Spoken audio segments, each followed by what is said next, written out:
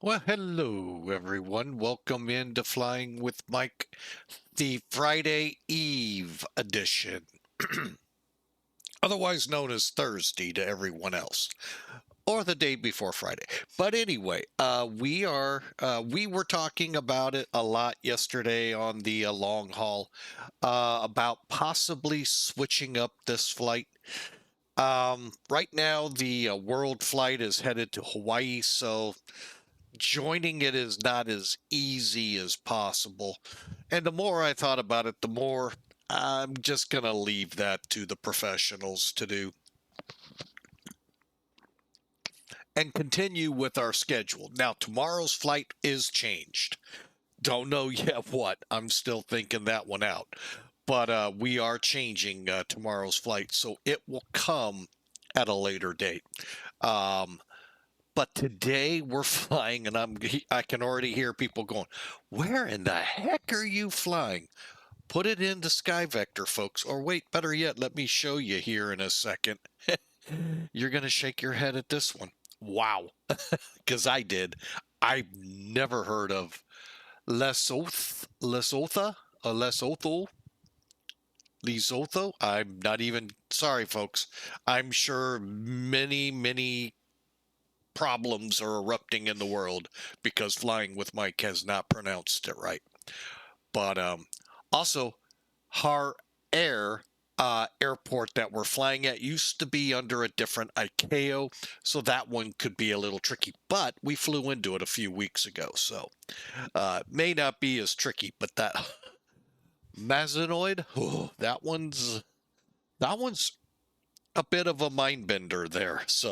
And so is this aircraft sitting on the line. ToLiss A321-251. I'm sorry, correction. Back that up. Turn it around. 231. We're not a Neo. We're just plain old struggling to climb A320. No, sometimes that's how I feel in this plane.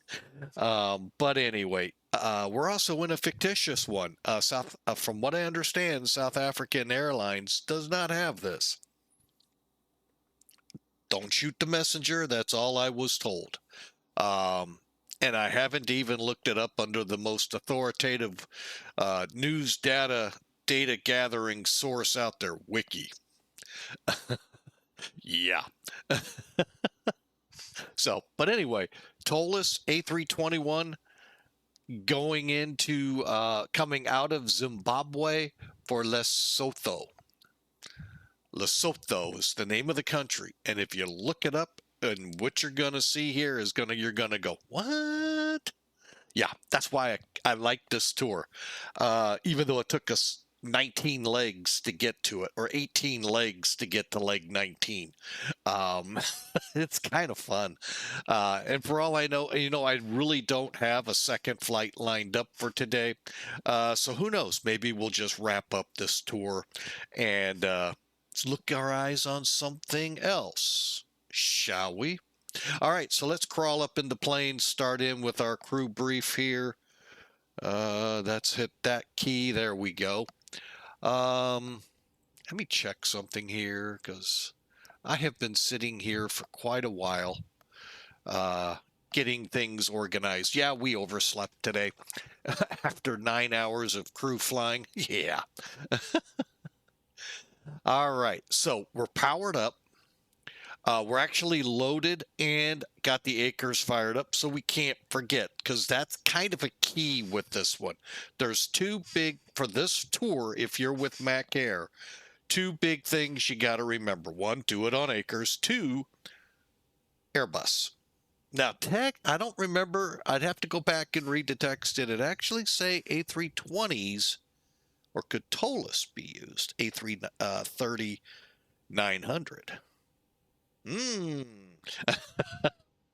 But we're down here in the dark continent, enlightening us.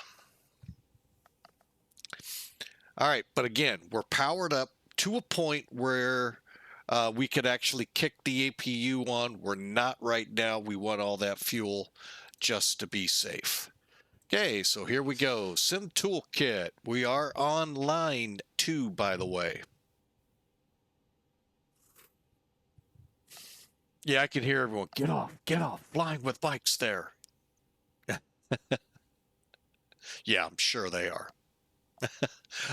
So here's where we are. Oh, by the way, here's where we're going. Oh, we're going to South Africa. Everyone's saying, wrong. Look at your map very carefully. You're going to find a country boundaries. Now, whether it's an actual country or a province, that's to be just, figured out later. But right where you see this flight end, folks, there is actually a country or a suburb of South Africa. No. So, kind of took me for a loop. Really did. There is also another one like right over here. So, that one caught me off guard. Got me really wanting to fly this one. So, all right, so let's zoom back in up here to Zimbabwe, get our initial fixes up so you can see how we're getting out. There's the route, and if you can't read that fine print, hey, no worries. We're a very transparent organization. We'll just stick it in the chat room. So there you are. Hey, if you're watching us on YouTube, by the way, come over here to Twitch. Get an account on Twitch, look us up, Flying with Mike. Pretty simple to find us. We'd love to have you on our live broadcasts. So come on over, introduce yourself. We have got a really good crowd over at YouTube, growing and growing and growing. And it's growing here as well. Kind of plateaued for a little bit here in Twitch, but it's beginning to grow again. So thank you all. But yeah, come on over, check us out. We'd love to heckle you. I mean, meet you over here on Twitch. Just kidding. We don't heckle people too harshly. But anyway, so there's the route. Let's head up here, see what they're going to give us today. 31,970 pounds of cargo. Block fuel, 20,600 pounds. So we'll use it frugally. 139,000 people are going to be flying with us. A little flying city. No, 139 people, 7,600 pounds of cargo. We'll explain that all out in a moment. Cost index will be 35, the CI down here. And there's our possible way we're going to play with the altitudes. No, we are not descending to 28,000 after getting to 36. We may go up to 37, but we'll see. And it's all because of how we're turning zigzag here and there. Now you're going this direction, so you got to go up or you got to go down. Take your choice. We'll try to hang is what we're going to try to do. We'll see what they let us do. All right. Now for the weather. That can be tricky because I don't think any of the stations are reporting. So, hey, it's sunny and 70, folks. Hey, I can make up my own weather when it says that. All right, so like I said, we are online. I'm shocked because, by the way, I am getting weather off of Zimbabwe. Albeit it doesn't matter if it reported it or not. I'm not very far off of sunny and 70. Clear visibility, okay. Temperature 22 degrees Celsius. Am I close? There's no clouds reported and wind out of the southeast 2 knots. Nothing reported down there in Lesotho. We'll try that. Maybe I got that one right. I don't know. One of them will get right and no one will tell me. So, by the way, Johannesburg's like about 300 miles north. So that's why I'm saying we might just wrap it up. That is the final point on here. All right, so let's pull this away. Let's get this plane up and going. We've got a 55-minute after the hour departure time. So welcome aboard, folks. Okay, like I said, we have, let me just pull up the upper panel. Maybe. There we go. So you can see fuel pumps are currently off. We're on external power, and lights are set. Purser switch. Only thing we haven't done is our sound check. He too overslept.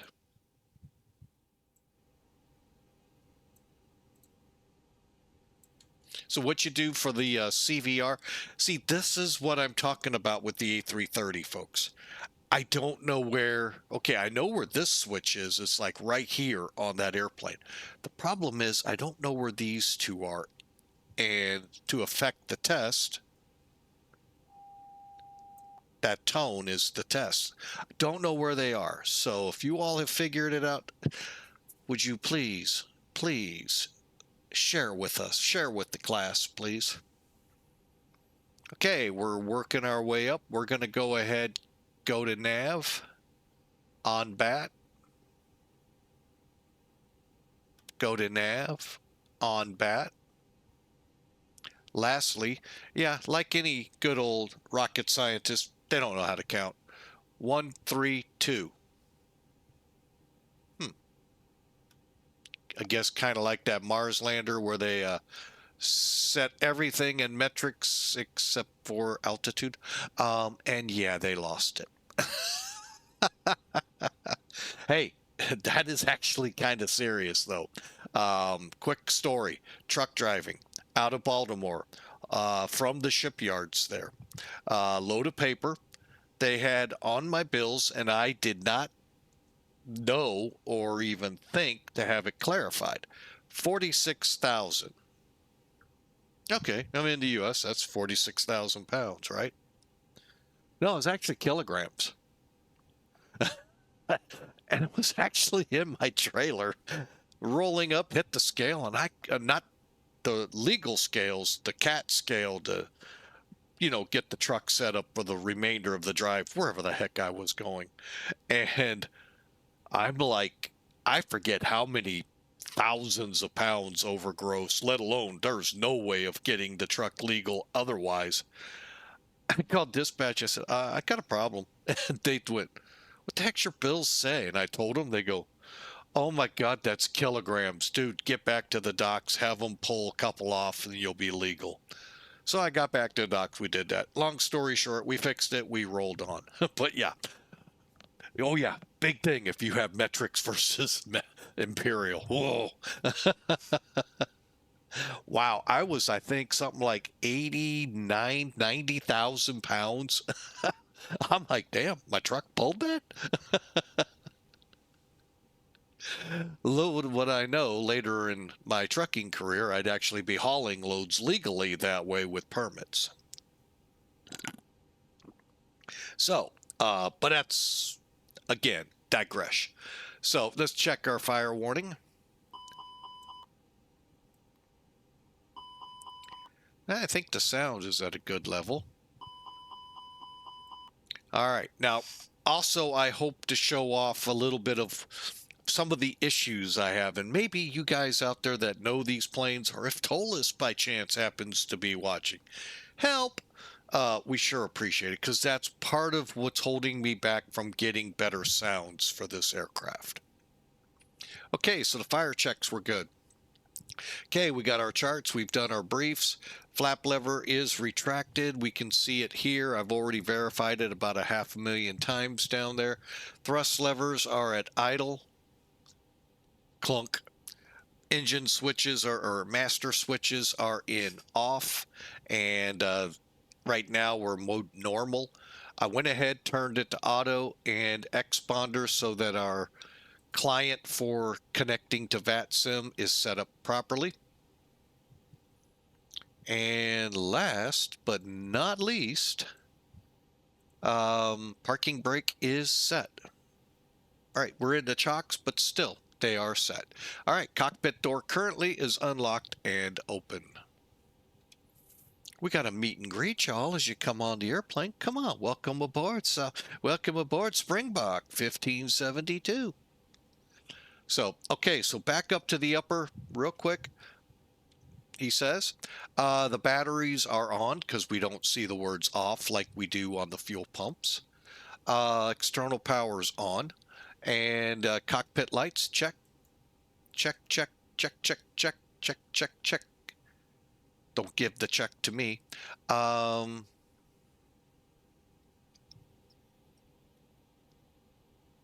Okay, and down here, everything is beautiful. All right, dome light off.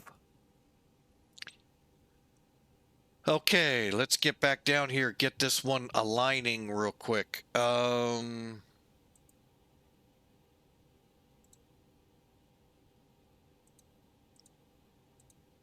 Okay, let me import, and we're going to put the coordinates in real quick. Init request. We got about 5 minutes, so bear with us as that's loading in. Same time, we're going to load in charts here. Great program, folks. Helps you with weather as well as the obvious. All the charts you need current out there. I've only run across one place where I couldn't find instrument charts. So that leads me to believe, do they have instrument approaches? I think they did. All right, so we want to make sure these lat lawns are where we are. Bear with me, we're going outside the airplane one more time. One more time. I don't think we have numbers out there. No. All right, sometimes we do, sometimes we don't. Okay, so what we're gonna do,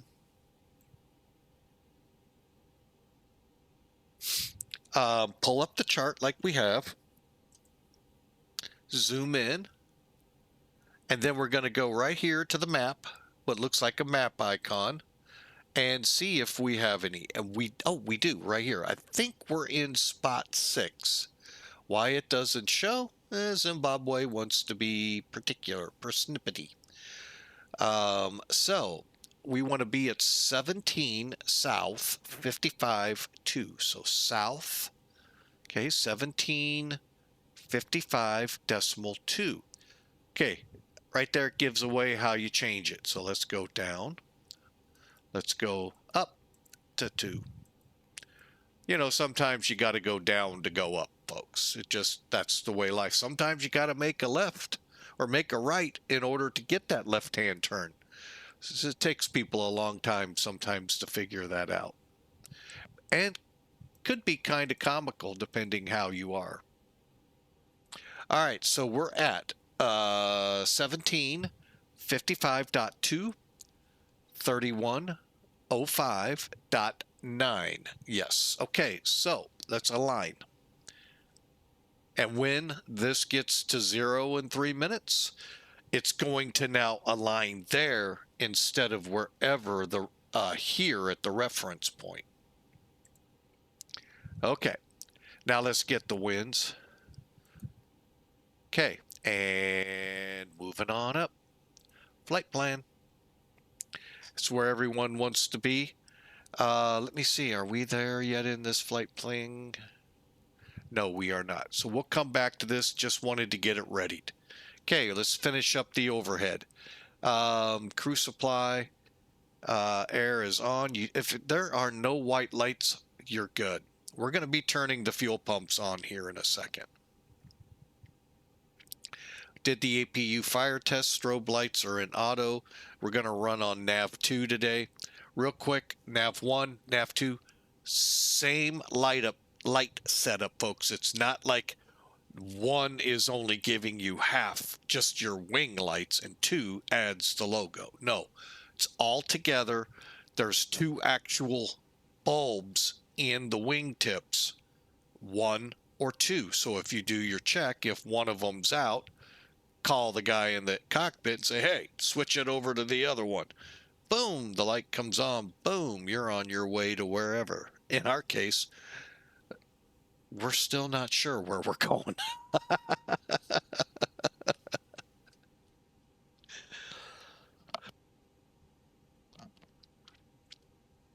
So, sorry about that, folks. Okay, so APU. We're going to go ahead and kick that sucker on right now. Waiting for flap open. and then we'll fire it up.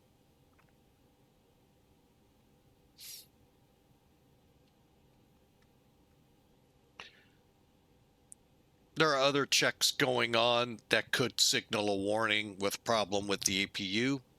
I've watched them a lot of times taxi in at the airport I was once at with APU issues for quite a while too. But you know, they can only do what they can do, so I get it. All right, so we're started and we're winding up. Okay, so we're going to continue on. By the time we get to the bleed in the checklist, it should be available. Okay, back up to the top.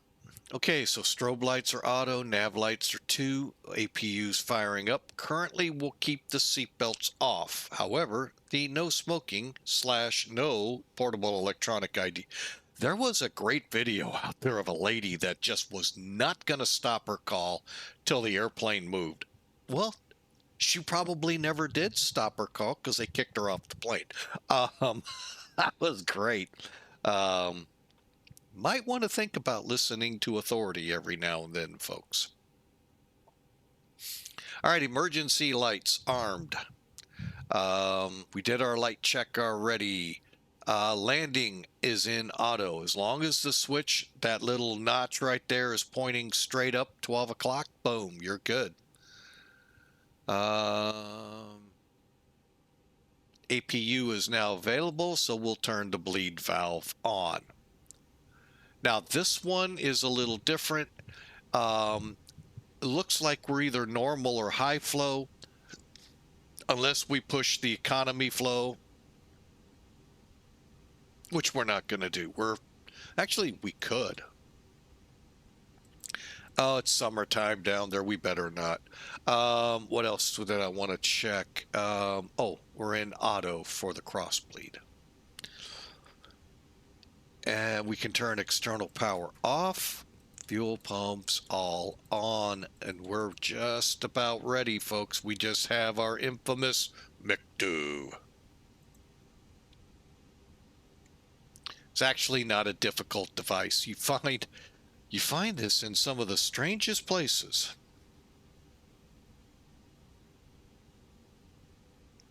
Okay, so you can see we're now aligned. If you don't mind, I'm going to catch the other one over here, clear it.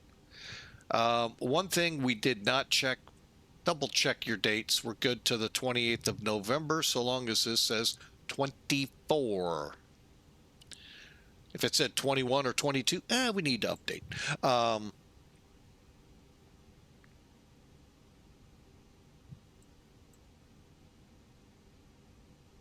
right, so here's our departure point, Harare, Zimbabwe. Like I said, it has changed from being called, I believe, Hare International or Hare Airport, and the ICAO changed, which is kind of cool. Kind of cool, kind of not. I'm also think we're done loading our bags. So you come down here, mechanical and ATT. No, you're not making a call on an ATT phone. Mechanical just runs you through a couple. This is just a nice feature here, and you can release your baggage vehicles, and you'll see the doors slowly close as they pull away. We'll do the same under ATT. We have our attendant doors. Page 2, we have how many. Page 3, our lighting. See, we've already lost the bulk door. These will close shortly. Stand by. The first officer has stepped in.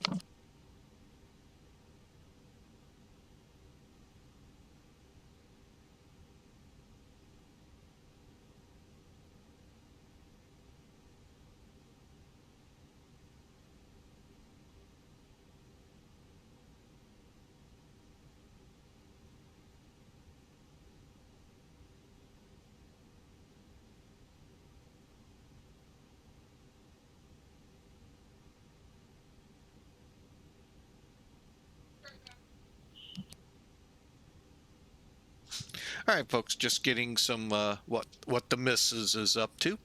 All right, so you can see we're set here. All right, so what we do, click FRG, departure. What runway are we departing today? Well, it says runway 5, and the winds say 130. Whew. Only 2 knots. Yeah, we'll stick with it. Nothing else saying we can't, there are no departures. And they're showing on this, which is another great reason to have navgraph charts. You have the ability to get your approaches, arrivals, and departures, and it tells you how many. 0 arrivals. However, there are 5 different approaches into this airport or into this runway. I always forget how that's delineated. So you can see this is all set up here. I'm going to bump this up just a smidge, push over to plan, click it, bring it over here so we can see it, and insert it. All right, now there's a discontinuity. We cannot remove this. I know, it sucks. Real quick, let me zoom in. By the way, if you didn't bring up the taxi chart, zoom in. You can taxi on the chart itself. And sometimes it'll even tell you what gate you're in. Oh, we're in gate 5. Well, we were close because it was 4 through 6. All right, and then you back out and you see we're going to fly up to the VOR, but we're going to we could literally do this, but I think we're going to kind of do a wide turn back to it. But that's what's the game plan. Okay, and then we go way out to where we can see the routing better. All right, and then we're just going to step through. So there's the VOR. Next, and we're looking for discontinuities, none. All the way into Lesotho. I love this place. Probably the evil stepchild of South America. I don't know, folks. I know no history there. Although a relation to the family on the wife's side is there. All the way on the other side of the country. So, not in this place, over by Cape Town. Really, it's amazing. All right, so we're here. And what we're going to do, same thing, except now we click arrivals and figure out what the heck are we shooting here. 270 at 822 sure sounds like a great approach. Let's look at it. Oop. 22 definitely does look good. 10,000 feet. Easy approach in. We'll do, well, let's take a look and see what we can do. Select. All right, so we're the green line coming in. So we can hit the ILS right on. I mean, it's literally looking like a straight in approach from about Zimbabwe, which would be kind of like LA. You know, you start over in Nevada, Arkansas, and work your way right down into 25 is what that approach sometimes feels like. Literally, I know where Arkansas is, guys, and I use that intentionally. Those of you that are used to the 25, 24 approaches, you know what I'm talking about. They go forever. All right, now these little button hooks are if we came in this way or this way, we would come up button hook back in. All right, we also have an RNAV. Interesting, interesting. Do we mix it up or do we go in on the ILS? What say you, real quick?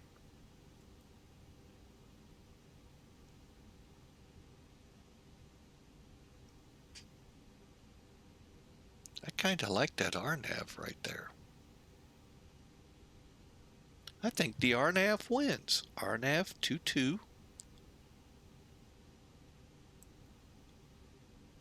Uh-oh. Uh-oh. RNAV 22. Where are all of these? Oh, 021 uniform.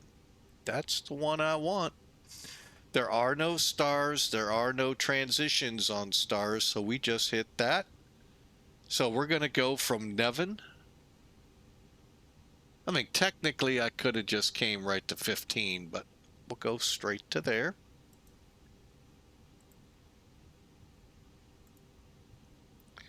Okay, so from NEVEN to GO21. Click, click, click, click.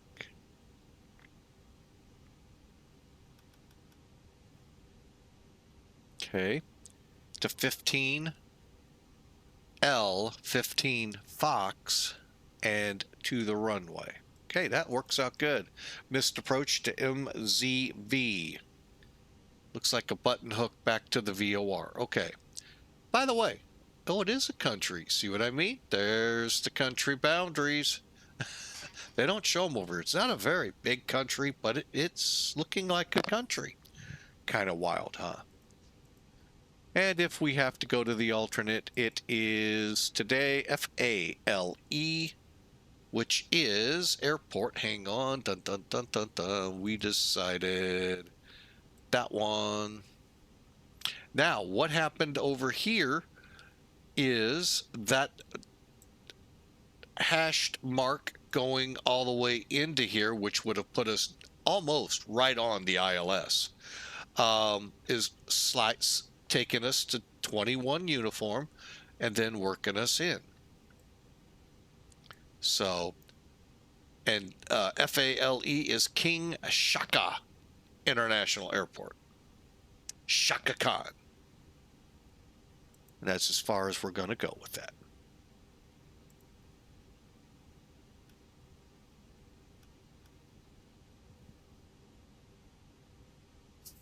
All right, and we'll just give me a quick second here, get things reorganized. Okay, so that takes care of the route. Now we need to take care of the weights. So let's go over here, back to init, hit that arrow, and 140.4, we're actually decimal 5, so we'll go 140 clear, 40.5 slash 271.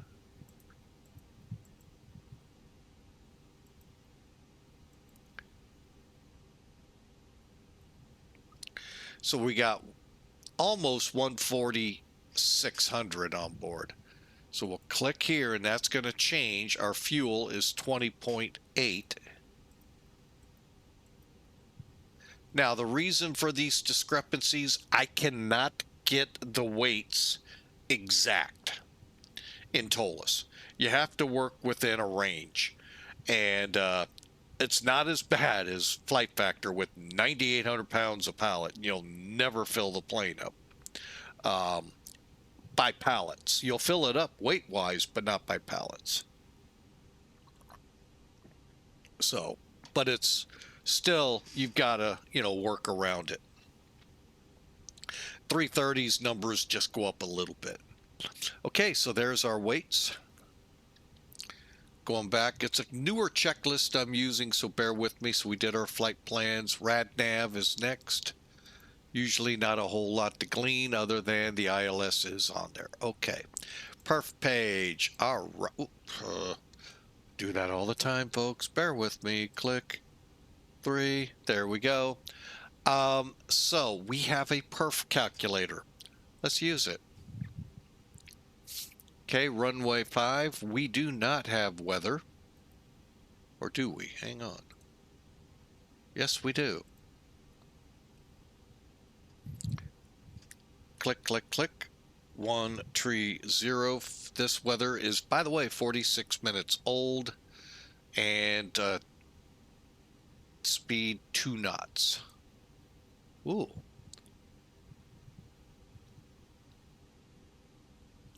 Okay, temperature here is 22. The altimeter is 1024 or 3024. Runway's dry, no need for anti-ice. CG 15. Is that serious? We got a 15,000 foot runway? Heck yeah, we're gonna flex. We're gonna have half a runway when we go airborne. Oh, flexing at 34 degrees. Wow, I thought we'd get higher. Okay, so this is pretty simple. Uplink. Get your numbers right.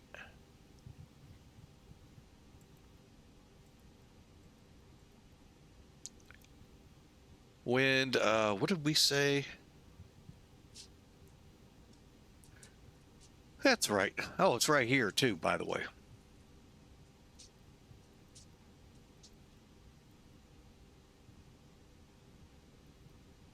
Dry, and we'll just, since we're not doing any augmenting of flaps, putting more in, less in, we're just gonna let it pull in whatever it pulls in. Request. Do do do do do do do.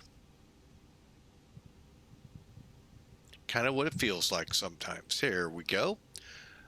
Received. Clear. All right, now this is if we go toga. That's because that guy behind the computer is clicking when he shouldn't be clicking. Okay, so these are our numbers again for toga. Flex TO. These are our numbers for flexing. They're flexing us at 36, so we got a little bit more bump here. 150, 150, 153. Insert it. We're maybe insert. Thank you. We're ready to go. Flex. One last thing to check.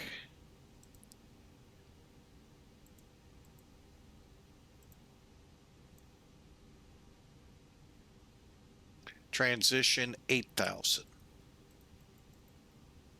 Got it from the chart.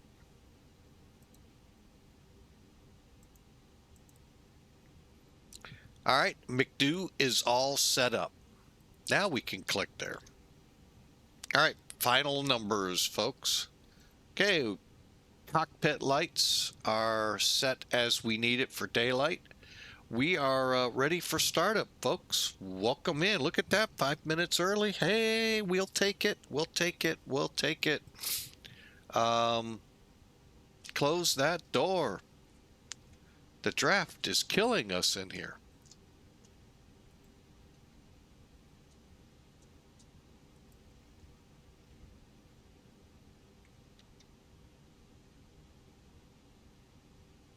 Slides are armed. We're ready to go. One last check. We are available. Okay. Now, a big difference between the A330 and this one also is we can't put the ToLiss ISCS screen here like we do in the A330. Unfortunately, I'm hoping that might be an update coming. It just helps. That's all. All right, let's get going. All right, so LS constraints, VOR, we're on arc 40. I'm going to draw that down a little bit. Okay. Initial climb, do we have such an animal? No, we don't. All right, we are going to 36,000 then.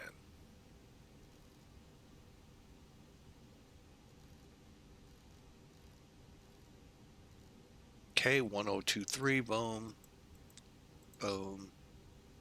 Okay, we're ready to go, folks. And we'll set this side to the flight plan, this side to pilot or captain side, right or left side of the cockpit's on performance or perf page. First officer or right side of the cockpit is on flight plan. Here we go.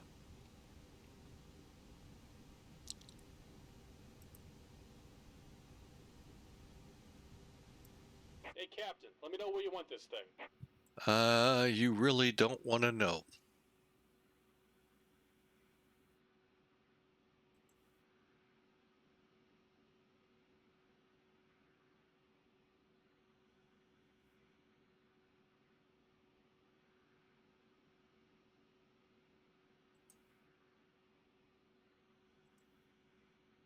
Great news, Captain. Your tow's coming.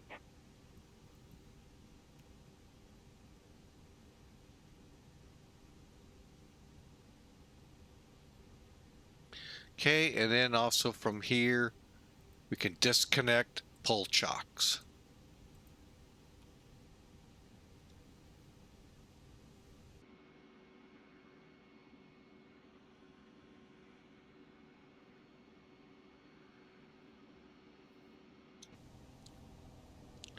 All right, we're ready to go. Jetways away.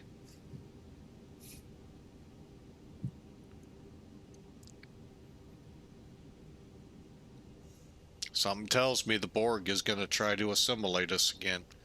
I love some of the way the clouds look out here, folks. Right. They look like next generation Borg cubes. Cleared to connect.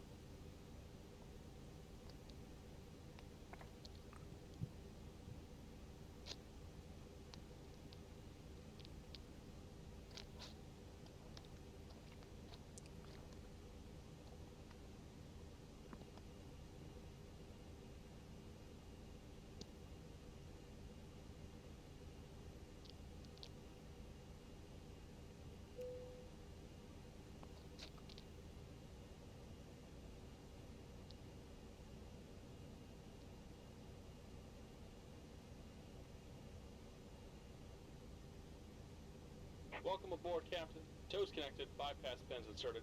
Go and kill the parking brake when you're ready to go. Now, I do this for one reason only, to make sure I did not forget the chocks, did not forget anything whatsoever. Okay, brakes off. Here comes the pushback. Light them up.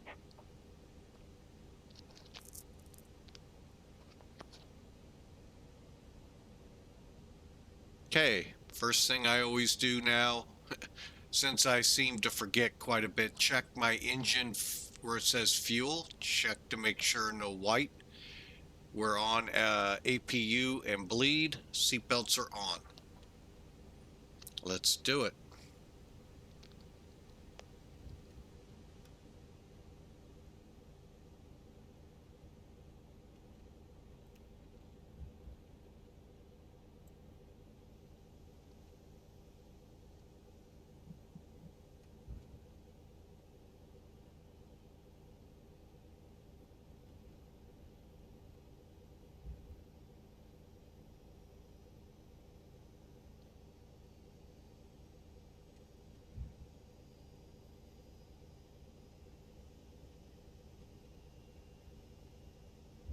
Okay, number 2 is firing up. Good light.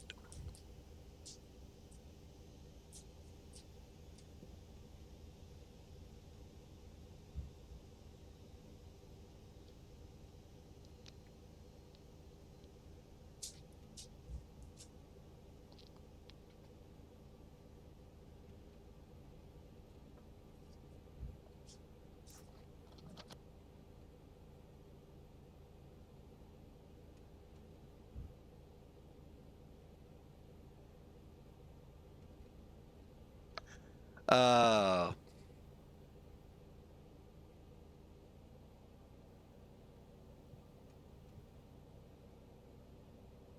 all right, looks like we had a good light up. Let's get number 1 going.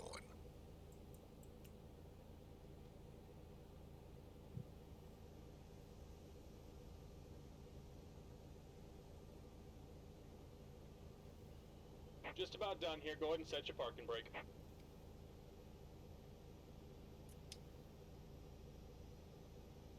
And we're disconnecting the tow. Give me just a moment.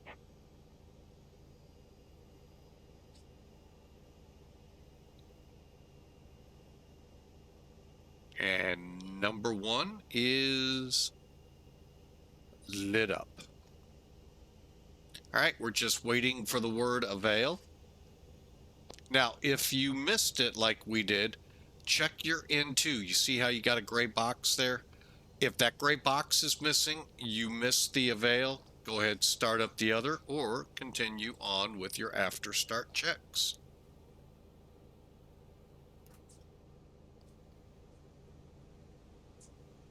See, there's the word avail. We'll start the chrono, and after start, parking brake is set. We'll go back to normal for now. And we're disconnected. Signal and pin on the left. Take it easy and have a safe flight. APU we'll get in a second.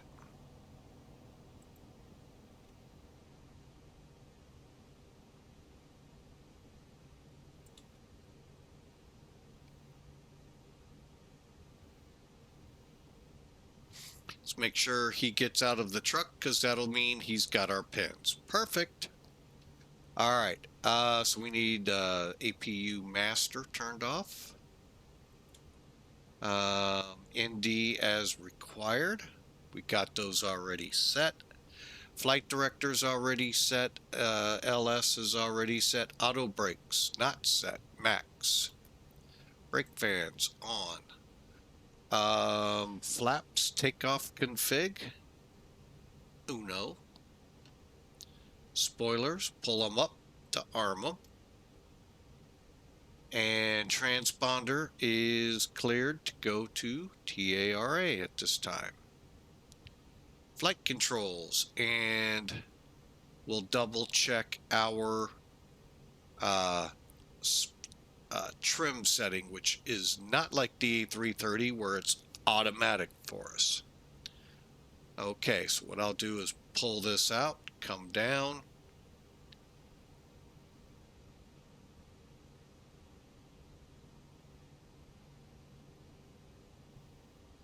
Okay, 0303, good. All right, now check our surfaces.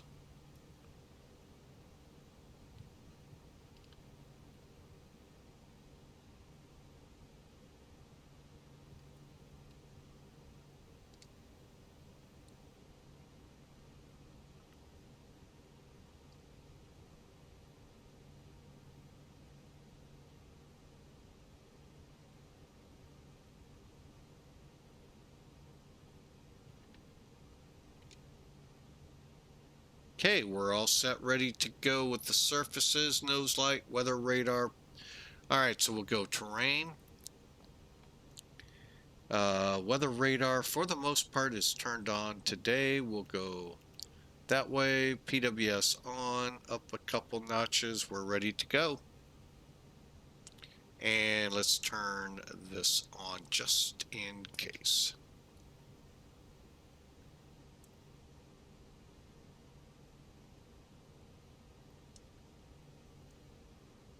Okay.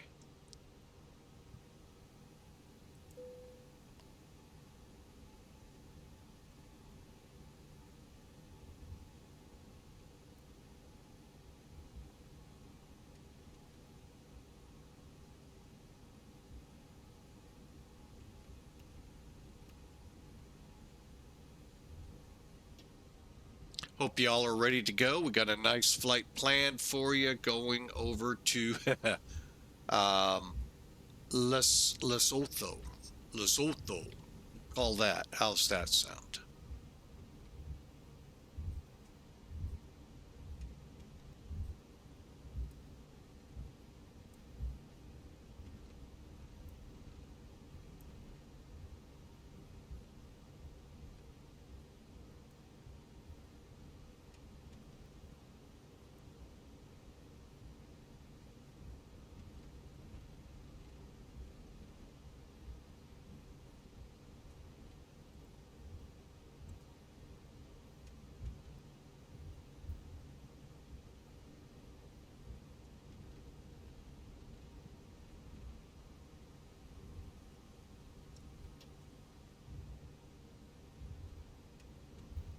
All right, we're on our way, folks.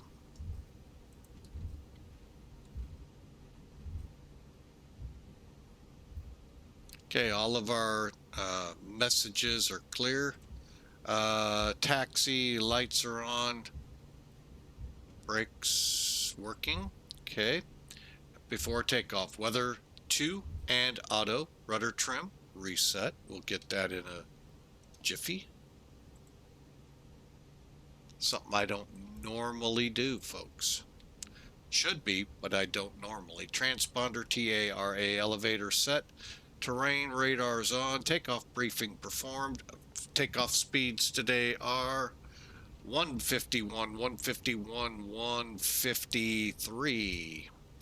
And no INT ice required. To the line.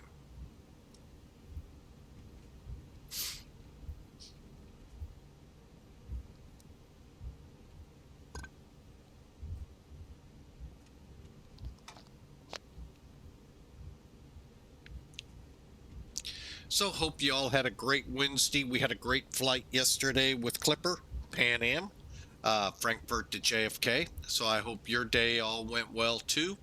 Hope work is going well. I know many of you are home, settling in for the night, and I'm glad we're helping in the replenishment. Like that word, huh? Had to pull the thesaurus out for it. But anyway, we're taxiing and getting ready for departure out of Zimbabwe to Lesotho,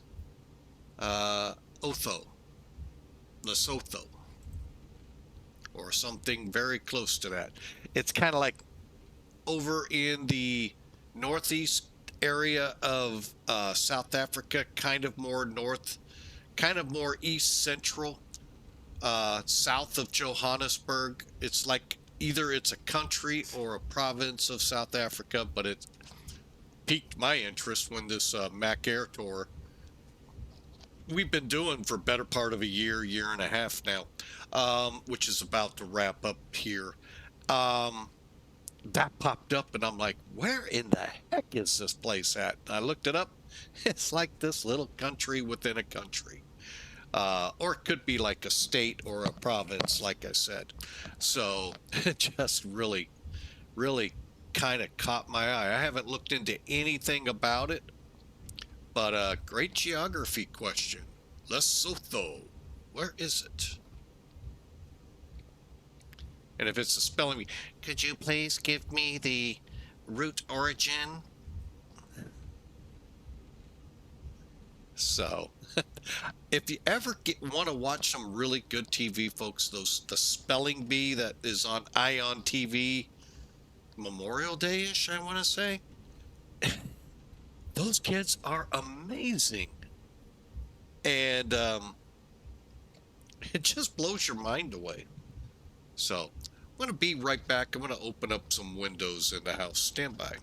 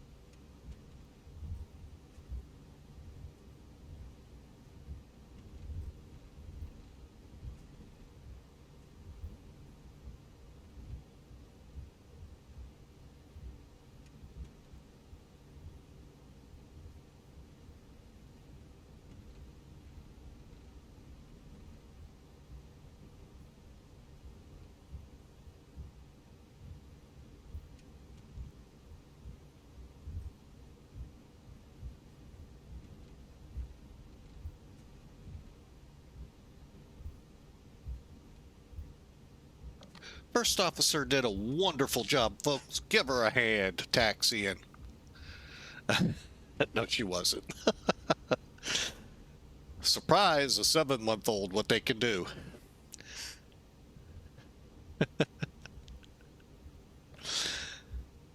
Long way to go. We're going to be late before we even get off the ground here. All right, we're almost there, folks. There's the ILS glide slope tower off to the left there. You always know you're close to the end. Unless you start at the other end and you got to wait for the other. But anyway, like we did. Wow, 15,000 feet of runway. Elevation 4901. Yeehaw.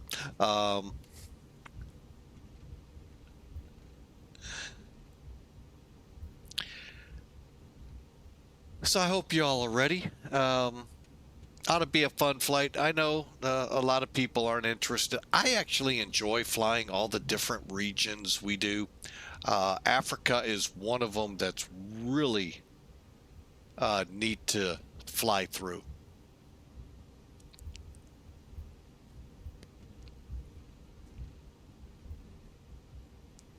Looks like a thunderstorm over here to the left.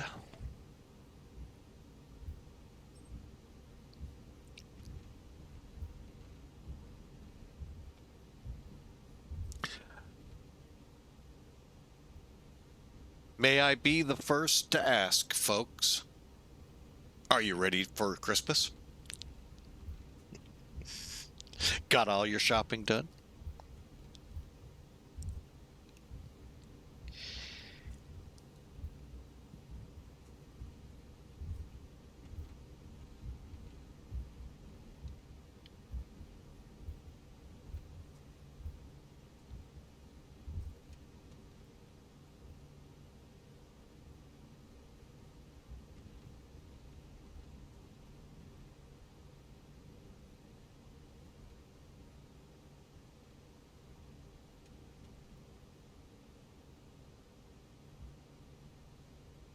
Okay, at the line, radars, rudder, Terra, Tia, we're ready to go, folks. Economy, cam, memos, good.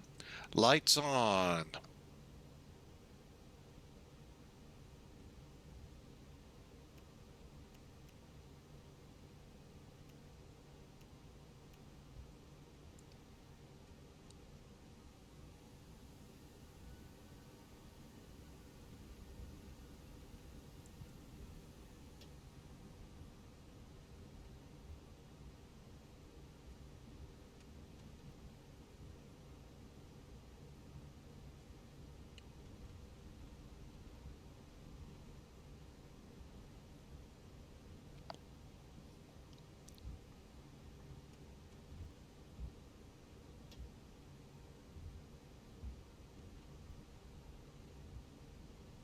Okay, lights are on. Auto brake set. Cabin's ready. We're ready. Time on. 50%.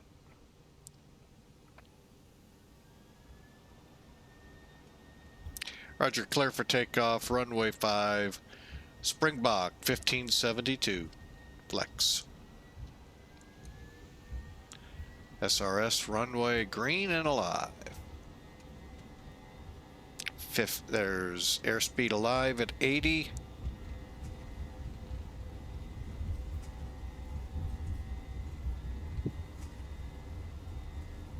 Okay, there's 100. We're going.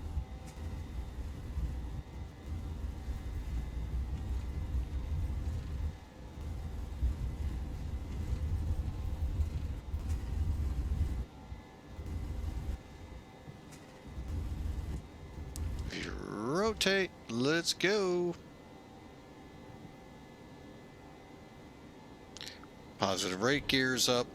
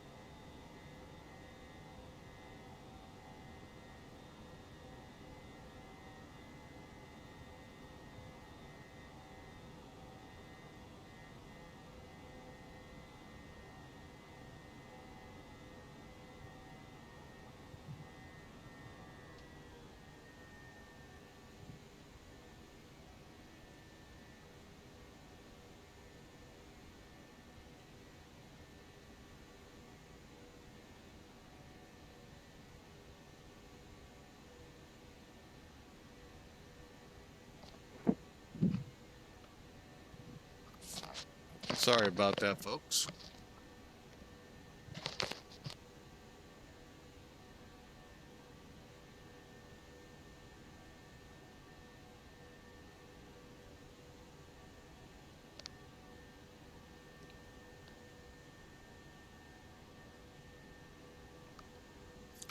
All right, I am going to first take care of that. Now, autopilot and take care of this.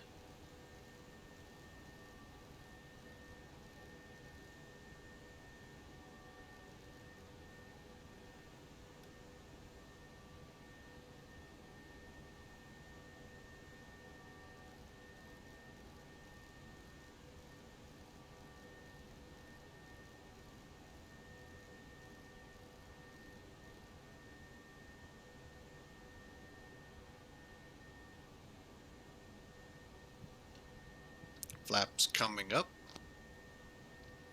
And we'll de-arm the spoilers. Verify. Brakes.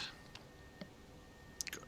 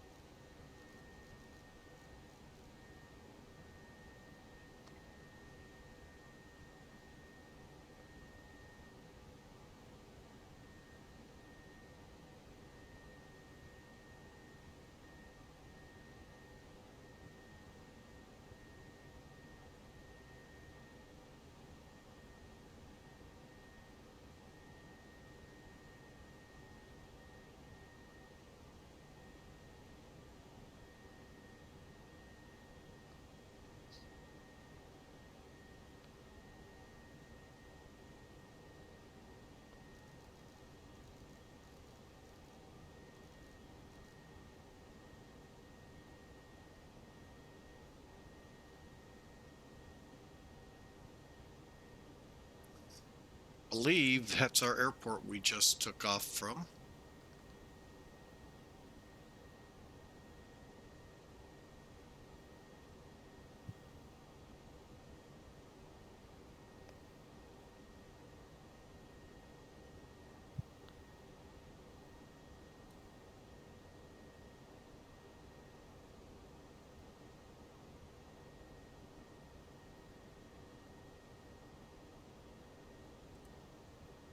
All right, we're now going direct, and we're got a dot, and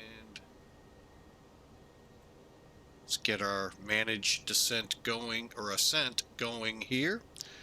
And there we go, folks, on course right now. Off to this way, you'll see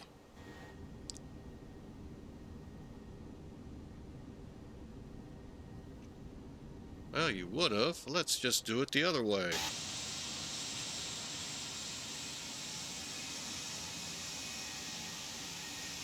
The airport we departed.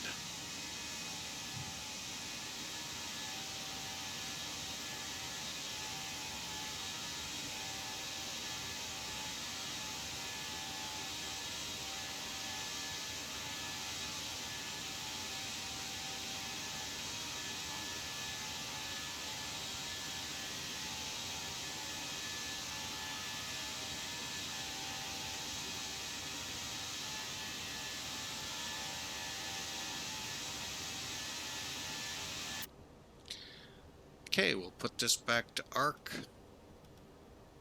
40, and we're on weather. Okay, we're climbing out. We can kill this chrono. And we're on our way, folks. Oh, we didn't deselect. Stand by. Deselecting right now. We're on our way, folks. ETA approximately right now says 1 hour 50 minutes. We'll see how that shrinks as we get some altitude. For now, though, thanks for choosing to fly with Mike today. We sure appreciate it. We know there's a lot of streams out there you could watch. We're glad you give us a try. We sure appreciate it. New to the stream, we'd love for you to smash follow so you can get an email letting you know here on Twitch when we'll be live. If you're over on the YouTube side watching this rebroadcast, unfortunately, it's obviously not live for you. Feel free to come over here to Twitch and watch us live on Twitch. Otherwise, click subscribe and like, and that way you'll know when we release a new video to YouTube. We got nearly 600 or maybe a little more than over there videos. We're going to start going through some and tossing some, I think, and get it more managed. And hope you all enjoy the content that is there.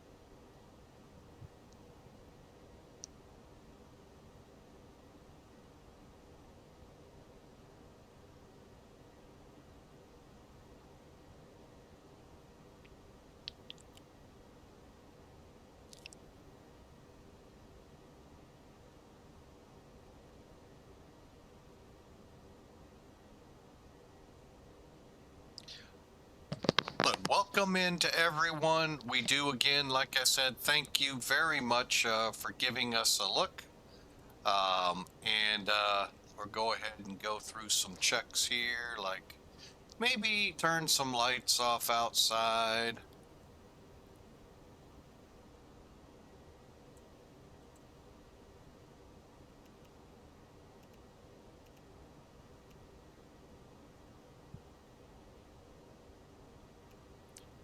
All right, and let's just take a look here. You know what? We can work on our fuel. 89. Oh yeah, we need to balance out a little. So what we do to balance, it's very simple, folks. All right, so look at what your system's telling you. The left side's lower than the right. By about 140 roughly pounds, or whatever the numbers come out to, kilograms. All you got to do first and foremost, turn on your crossfeed. Prior to that, the right side was fueling the number 2, the left side the number 1. With the crossfeed on, they're both taking care of both engines. Okay, cool. It's not going to affect anything until you turn these pumps off, allowing for the right side to take care of both engine 2 and engine 1's fueling needs. And they are great. So get that out of, it's one misnomer to get out of the head. You're not transferring fuel from one side to the other. All you're doing is burning it out of the other tank. And then you got to come back down, click fuel again. And I needed to see something. Okay, now we're gonna we're fine. Okay, so do not turn the crossfeed off till you get that pump back on. Otherwise, you run the risk of the engine shutting down.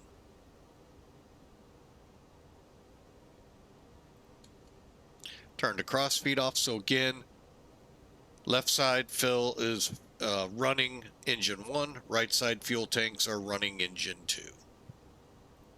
There you go. Now we're for the most part balanced. And now we'll just do a quick look at our systems as we climb up. It takes forever in this plane.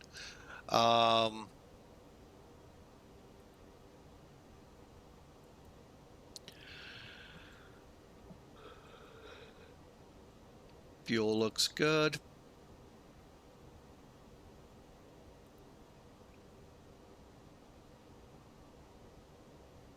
Okay, I'm going to come up here and punch a little heat before we get complaints.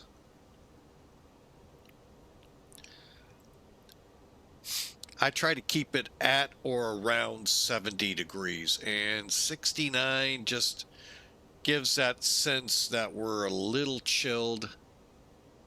And I'm also going to lower the cockpit because unfortunately that sunlight does a lot to warm.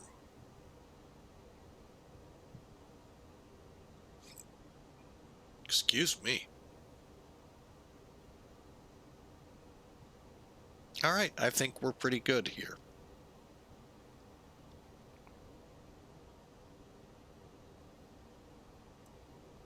All right, so we just click all again. Looks like all the systems are good, nothing broke. We're good to go for cruise. So again, welcome in. Thanks for flying with us today. We sure appreciate y'all. And hey, if you've got the time, grab a plane, fly with us. We'd love to have you up in the sky with us. We're on VATSIM. Always fun to laugh and make fun of model matching in VATSIM. Some clients seem to do it a little better than others, but for the most part, they all fail.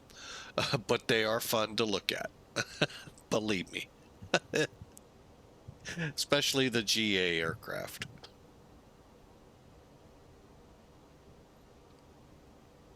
They don't do much better with the airlines other than they usually, not always, but usually get the right airframe. Oh my gosh, what they come up with in the GA world is, I have no idea where they come up with this. So, but anyway, we're on our way. Estimated now 1 hour 30 minutes. Like I said, we lose time quickly as we go higher.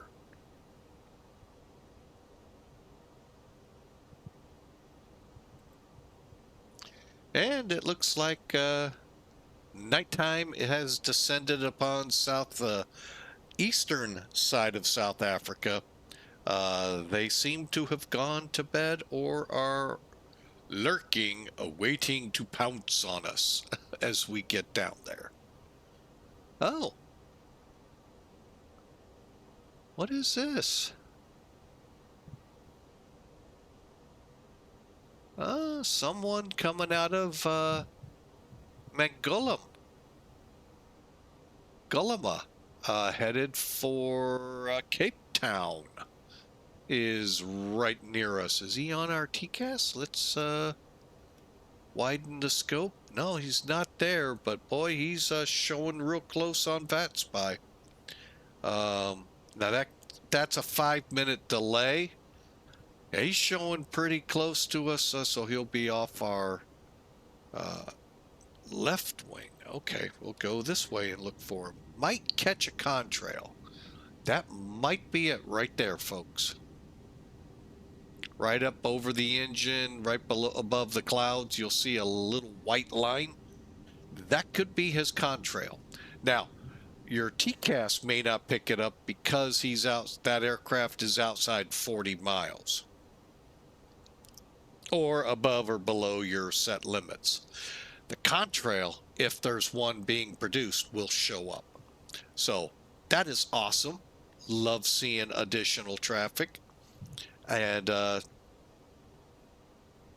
tell you this much. I'm also, like I was saying a lot yesterday, XP12 update 1.x. Whatever that will be, I am so looking forward to the weather radar and learning, in essence, how to use this little animal down here to get all that you can get out of it. Yeah, what they were showing in the videos from X-Plane on that, I didn't know the radars in the airplanes could do that. Maybe the fighters and the bombers, because they're a lot more advanced. They're made to pick up aircraft and other threats. But didn't expect airliners to and transports.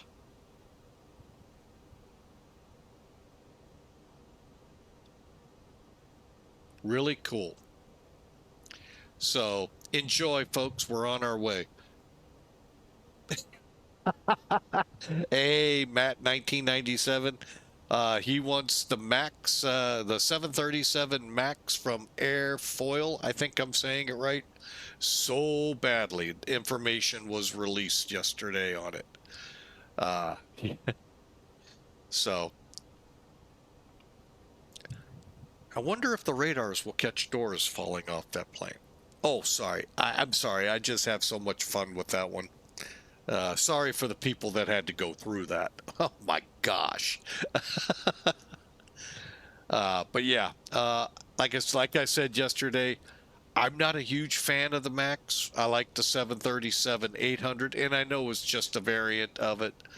But us of the 700-800 series might even have the 900. But anyway, I I don't know. I'll have to wait and see. I know folks in the 737 world that love those 737s, love to have all of them available to them. I'm quite happy with the 800 and biting my nails on some of the runways I try to get out with it.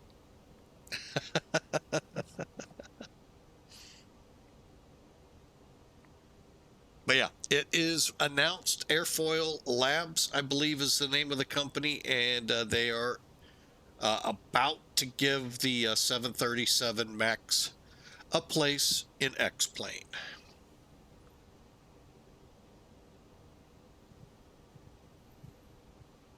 Oh, he's showing up on TCAS at 1,700 feet higher than us. Right there, folks. Right about top of climb.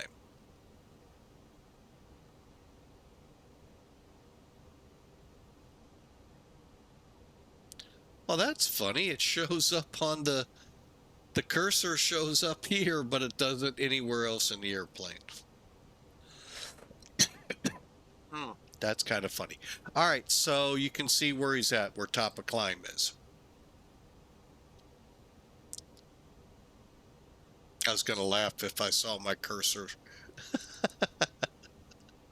I don't.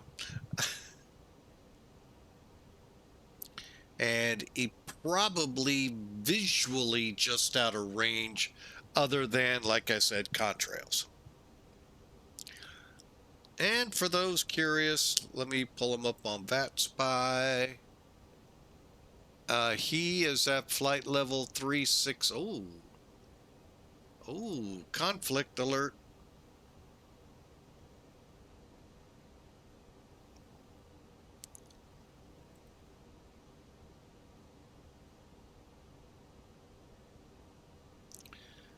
.467.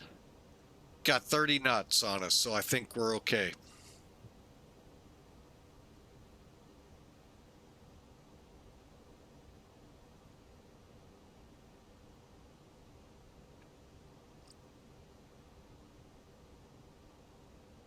But we're finally reaching 36,000. All right, we're in cruise. Let's turn off the seatbelt sign and sit back, relax. We got better part of, I will call it an hour to top of descent. Enjoy the flight. Hope y'all have a great Friday Eve, Thursday, and first test flight today, 777 V2. Ooh, nice flight there, Matt. Nice flight. Miami to Charlotte. Charlotte.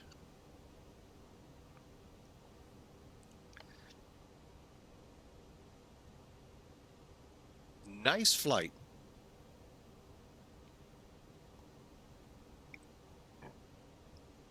Now, I'm kind of curious.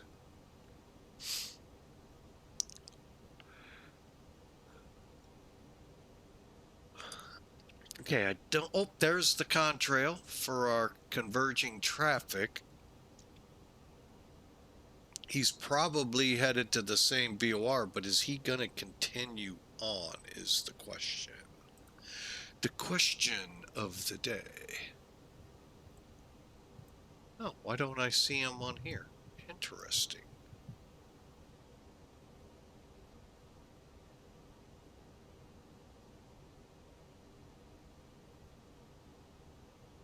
Wonder why.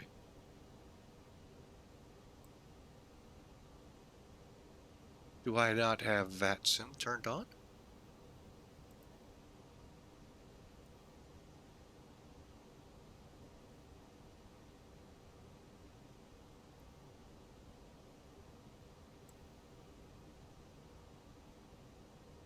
Yeah, I do.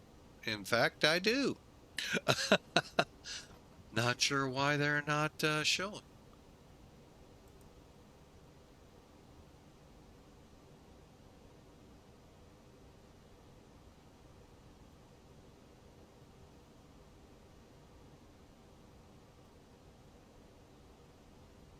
Oh well. That'll be a question I have for the folks over at Elevatex. Check my config. Hang on a second. Preferences. Units tracking. Map. Okay.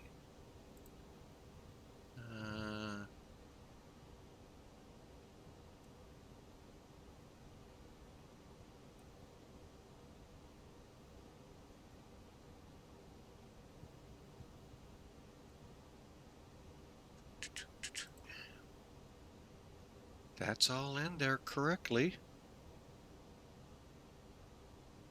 Huh. Very interesting indeed. Let's make sure we're not hitting him.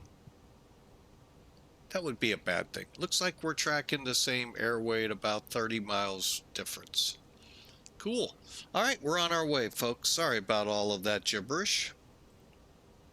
He is definitely showing up on Sim Toolkit as behind us. Okay, so that's not true. But anyway, yeah, he's headed to Cape Town. So my guess is down here at GWV is where we'll part ways.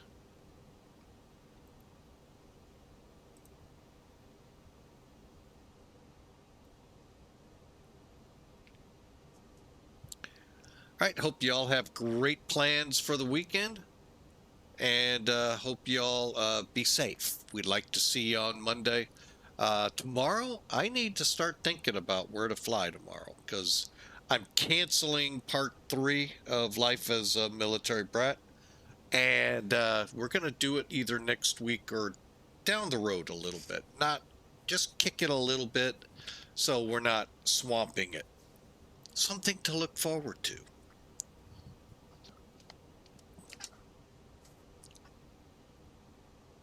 But I just having a little hard time figuring out where I want to fly. If I could recreate Amsterdam and Berlin, I would do that one again in a heartbeat.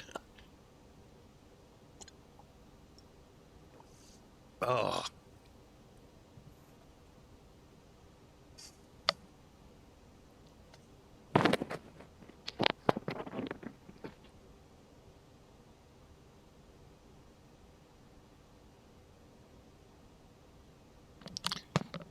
All right, folks, back with you. So far, no Borg-like clouds from Star Trek Next Generation. Oh.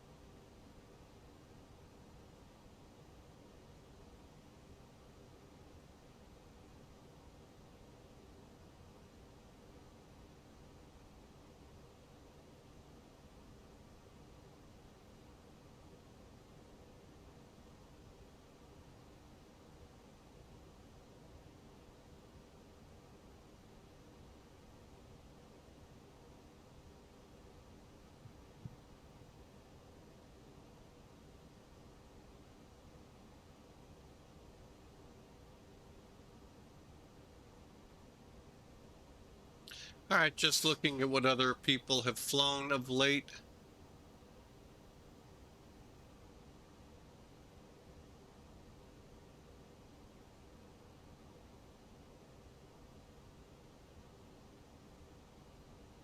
Oh, I do have. Oh, I forgot about that route. Oh, ah. Thank you, sir. That will help. I like looking sometimes at what other streamers are pulling out of their sleeves.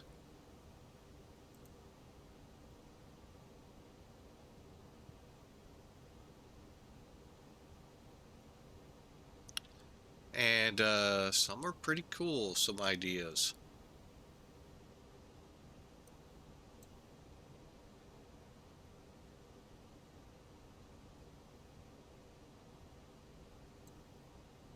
Who put this cloud in our way? Now, how am I supposed to know if I'm going to hit that plane?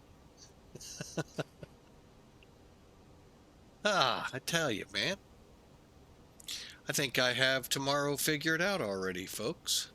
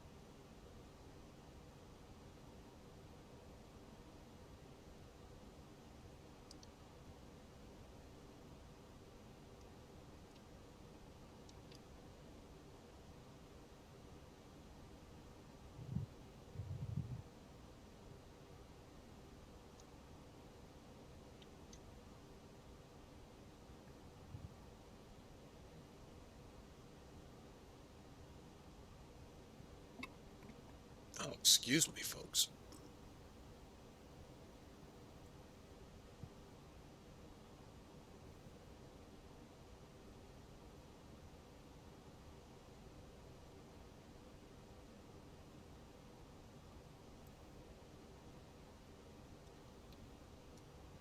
There we go. And I'll figure the rest out. Yep, I have a pretty good idea tomorrow's routing. So hope you enjoy it. What we may do today, because this one's only about, well, we're already telling you it's about an hour and a half from completing. We're going to go ahead and do the flight into um, Johannesburg. So uh, be watching for that next. And we may, are you serious? Why is this thing signing out so much? It's about the same time again.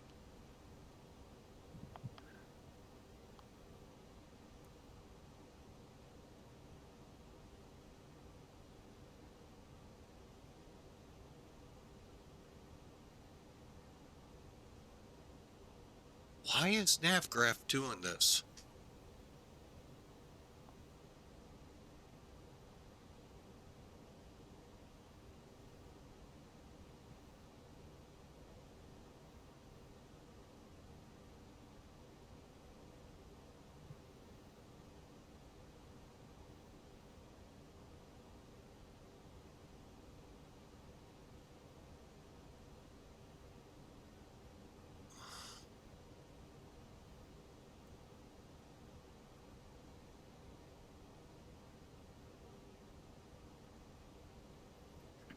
Oh, this is getting maddening with NavGraph.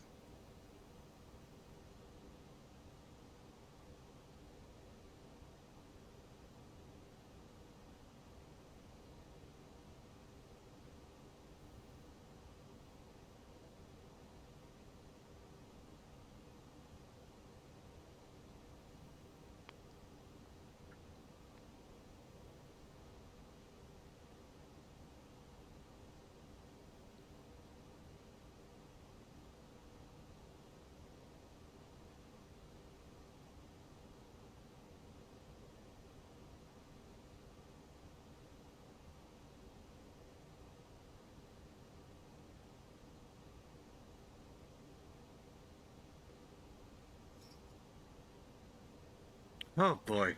So, yeah, it's just a little maddening. But anyway, it is what it is. We have to deal with it because, well, it is what it is. When SimBrief runs, NavGraph runs most of the navigational updating in the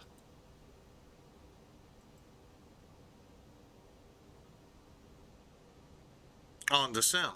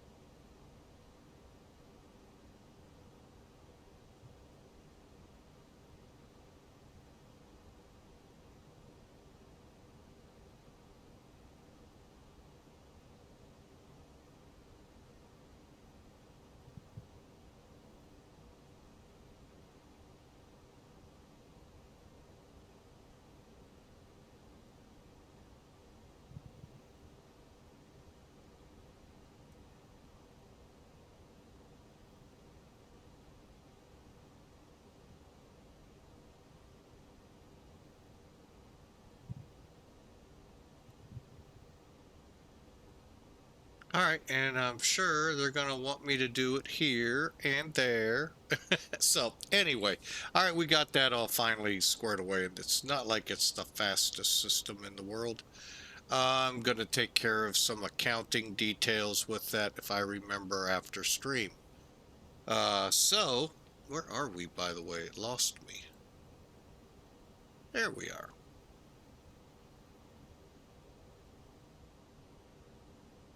Oh, look, we fixed that and the clouds disappeared.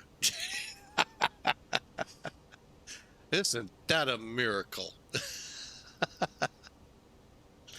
That's just kind of funny.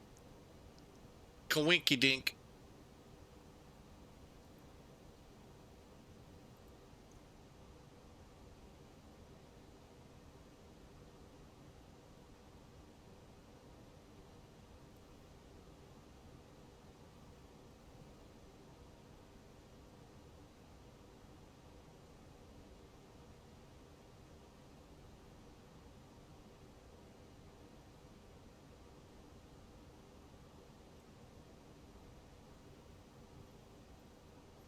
All right, so let's just press on, folks, with an hour and 10 minutes to go.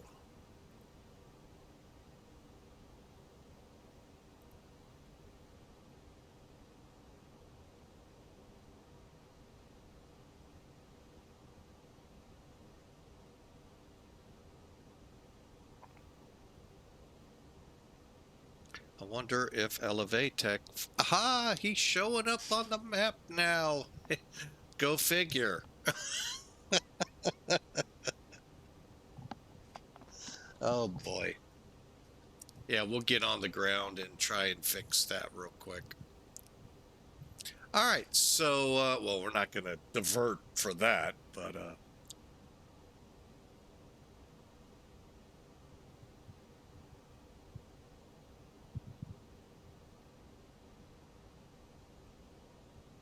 Trying to find, oh, there's the contrail straight ahead. Little white line across the sky. All right. Yes, or with the A330, here's where my sound issues with the 320, 321, 319. Heard that loud, go soft. I don't know how to fix it. I've been all over the sound channels. I don't know if that means that's what, honestly, that's probably the higher priority as to why I don't put better sounds on this plane, is because I don't want that when I go with new sounds. Secondly, I don't know what sound the X Store has would be best for this plane. Because remember, this plane, the Neo, including the A320neo and the A319, they all have two different engine sets. This one, four if different when you buy the Neo too, and accompany it in. So getting that right one to be able to pick which one I'm doing is what I'm kind of confused on.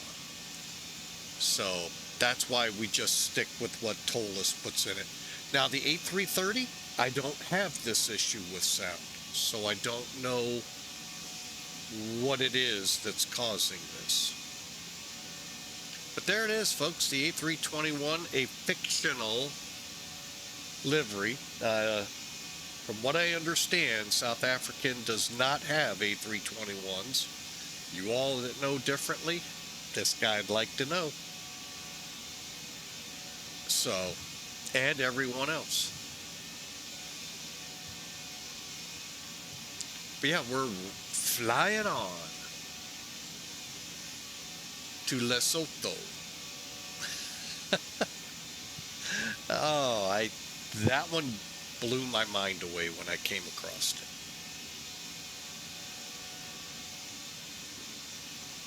And then basically, folks, on the ground plan for us just going straight on to Johannesburg. So, not reflected in the title. I don't even think we're going to shut the stream down. We're just going to do straight on to second star to the right and then on till morning. So,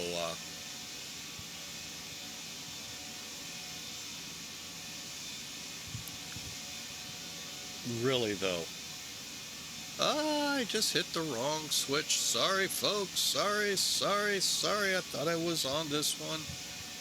That's what I get for thinking. I should have learned that in the military days, and obviously didn't.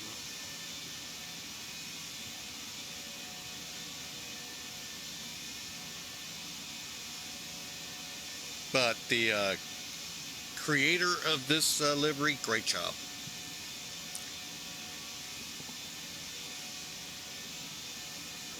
The tail number is an actual tail number at South African.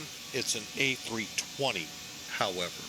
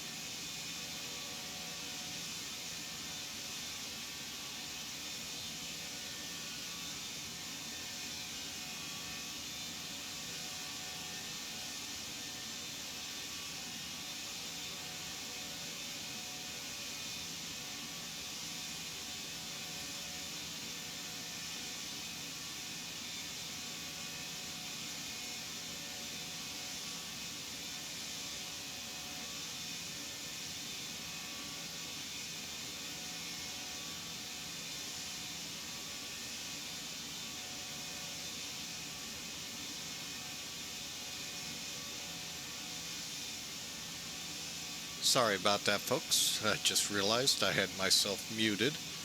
We should be parting our ways here. Is he going to Johannesburg or Cape Town?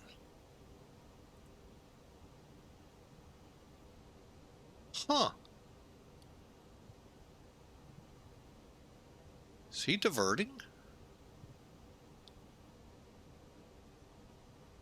Kind of looks like he's diverted to Johannesburg because his flight plan said, well, maybe I misread it. Stand by. Yeah, it says Cape Town. Now he's headed more in a Cape Town fashion. Oh well, we're not worried about him. We're worried about our flight. We're just worried about not hitting him. Currently, you gotta bear with me a second. 45, wait a minute. 1 hour, 1 minute out.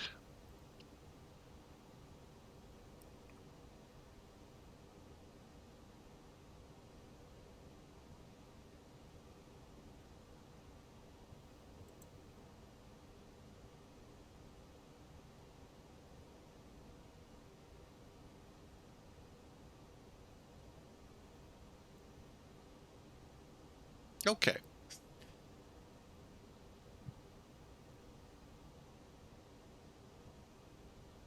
So welcome aboard Flying with Mike. Folks, a quick rundown on me. Been in the flight sim industry, oh, better part of 25 years. Started off in about 99, 2000 with either Flight Sim 98 or Flight Sim 2000. Went through all of those through FSX. FSX eventually became a really, really solid, good flying program for me as I got a better computer. Policies at Microsoft, we'll work it that way, kind of got under my skin, and I had to bolt. And that was actually early on. X-Plane still wasn't a viable flight sim for my tastes. So we endured for another 13 years with FSX. We did not go to prepared. I didn't take the bait. I decided, I finally got FSX working and working good, kept with it, phenomenal. It was really good. However, my computer ran out of memory for other reasons than flight sims. I know some of you like to tease me, well, it's because you were running FSX. No, it wasn't running FSX that did it. To be totally honest, it could have been DCS. But anyway, and what it did. So, but anyway, not worrying about that, not trying to get snotty with anyone. We jumped to a new computer and at the same time jumped away, thankfully, from Microsoft over to Laminar X-Plane and found a simulator so much better than I have ever flown in Microsoft, and probably to those who are over there, even that one. And not going back. So, long story short, we've been doing this a while. We've been streaming about 4 years, and I just flat out love it over here in X-Plane.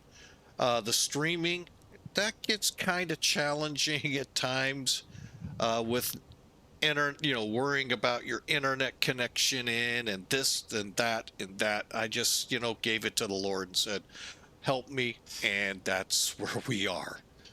He's helped me in many other situations in life outside the sim. So I handed this over to him, and I'm making God the captain here. Sorry, I know some of you, he's co-pilot. No, he's captain. I am passenger. I'm along for the ride that he has made for me. So that is what you're here with, folks. I try to keep things upbeat. I know there I went a little, and I don't like that, but some people just kind of bring that out in you, that they love to let Satan run their life, and I just got to remember, shove them over to Jesus, who will take care of it, and that's what I just did. So, all right, so we're on our way. We're about 50 or so, 40 or so miles away from the what's called equal time point on your route.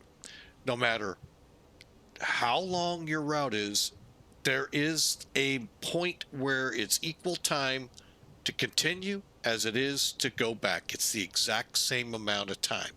So that means you, pilot in command, have to decide if you have a problem. Do we continue on? Can we make destination, or do we go back to where we came from? Or do we give it to dispatch to figure out? We'll give it to dispatch. They sleep anyway. And yes, folks, I do know a dispatcher, and I'm having a little fun with him.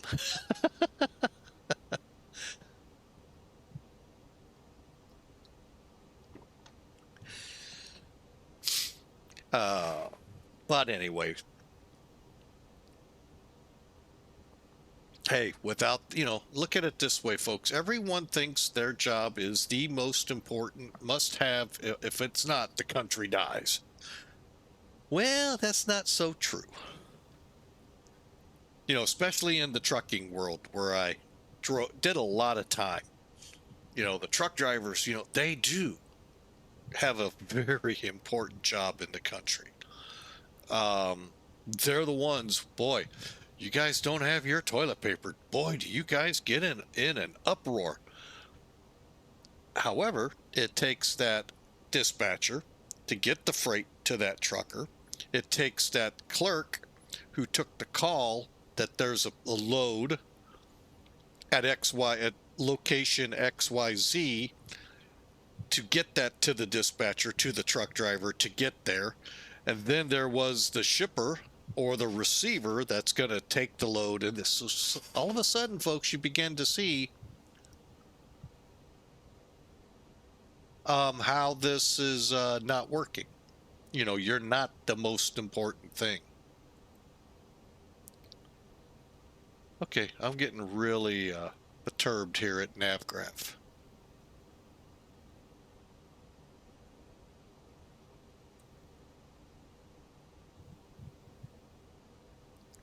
Simlink is starting to get really pissy with me.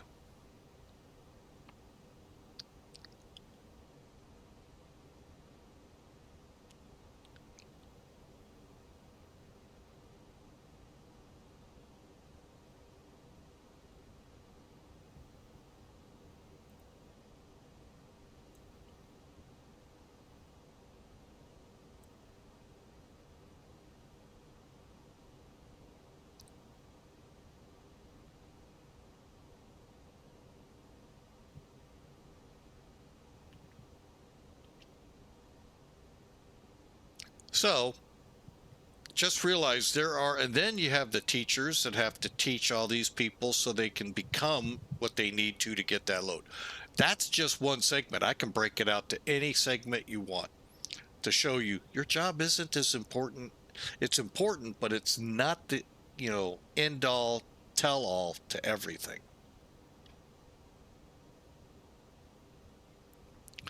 So, all right, we're just trying to figure out what the heck is going on with NavGraph here. Kind of trying to be a little pain in the rump.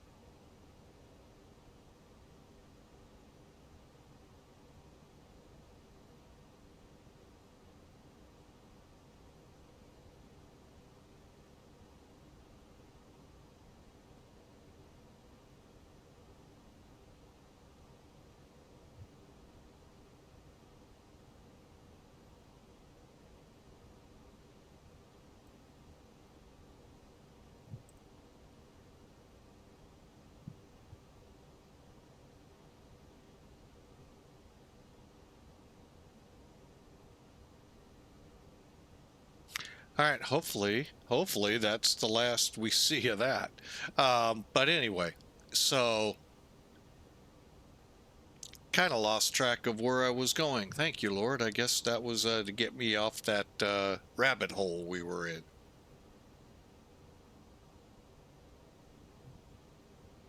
All right, but welcome in. We are headed for, of all places, Mazenod, Lesotho. I kid you not, folks. That's where we're headed. Um,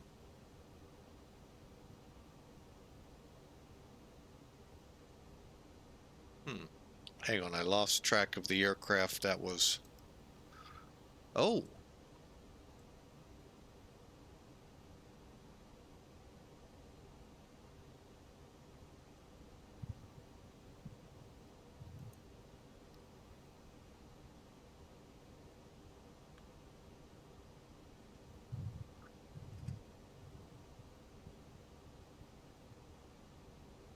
looks like center came up.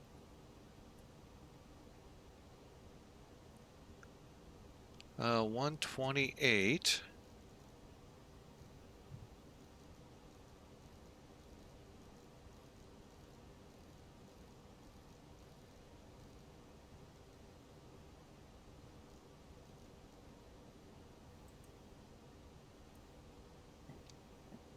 Oh, excuse me.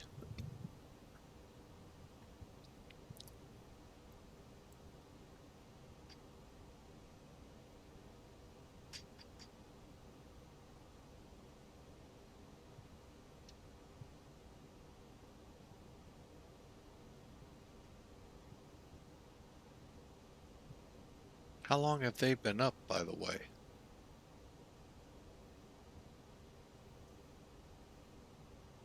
Oh, only 7 minutes, so.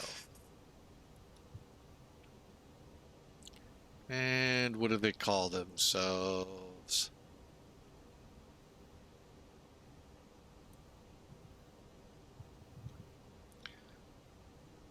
South Africa Control, Springbok 1572's with you, flight level 360, about 30 miles from Gabna intersection.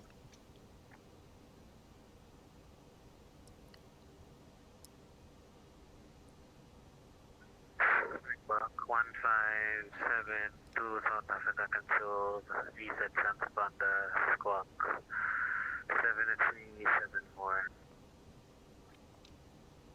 7371 Springbok 1572. Negative, that's 7374. Oh, 4. 7374, my bad. Springbok 1572. 7374.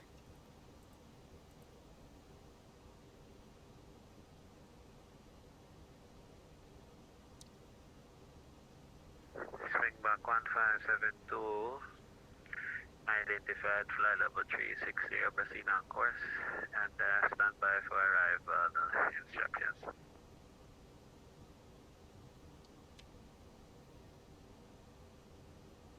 What kind of check-in?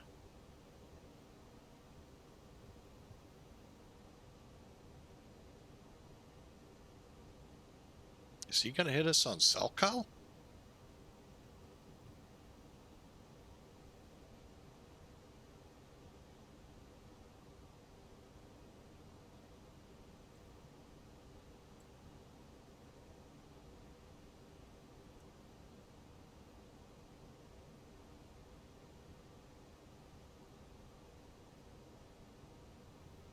This close to Johannesburg, we should be in positive radar, OSCON. So,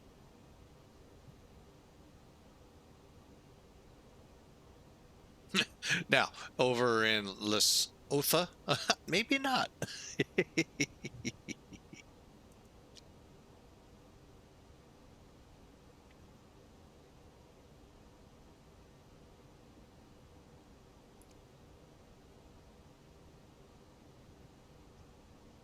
I wasn't expecting a controller, but we'll take it. It's 8 o'clock. Well, actually, it's probably 9 or 10 o'clock here. Let's see.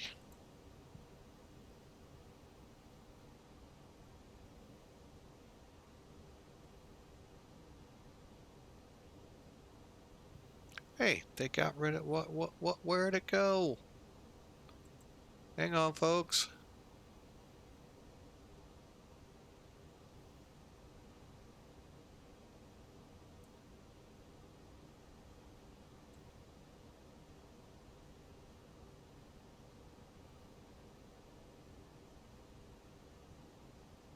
Yeah, my guess would be about 9, 10 o'clock in the evening there.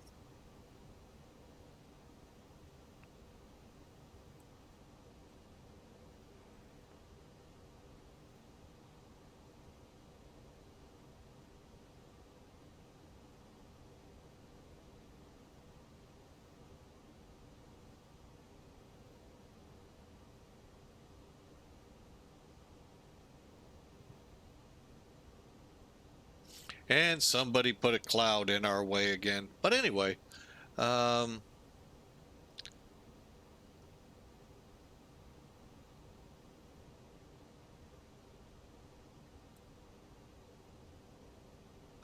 have signed in. You have said I'm connected. I don't get this.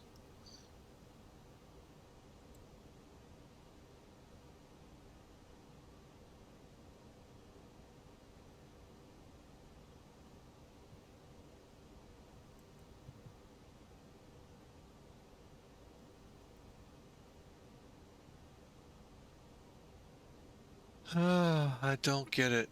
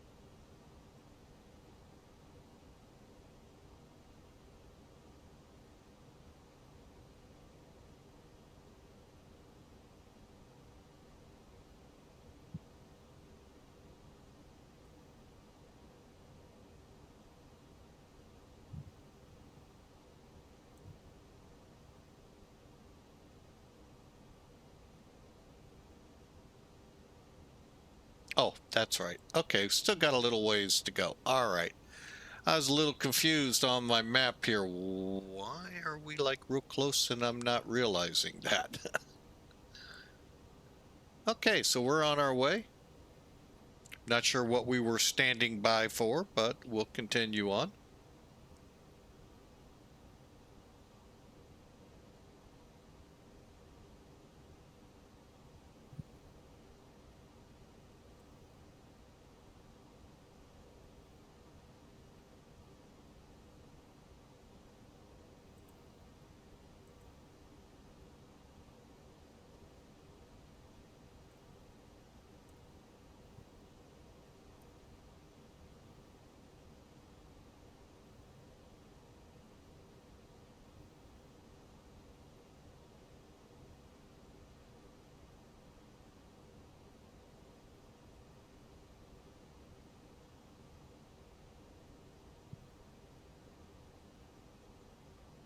Africa, very good evening, sir. Qantas 64 Super with you, flight level 150 inbound attack.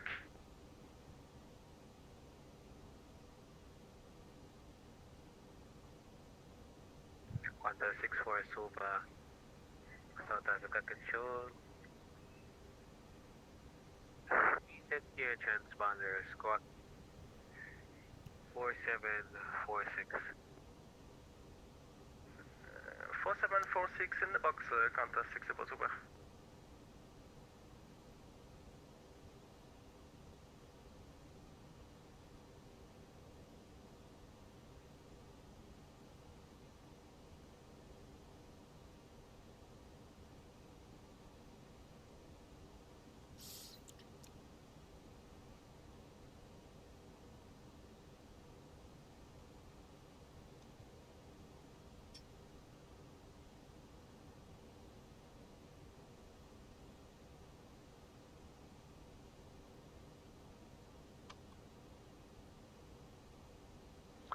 Quanta 6 more, could you switch back to your previous squawk at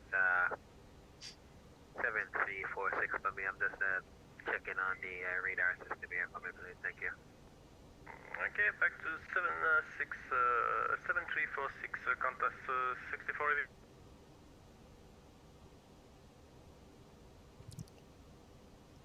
Ah, we're getting some weather, folks, right up here in the corner.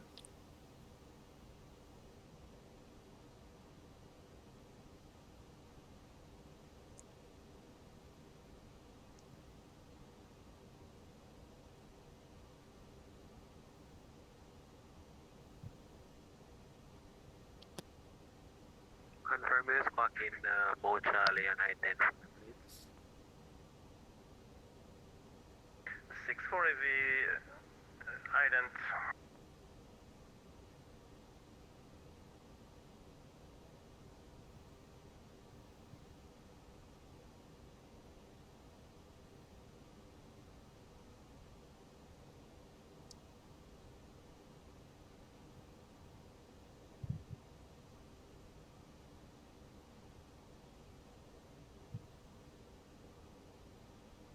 Qantas 46, confirm your squawk in 7346.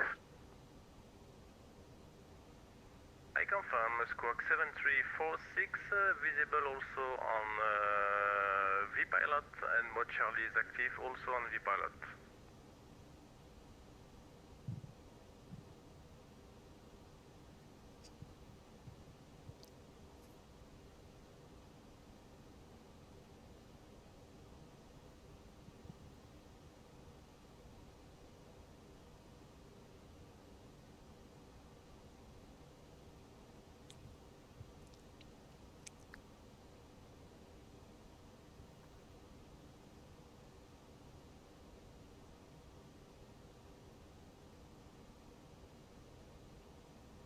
Qantas 46, you are identified under radar control.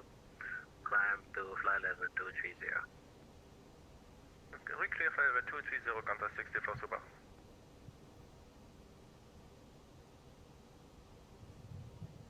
All right, we do have some weather starting to show up, so we'll see how this interacts with our airport.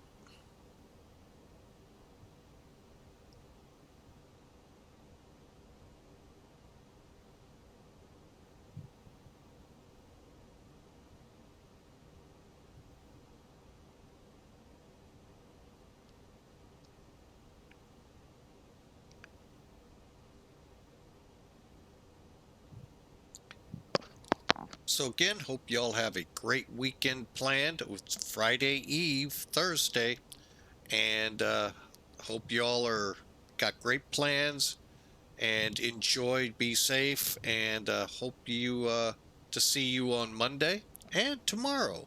Tomorrow we are going to, what did I come up with? I came up with a pretty interesting little, we're going to be back out of Panama. Now, we're not going to be shooting go-arounds again. No, we're going to be going over to Aruba and get rid of the destination of the month flight for Mac Air for this month, Aruba, and then on to Bogota. Been talking about it,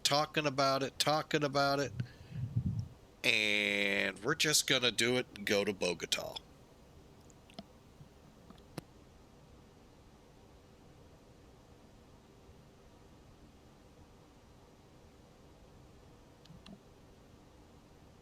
Ooh, getting a lot of radar returns. Wow.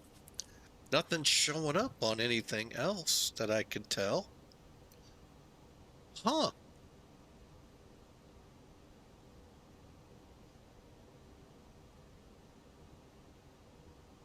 Let's just check Sky Vector, even though, I mean, it all depends what they're tuned into. Now, we have SIGMETs in place.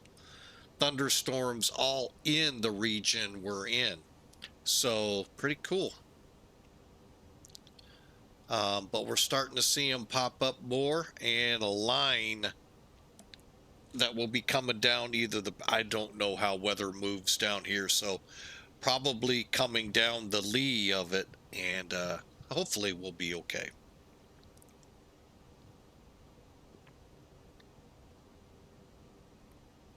Who'd have thought, right?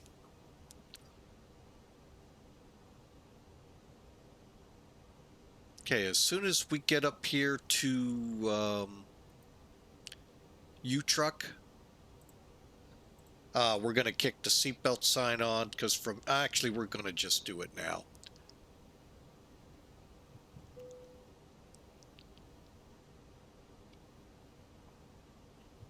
Ladies and gentlemen, this is your captain speaking. I've kicked the seatbelt sign on. I'm going to ask that the flight attendants take their seats as we get ready to go through some turbulent area with some storms. We hope to be able to turn that off here shortly. If not, we'll be into our descent. Enjoy the flight. Flight attendants, take your seats for turbulence. Okay, it looks like maybe we'll miss some of this, but let's get through it first.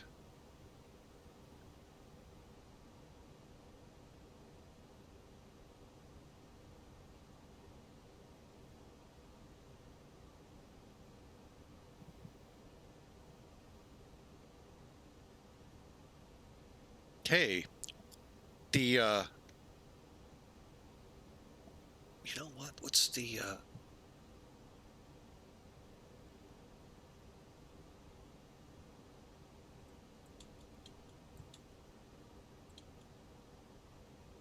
go ahead and kick on the anti-ice just for safety.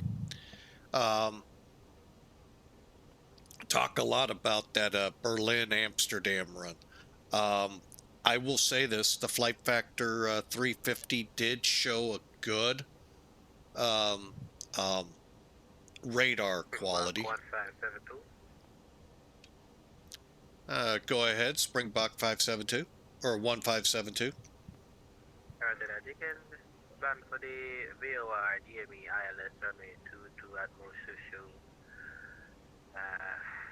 Call me when you're ready for the descent.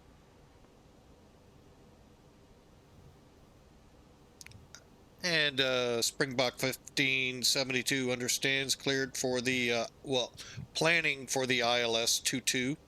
And are you telling us to send at our discretion? I'm not clear on that half.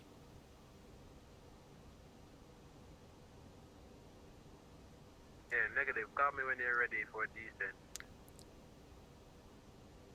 Springbok 1572 copies. Yeah, we're getting close, 80 miles, but we'll let you know.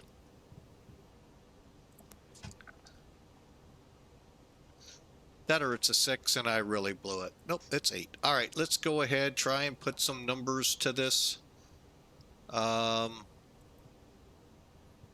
let's pull this up. Next.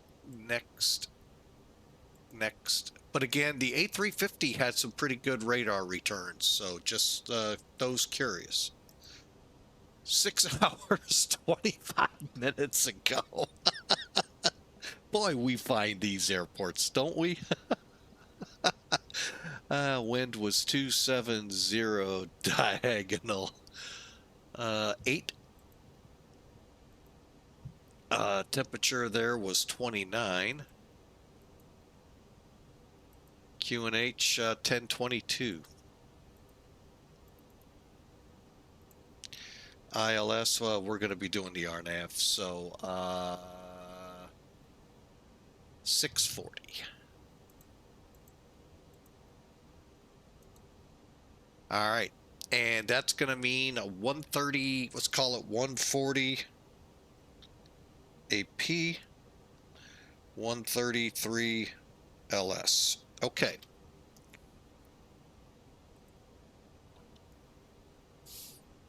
Tell you, top of descent is on the nav display just past the storms, right up here.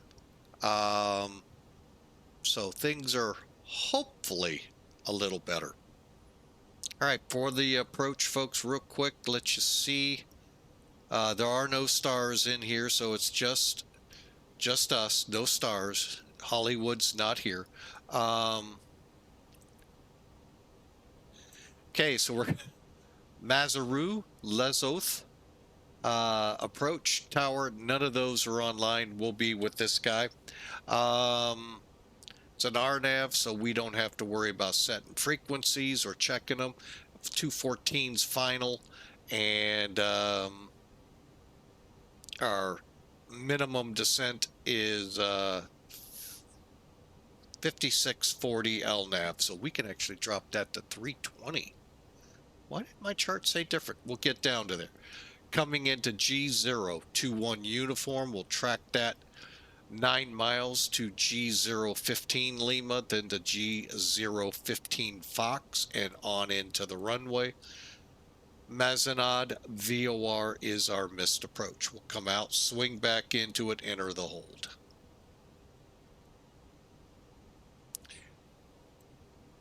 Ah, there it is. Stand by. We got a change to make. LNAV VNAV. Why is LNAV VNAV 640 and LNAV only 320? Huh. We'll go that route.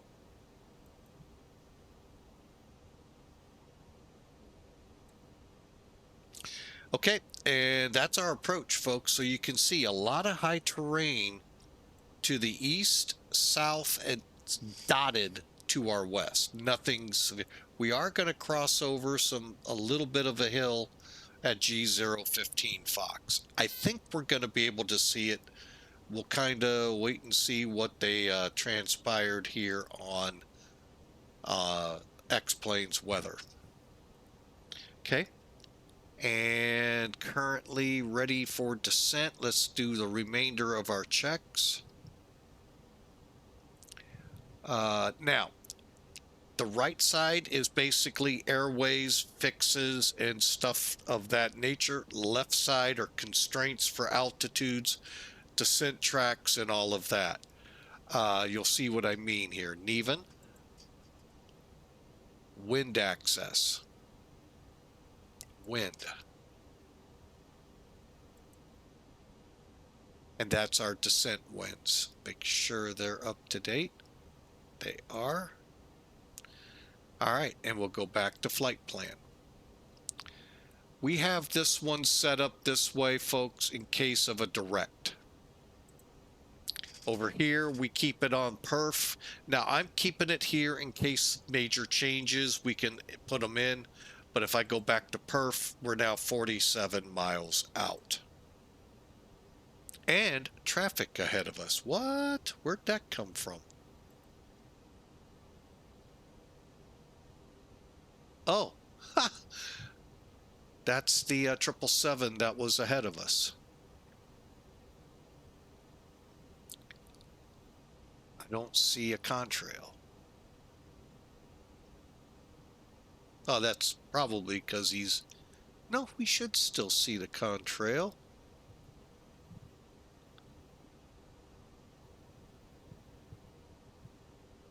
Huh, don't see it.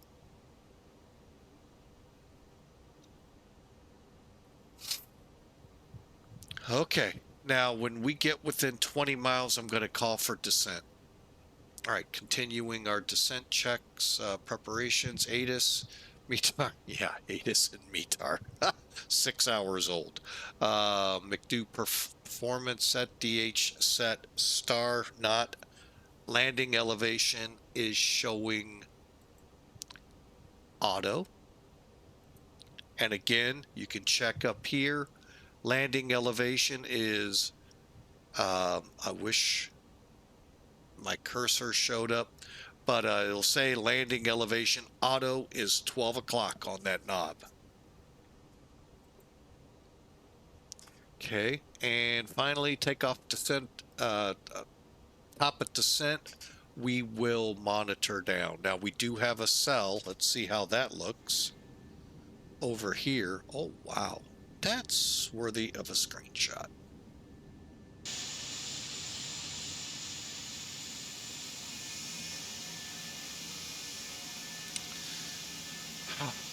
Really?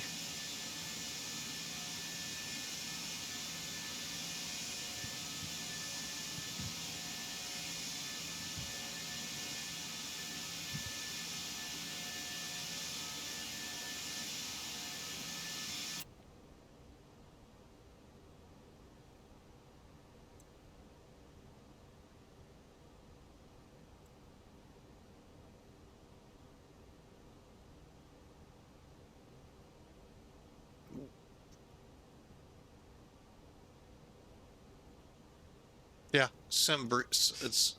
I'm not sure what the heck's going on with NavGraph right now. They're kind of ticking me off pretty bad. Nothing I can do about it though.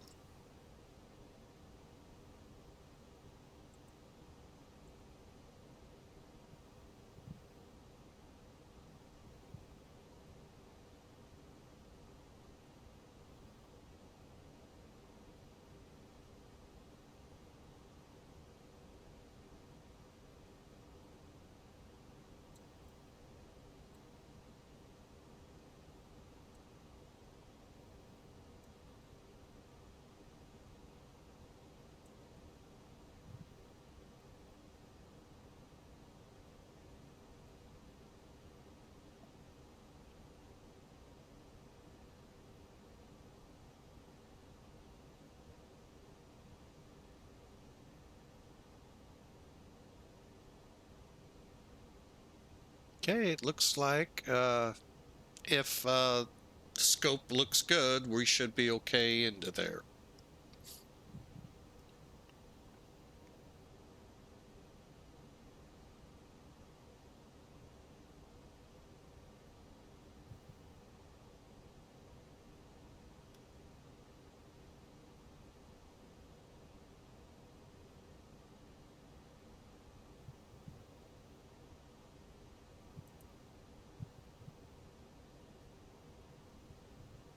South African Control, Springbok 1572, we're ready for our descent. Springbok 1572, descend flight level 150. Down to flight level 150, Springbok 1572.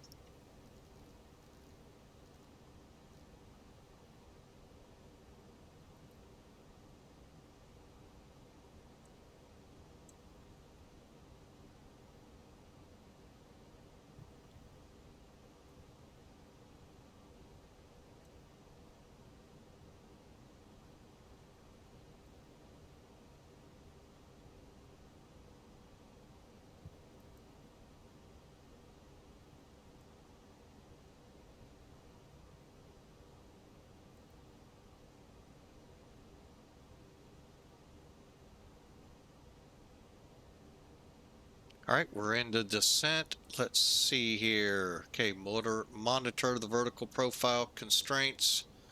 Not yet. Auto brake. Let's see. As we had a calculator, let's look at it here.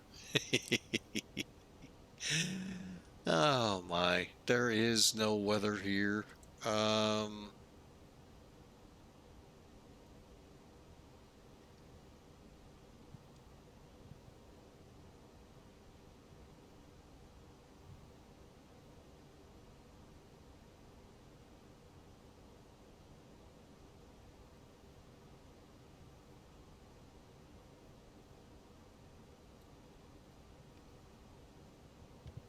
Qantas 64 for your oceanic crossing, confirm your final cruising level and Mach number.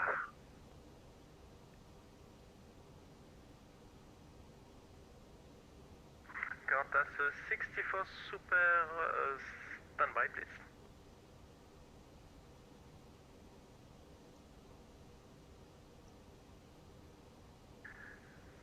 South Africa, Qantas 64, so final flight level for the Sonic will be flight level 350 and Mach the decimal A2.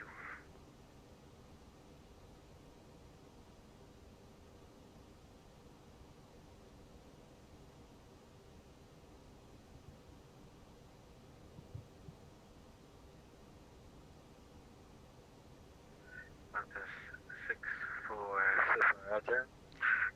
Advise when you're ready on your oceanic clearance.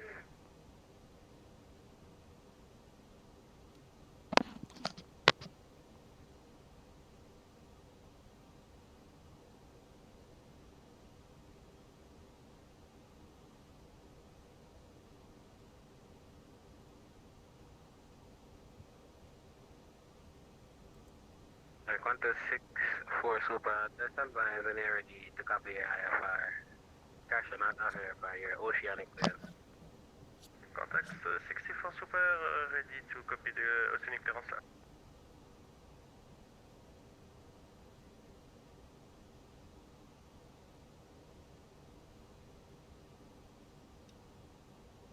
Qantas 64 Super, ready to copy. Qantas 64 Super, South Africa, control clear 0. Okay, we need to be Singapore, at caution to Sydney 8,000. Okay. via Gibbs, that's Gibbs, Golf, Echo, Victor, India, Sierra.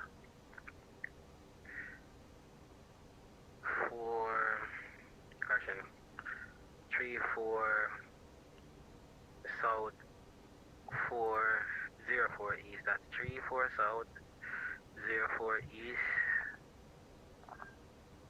Correction, that's disregard that. That should be 34 South 040 East. 40 South 050 East. 46 South 060 East. 48 South 070 East.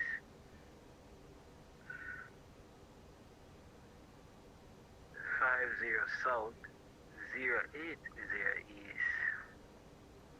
50 South 090 East.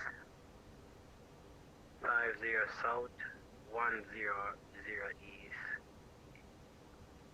50 South 110 East. 48 South 120 East. 44 South 130 East. 40 South 140 East. Direct Mike Lima. Hotel 192 to Dozel. Yankee 59 to Rivet. Sydney Airport. Flight level 350 Mach 82.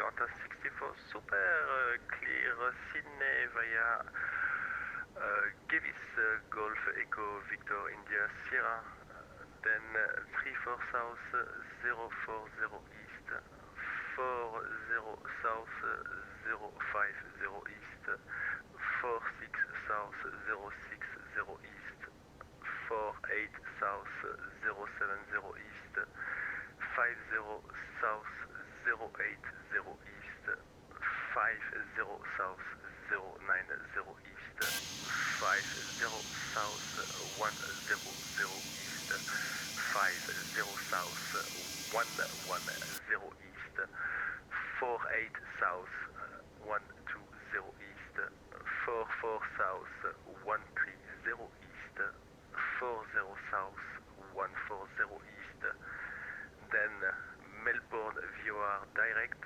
Hotel 129, Docel Yankee 59, Rivet, then Sydney. Flight level 350 and Mach decimal 82. Qantas 64 Super, feedback is correct and confirm the estimate to give us. Gavis Zulu 2105. Qantas 64 Super, South Africa, Roger.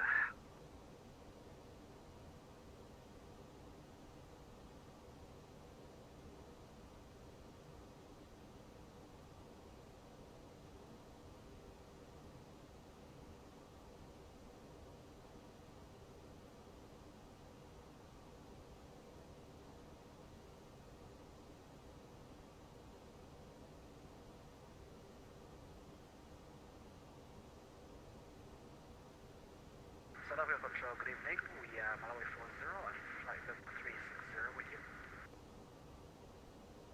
Malawi 40 Heavy, South Africa, reset transponder 7311. 7311 for mile 40.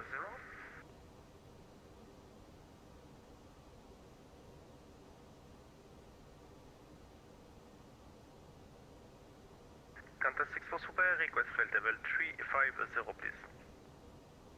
Qantas 64 Super, climb flight level 350. Climb level 350, Qantas 64 Super.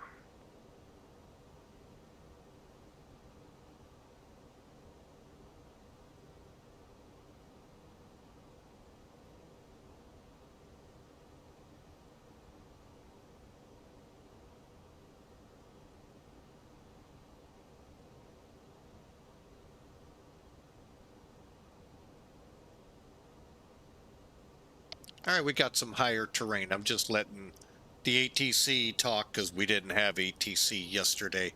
That was an oceanic clearance for the Indian Ocean over to Australia. As you can see on the flight first officer side, a lot of returns. That is higher terrain below us as we're heading in. Remember, we got a lot of higher terrain here, so it shows up on our terrain radar. So South Africa control speed at 8 Tango Sierra, flight level 390. all right, I am gonna go ahead, get our landing systems on, constraints. Level 360 under radar control, proceed on course.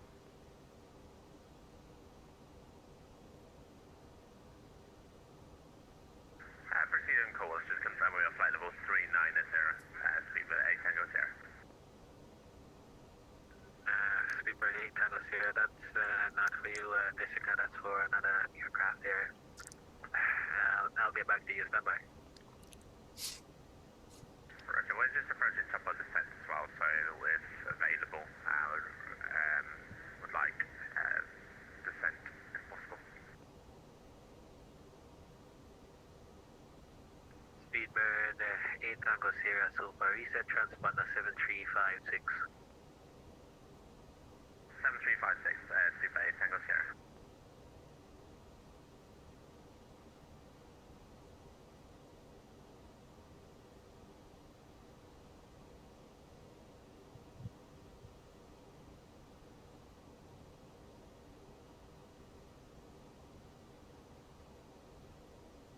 All right, we are slowly closing in on our intended landing point, which is, see if this says it any better, Moshoeshoe. 8 Tango Sierra Super, identified flight level 390, descend now, flight level 150.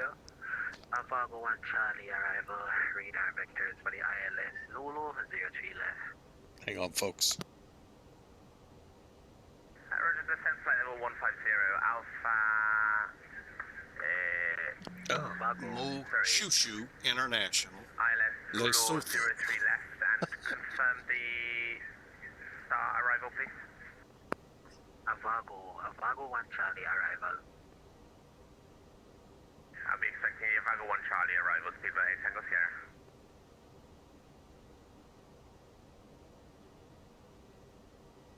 Roger, when you can descend flight level 150, speed 11 by Avago, and then radar vectors thereafter.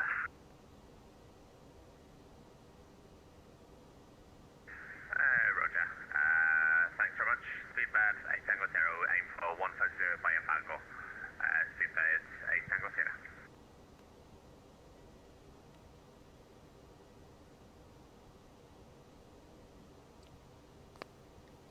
Starting to heat up down here. Oh, another super coming in.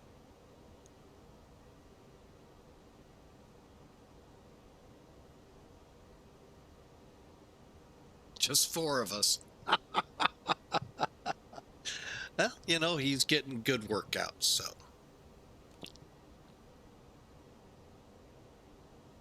All right. So we're needing to, I'm going to get this plane. 15, we're still doing good.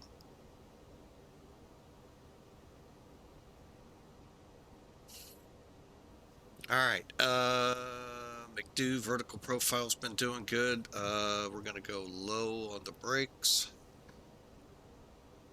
And landing lights past 10,000. Oh, transition. Transition today, 12,000 feet.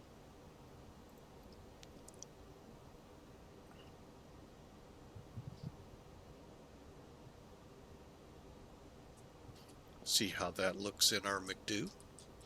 Springbok 1572 descend to 10,000. The QNH at Moshoeshoe is, let me just double check that. That's 1016.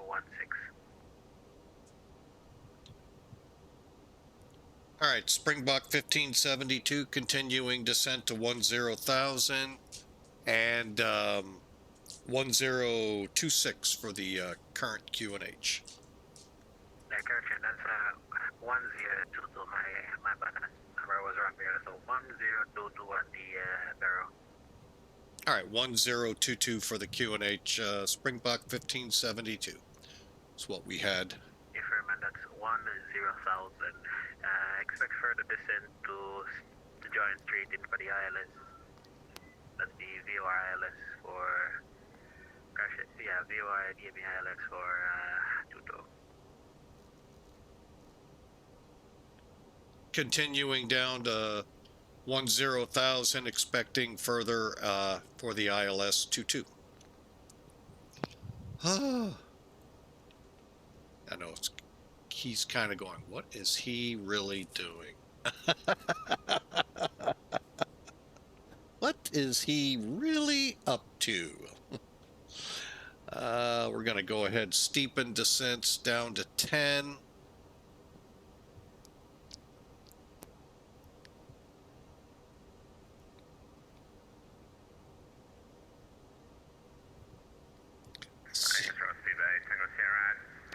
We're going to reach flight level 150, so we may need some vectors to just drop in altitude.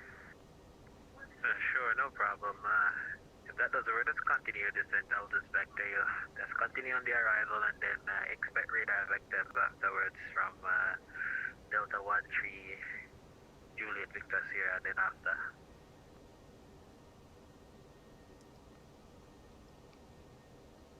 Roger, expect vector speed 8 Tango Sierra.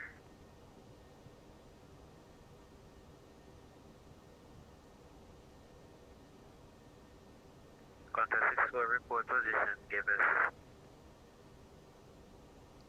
Contact 64 Super, would report position, give us.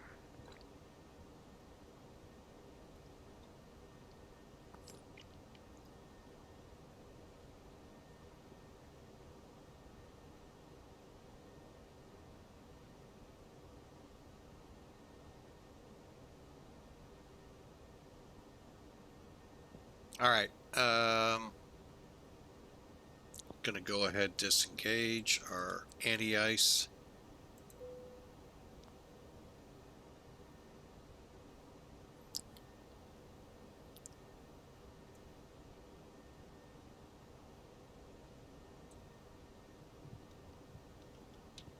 Springbok 1572, let me know when you're picking up the DME from the localizer and report back to me with your distance.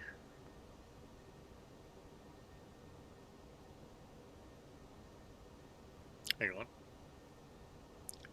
Springbok 1572, we'll let you know when we have the DME in the box. I hate when he does that, because he's trying to make sure I'm going to fly that. ILS, where are you? There you are.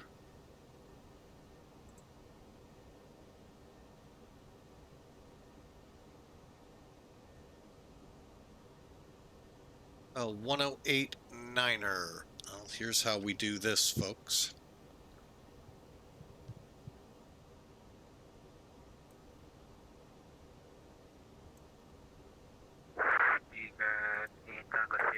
Continue descent to flight level 120. speedbird, X Tango Sierra.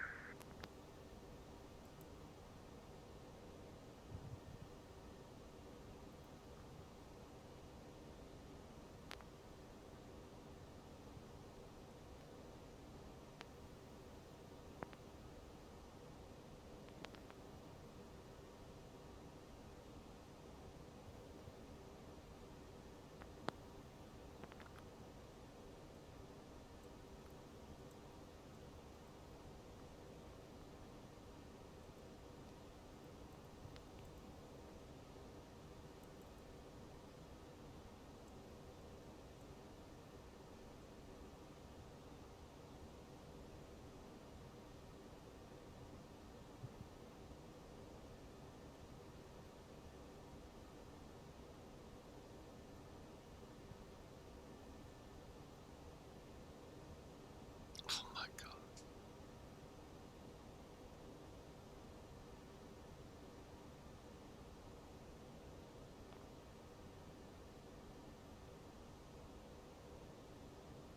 This has been a flight from hell with Navgraph.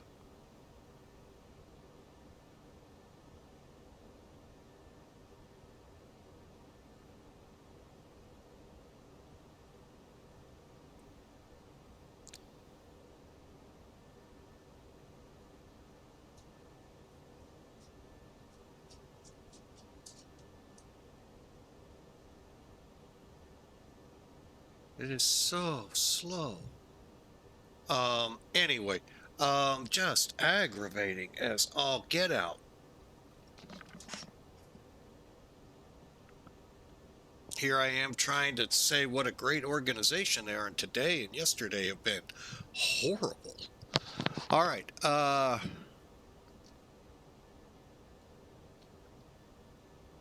and South African Center, just to let you know, we're approximately 50 miles out.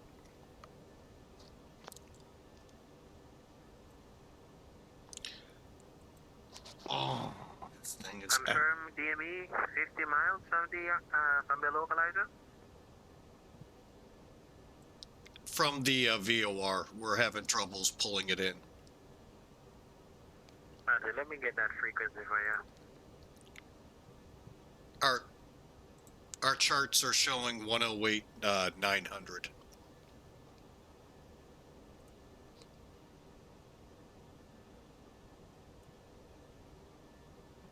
Okay, for 108.900 India Lima Mike. Confirm and verify that DME again. The DME that I have is off the VOR for the airfield a mile or two south. Roger that. You're not picking up the localizer for runway 22 as yet. Not as of yet. We're not able Roger to. that. Roger, well, when you're ready, you can continue descent to 8,000 feet and then clear for the VOR DME ILS runway 22 report established. Roger, we'll report established. What was the altitude down? 8,000 feet. Down to 8,000. We'll report established. Springbok 1572. Oh my God, Navgraph.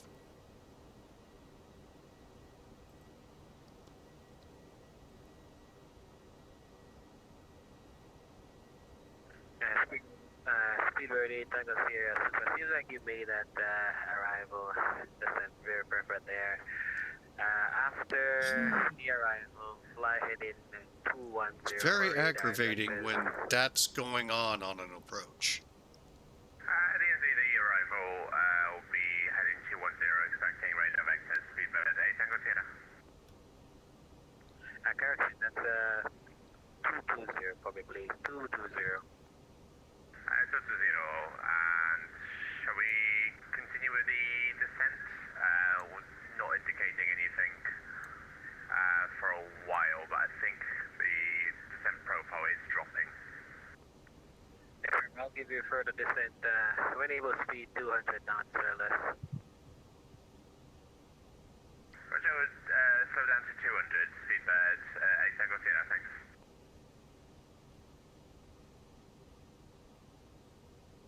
Bear with me. Speedbird 8 Tango Sierra, you can descend now to flight level 090. Let me get the right chart in here.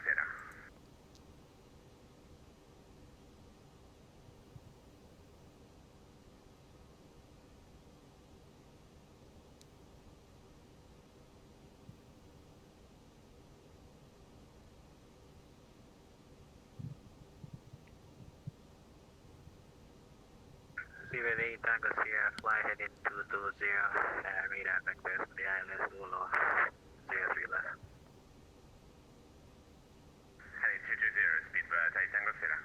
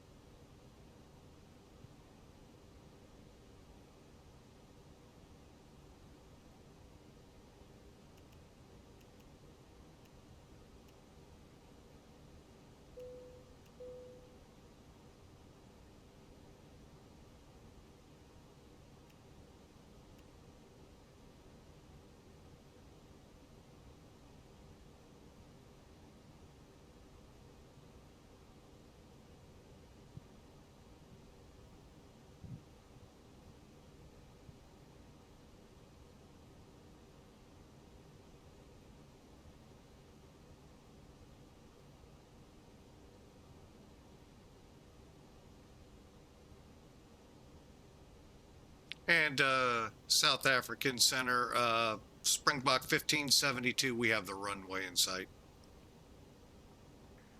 Roger that, continue the approach, call me 5 miles, stand by for the wind.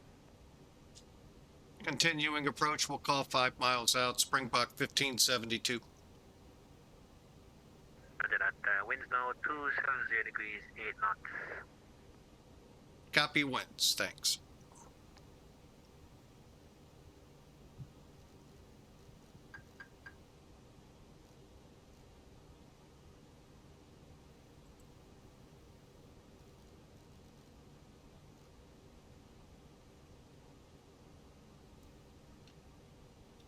Speedbird 8 Tango Sierra, turn to the left heading 2,500.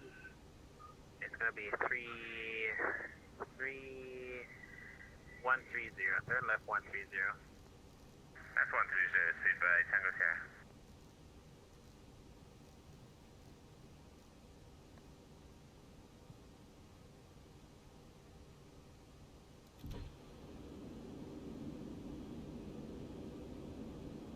Speedbird 8 Tango Sierra, descend to 8,000 feet, the QNH now 1029er.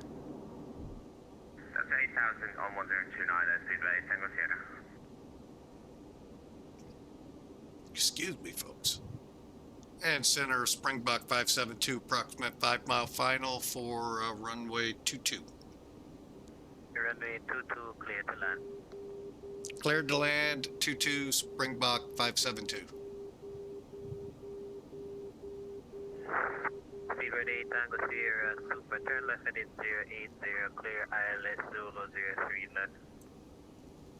That's 080 and cleared ILS Zulu 03 left, speedbird 8 Tango Sierra. Got the runway fully. Qantas 64 Super with position report.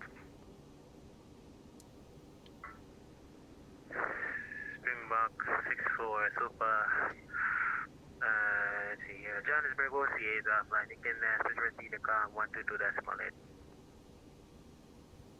Okay, continue to come with 122.8. Thank you for this, associate.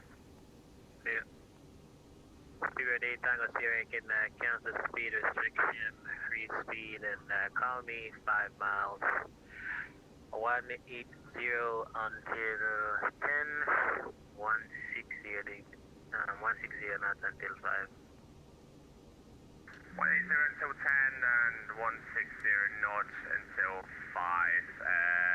Airbus 8 Tango Sierra.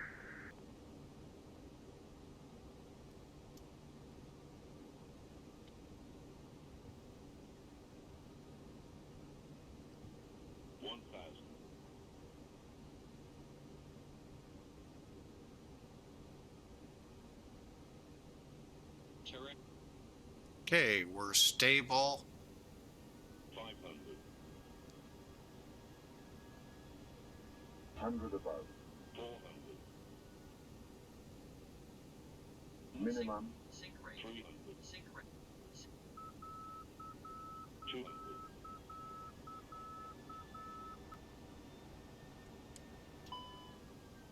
100. 50. 40. 30, 20, retard, 10, 5.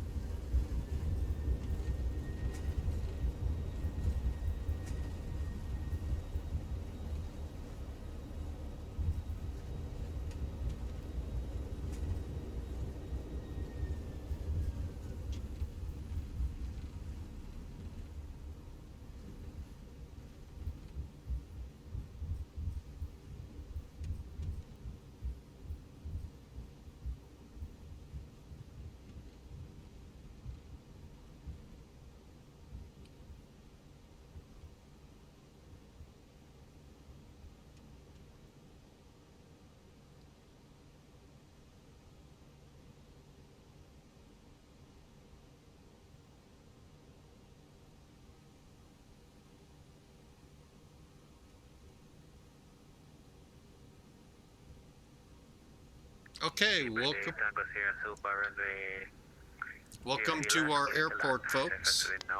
That glare just irritates me. Headwind from the right. Clear to land, Speedway Tango Sierra.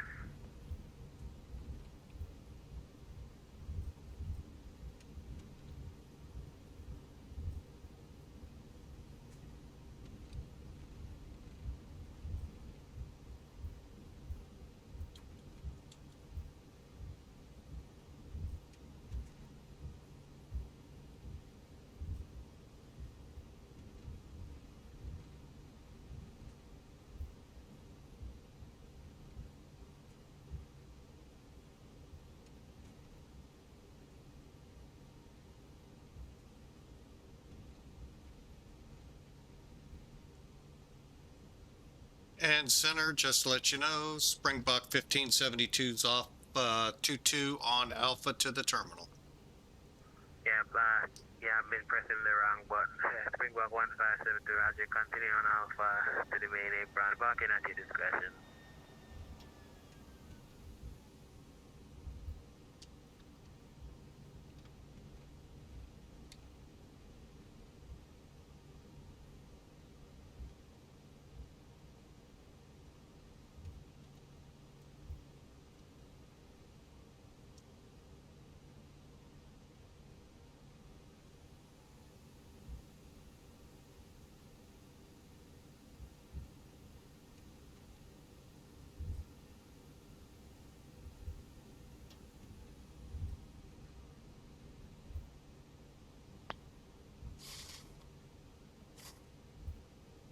Hey, Ilsayak, sorry about missing your first time call there into the channel. A lot of stupid stuff going on my computer here.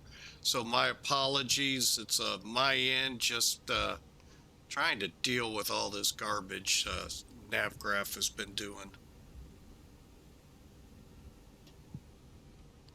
But hey, welcome in. Thanks for the first time chat.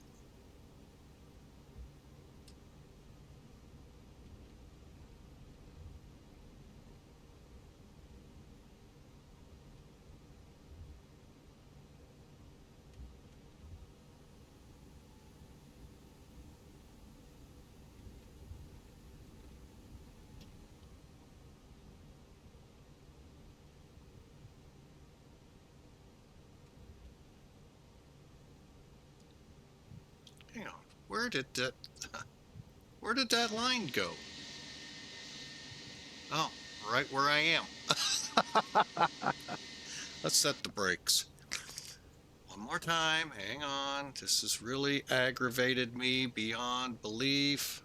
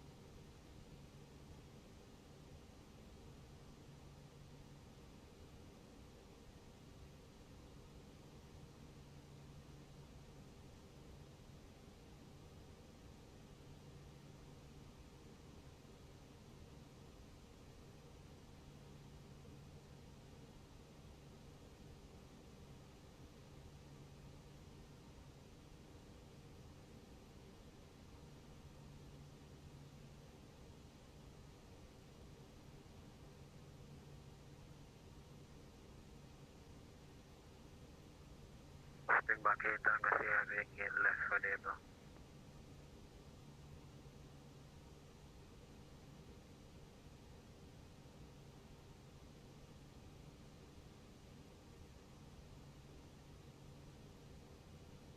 Okay. We'll see how long that holds. Not very long. All right, we're here, folks. I'm going to just say to heck with NavGraph. Get to work here, finish this up, and try not to miss any more first-time chats. Just to let you know that sorry I missed your first-time chat there when you called in. NavGraph has been giving me problems and just aggravating beyond belief. But anyway, we're on the ground safe. We're glad to have you aboard. And Springboard 8 Tango Sierra, let's go ahead, clear this. We don't have the APU running yet. Delta, and then taxi to the terminal, Echo 6, gate Echo 6. Left on Alpha, then onto Delta, and gate Echo 6. Speedbird 8 Tango Sierra, thank you. Just getting caught up in here. Original. Hi, Original Godspeed. Welcome up. Welcome, welcome. How's it going? You gonna teach me how to fly the A319?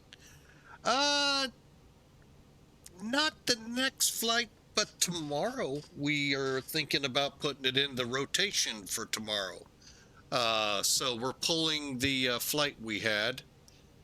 But yeah, I can teach you. It's not much different than this plane, to be totally honest. Okay, shutting it down. First off, we gotta disarm the spoilers. Already good. There, good. 8 Tango Sierra, that gate works for you, confirm? Yeah, it should be fine, and if not, we'll make it smaller. Speedbird 8 Tango Sierra, super. Roger. APU bleeds on. We can shut the engines down.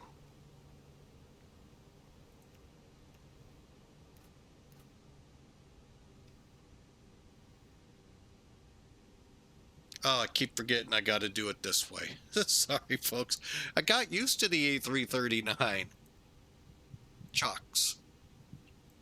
How do our brakes do, by the way? Tango Sierra, you can continue on until make that left turn onto Hotel and Okay, Delta. brakes need to be released. Roger, we'll turn left here onto Hotel. I'll continue down. Thanks, Speedbird 8 Tango Sierra. Just confirm the stand for us again. Yeah, it was Echo 6. Is it too large, too small, or version too small for you? No, we'll see when we get there. Don't worry about it, honestly. Speedbird 8 Tango Sierra. Roger.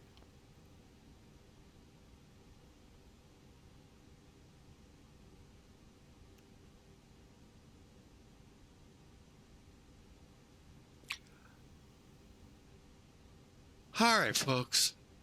After an exhausting run with NavGraph, they really irked me today. And I'm sure we're going to get 10 more requests to sign in. It's just ridiculous what's going on with them. But anyway, I've gone through this before. Usually, I don't have another flight, and that just ends them. But today, we're planning another flight. So, let's take a look outside as everything starts to show up.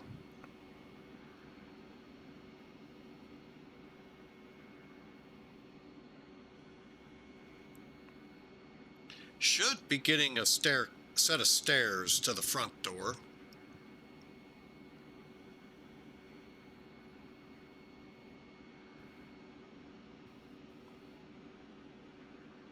All right, there we are, folks.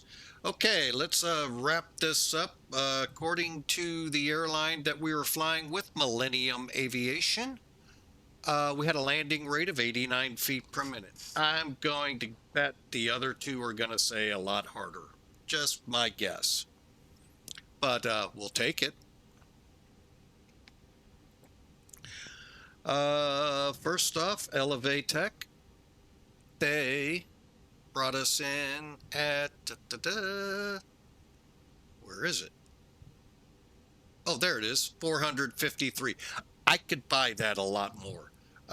Felt like we thumped it a little bit there. So, not bad. Those are good numbers. And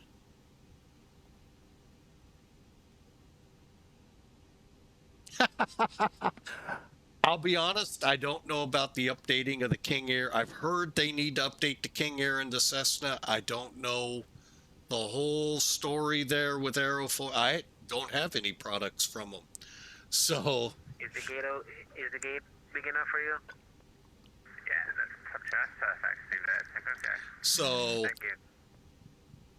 We'll take a look at the progress of the 737 as they begin to release it.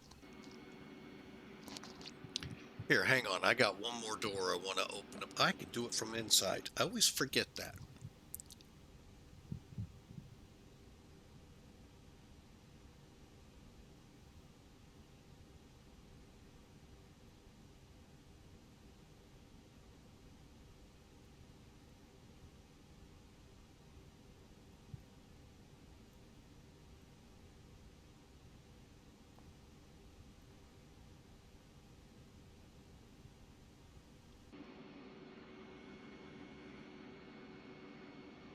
Get the whole brigade out here.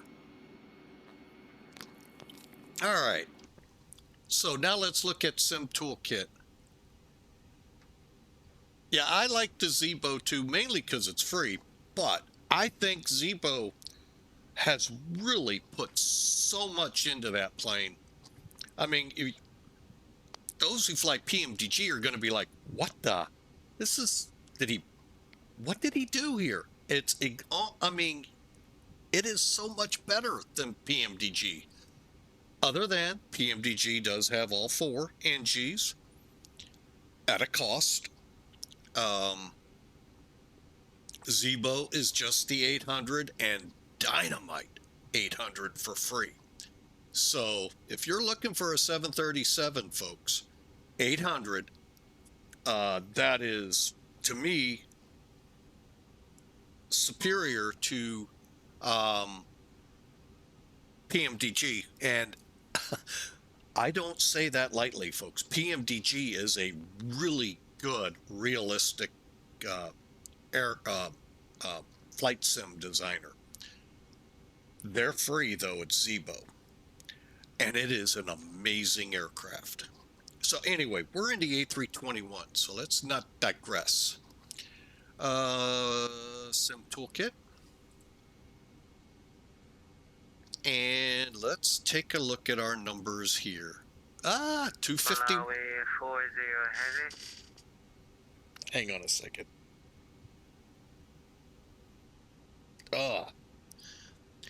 I am going to change frequencies because that way, because. All right.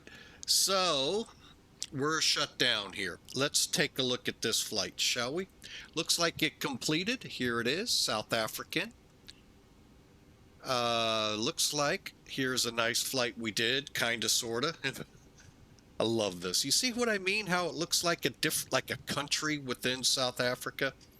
Maybe it's a province or something like that, a state, but it just like this Eswatini, like they're their own little districts or whatever in there. So it's just I always actually never knew about this place till this flight. So took flight sim to do a little geographic knowledge. All right, total flight time 2 hours 10 minutes, 700 miles, 5,500 kilograms of fuel. Landed at 1.6 Gs at 251 feet per minute. So I'll take these numbers. 154, I do feel like we were fast, because I did bump it a little bit at the end to try to get a little rise to get us to the landing zone. All right, so really, oh, I hit the wrong switch, folks. Sorry. Let me try this again. This is what I wanted. View the full landing report. This is something you don't get with the rest. And that is showing you how, oh, here we are. Like, where the, whoa. Okay, there we go. Showing you where in relation on the runway you landed. So we landed about 920 feet down the runway. That's a little short. 14, 15 feet off the center line. Not the greatest thinking, but not that bad. Once you start getting that nose up, it is a little, you can still track it in the baby buses. The bigger, heavier jets, you begin to, wherever you were aimed is where you're going to touch down. But overall, the numbers look good. Great first flight here. Great numbers. So stand by. We're going to set up for flight number 2. And we're going to do it in the A321. Why not? We're going to take a little bit of a break. I got to set some things up for it because, well, quite frankly, I wasn't planning on it. I wasn't really sure what to plan on. And we're just going to continue on. So, folks, give me a second to use the restroom, compose myself, figure out what the heck is going on with NavGraph and all of these sign-ins. And it's doing it again.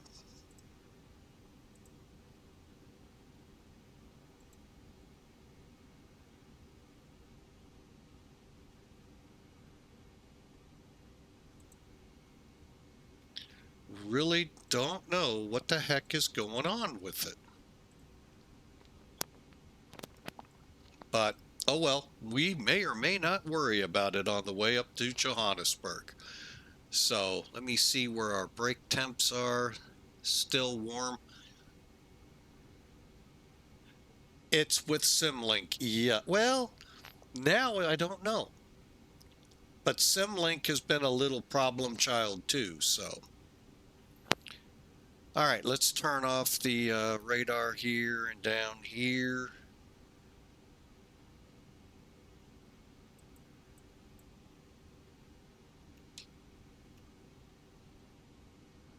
And here for now.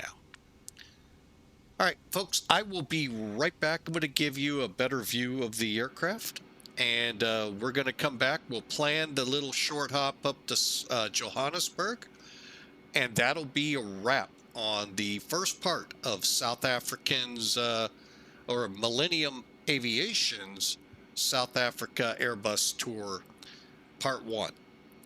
We'll decide if we're going to do part 2, part 3.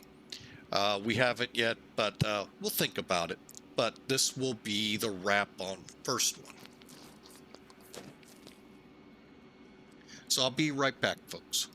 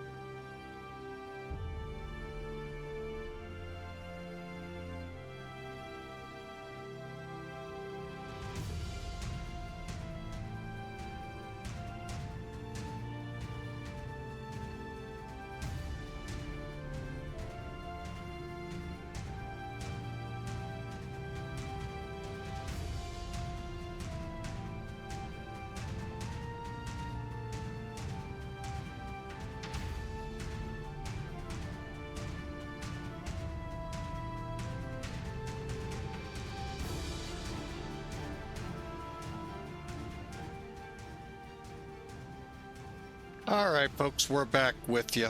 Hopefully we'll have a better run up here to Johannesburg. Hang on a second while I do a couple things here in the background to help people out. Hang on.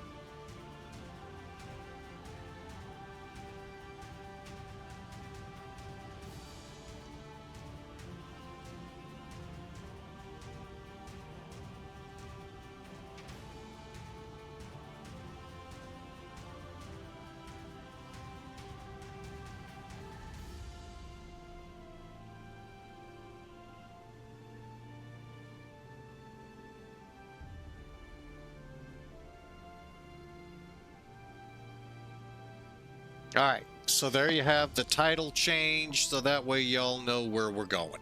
Okie dokie, so how do we plan this flight? Well, first, it's already in Millennium, so I don't have to do anything there. Our brakes are still not cooled. Wow. Huh, taking their sweet old time, that's for sure. All right, so let's do this. As soon as the music ends, I'm gonna silence it. Got about 20 seconds, so enjoy it, folks.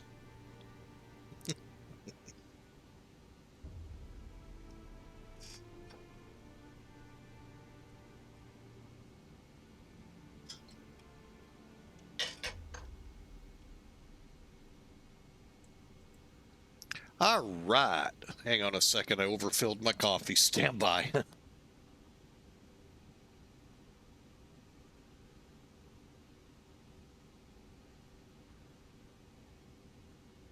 I tried to get every last drop in there. All right. So we're going to go now from, you know what? I am going to change that here. Just so I don't get like, oh my God, I didn't do that. You know how that comes over you, folks. You look up enthralled in something and you go, oh my God, I forgot to change that. So, hey, Matt, finally taxiing. I hope it's just the learning process of the plane and not simulator related like I know someone's having on my end. So actually, it's not sim related, it's sim link related. So, yeah, we're still having that problem. All right, so let's plan this flight out. Again, we're going from Mazenod to Johannesburg. A lot easier to pronounce. A lot easier.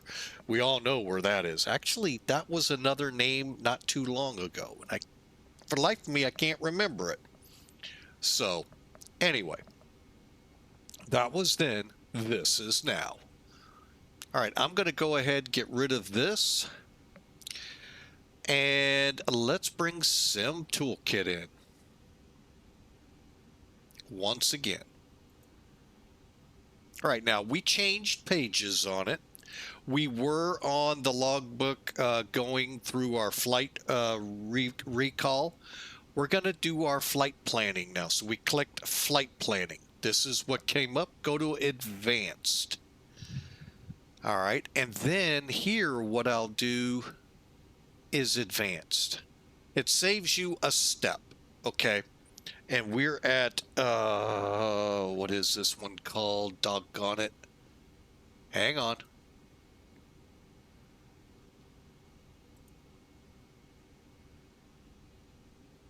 FXMM. That's right. I didn't think I'd ever forget that one. Moshoeshoe International Airport to FAOR. FAOR. And you can see there's a bunch of flights out of here, mostly BAE and Embraers. However, they're getting an A321 right now. ZS, ZA, and this is where it's at. We're going to be 1572 A 1572. Departure 22. No, let's go 2230 just to be safe. Okay. Flight plan, the plan format, that's what your flight plan will look like once you create it, your operating flight plan. Come up here to contingency. I always set 5% at 45 minutes. Fuel factor, if you want more or less burned, you put it there. Taxi time, we'll go 20 minutes. Taxi in, 10 minutes. Not caring, let the I let Simbri figure out cargo passenger. Departures, no preference on arrivals, no preference on route. Cruise profile, CI, and we'll let it go auto. And that's all you got to do, folks. Now, had we selected this or that or one of these, I think all it does is put that in here. It's just letting you know what real-world flights actually exist. So obviously the Airbuses do not run down here. So anyway, so we'll generate the plan, and now it goes to SimBrief, back to the computer. We hope.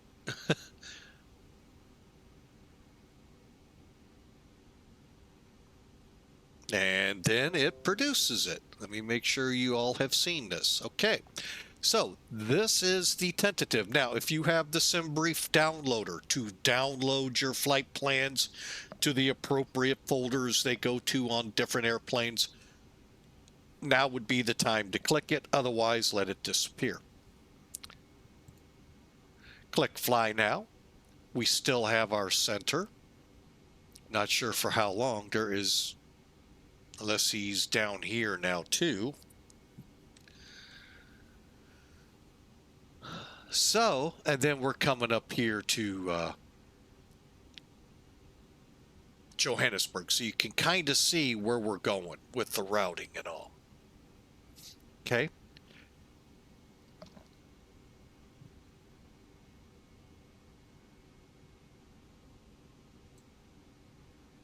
All right, so this time around, SimBrief said 188 people want to come out of here for Johannesburg, 43,640 pounds of payload. Probably should have flew the... Oh, there's an update, huh? I was thinking that when I took that little break, so I will pull it up and run the update. Thank you, Mr. Godspeed. Thank you so much. Now, will Navgraph just leave me alone? No. I've got to pay the bill, I know. So anyway, 188 folks. So we're going to run with 14,000 pounds of fuel. And there's the rest of the breakdown, a cost index of 35. All right. Godspeed, you wanted a class on the A339. For the most part, the A330-900 Neo works the same way, and I know we just went to a commercial break.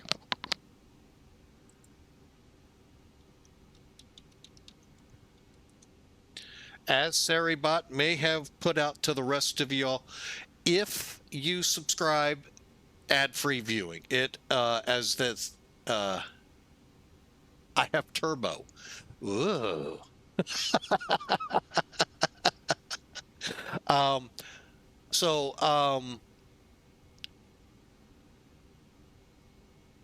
consider subscribing to remove the ads from your videos you watch. Consider subscribing to the individual streams you like to watch. We hope you like watching us and would subscribe. One, it removes the and I'll say this again when we're back with you, but I know some of you aren't in ads right now. But it removes the ads, but more importantly, it helps the streamers out, supporting them so they can look to bigger, better projects to add on here, as I do. That is the big thing we do. And for those that subscribe, thank you. Those who turbo, I have no idea what that means, but thank you.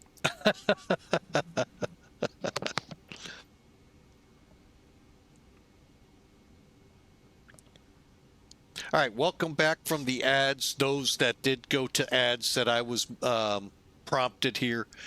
Subscribing removes the ads from streaming, so from watching streams. So plus it helps support the streamer themselves. So if you want the ads removed, we ask that you subscribe. And secondly, it does help me if you subscribe to this channel in purchasing stuff down the road that's coming out. There are some things my eyeballs are tuned in on. Others that I really want, but I don't know if I want it that bad for what they want me to pay for it. So, and I'm looking at how to dual stream over to YouTube as well, the most cost-effective way. So that is quality to both Twitch and YouTube. So, all right, enough on that. Let's get to the finishing product here of flight planning. Okay, before the break, we put all the information in to SimBrief, sent it. It came back. This is the payload information.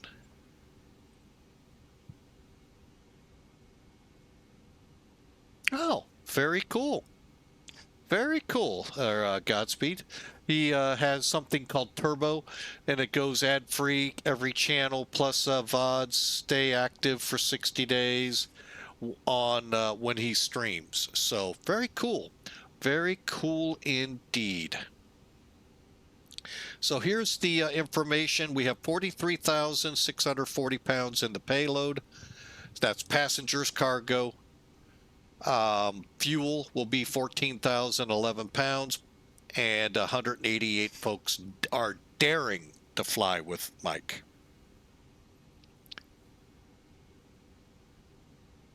Okay, the weather. There is no weather.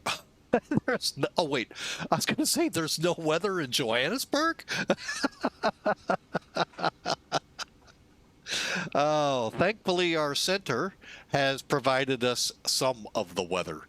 Currently the winds are 060 at 12, 340 variable to 090. Clear skies, 14 degrees, beautiful night there, and we can expect the ILS to, where are we going here in this? Expect an ILS. He doesn't say to what runway. We'll have to look that up. All right. So transition level, flight level 090. Okay, so out of here, absolutely no weather. So we didn't have it coming in. We don't have it going out. I'm going to go ahead, file. Hey, he may stick around. He was a pretty good controller. A little tough to follow, but once you got past all of that, it wasn't that bad. Alternate today is FBSK. We'll look that up here in a minute.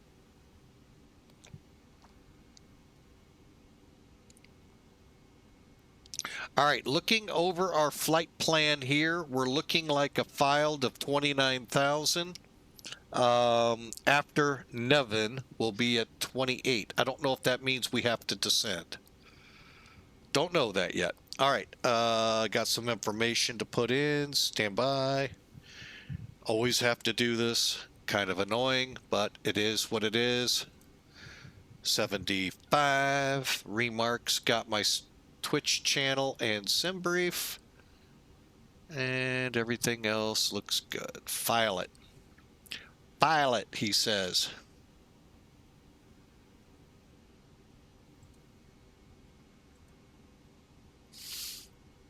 All right, again, this is the wrap-up of the series. We've been flying for about a year and a half, off and on, months, sometimes several months in between legs, 20 legs throughout Africa. There's 3 actual parts to this.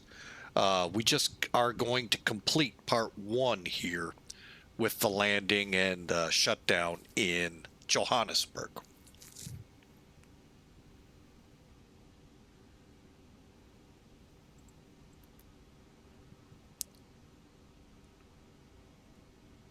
Okay, let's pull SimBrief or Sim Toolkit away. Give me a second here. I'm going to import SimBrief in. Okay, currently we're, what was that? Oh, you gotta be kidding me.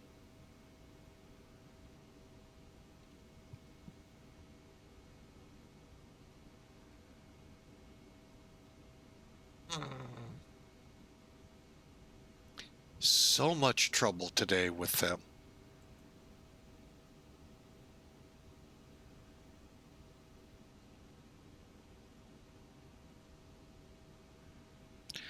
All right, well, we may or may not get this on here. Let me just go another route, see how that's working. It's not working here too. Great. Airborne on to Charlotte. Awesome, Matt. Glad to hear it.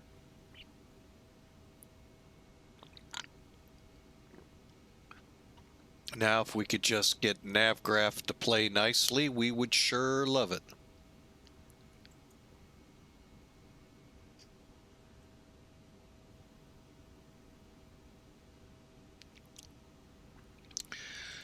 Okay, let's try this one more time.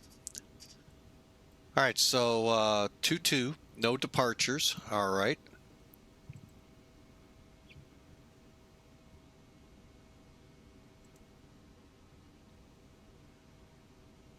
Whew. That heater is really heating up my room. Wow. The studio here is getting awful warm real quick. Okay, let's get into planning this thing, shall we? Again, original Godspeed, you ask for some help on the A330. Kind of follow along here. You're going to see a lot of similarity. There are some differences, but there's a lot of similarity here. All right, so we've done the flight plan. Loaded? Not yet. Let's load it. Now, the A330, depending on what you have, will determine the liveries that come down, will determine, do you have the radio management system or radios that look like this? Do you have the heads-up display or not? Brake fans. That is something it should have, but that doesn't. That's the big thing. And then the other cool thing is right here, roughly, is another McDo for traffic and other stuff. So, but overall, if you follow here, you can apply it to that aircraft really easy.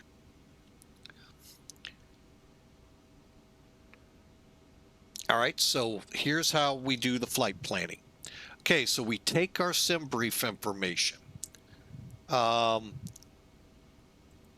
to the mechanical. We're going to go ahead, switch on to external power.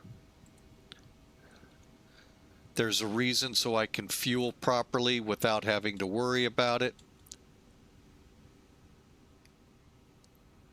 Okay, APU's coming off. All right, the brakes appear to be, well, go a little longer. No worries.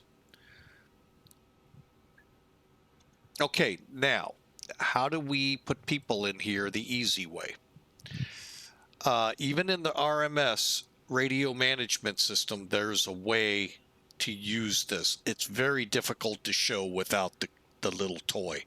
So, but you can put both your external powers on from it. You can put your chocks, your air sources, and all of that. Next page, same thing, your pushback. Here's where you throw your fuel in. Okay. We are saying, wait a minute, which flight is this? Wrong flight. There we go. FXMM to Johannesburg. There we go. 14,000. The double pluses will move you by thousands or so. We need 14,011. We'll keep it right there. Request fuel. And then go to the next one and just click load. Whatever the numbers are, just click load. And then you can de-ice. We don't have to do that here in South Africa. Okay, then you come over to here, the attendant ATT button. You have the way to open, close your doors here. And if you've got them set up for your integrated system controls, you could have the catering trucks, loading trucks, in my case, ladder trucks show up to load. However, it's page 2 for our peoples. 188. And yeah, it goes over 200 folks into this plane. It's like the 757 of Airbus. Although nowhere near the climb that a 757 gives. Okay, 188 people. Okay, load. Okay, once we're done here, I leave this up. Go over to your EFB, go to weight and balance, and hit reset to current. You should see your passengers and fuel. Again, we're not too concerned yet about the cargo yet. Okay. Just seeing if my cursor's working. I didn't think it would. I don't know why my eardrums itch so much. Anyway, we are looking for a zero fuel weight of 152.81. So 152,081 pounds. Currently about 700 pounds off. Divide that in this aircraft by 200. So you're looking at about 200 in each one. We'll see how that does. So we come back to the... Now, I have not tried it from here. I always do it from here just because I see that word load and I fixate on it. 22, 26, load.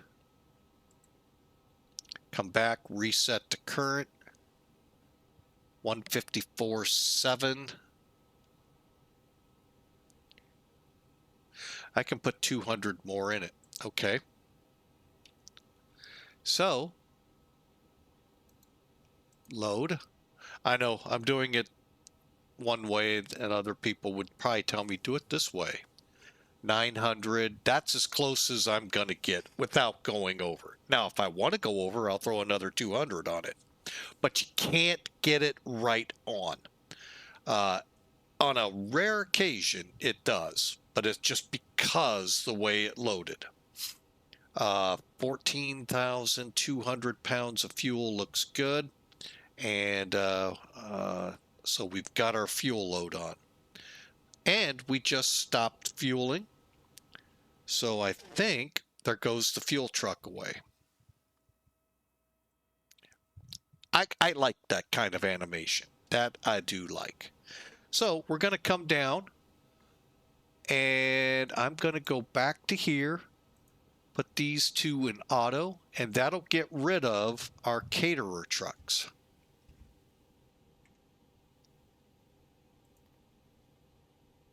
You can see the doors have closed. All we have now are our two main baggage holds and the bulk open.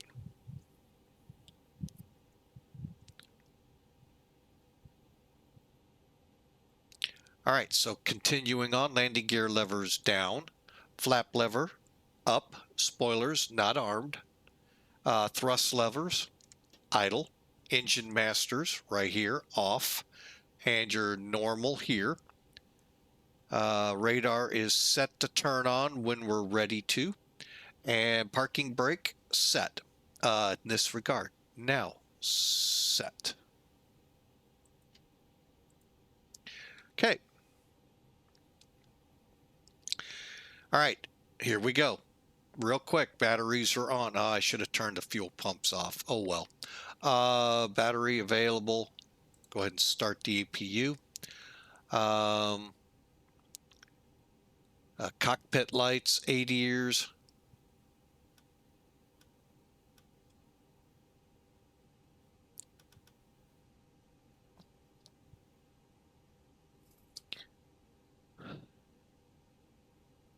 Okay, once the APU starts firing up, okay, then we'll get the ADIRs going.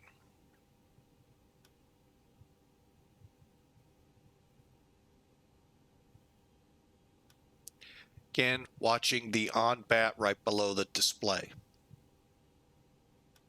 And the on bat, all that means, if you all are curious, if you lose your engine generators on the big engines, lose your generator on the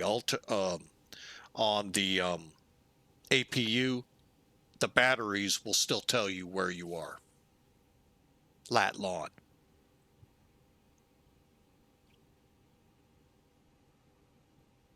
Okay, crew supply airs on, ground control.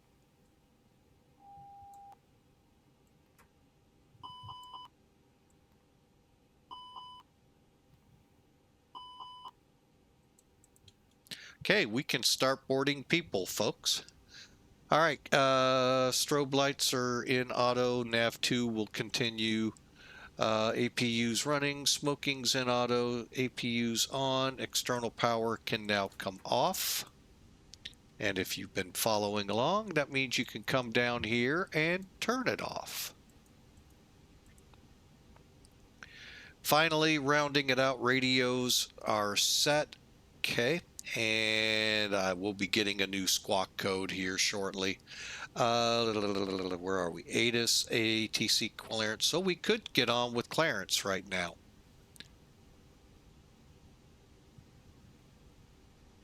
Hang on. Let me see if I have to disconnect. I just didn't realize I hadn't disconnected. Oh, and he's not even there. And we're set up to go anyway. All right, so 2. Okay. And let me just make sure he actually did sign off. I have come across it where it says he has, and as late as it is here, it should have. So, but you never know. These, you know, there are some night owls, we all know. So, all right, we're ready to go. So we got our clearance, runway 22, and as filed. Initial climb will be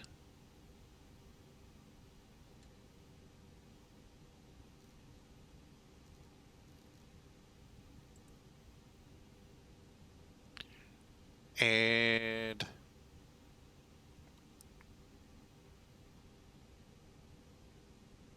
okay, that's set. All right, let's start working the McDo. Okay, engines are good, dates are good for our nav data. Nav graph. Oh, you got another sign in for me? Really? What the hell is going on here at NavGraph?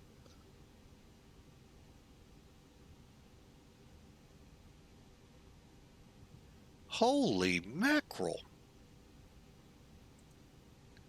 Looks like I may have to do this update. I don't know if you can do the update with the sim running.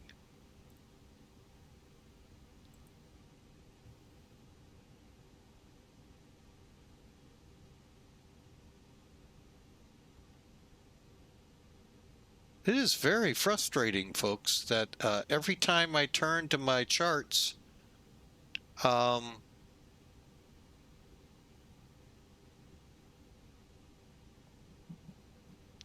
they're gone. It's just ridiculous what's going on here with it. Oh well, I mean, we'll deal with it like always.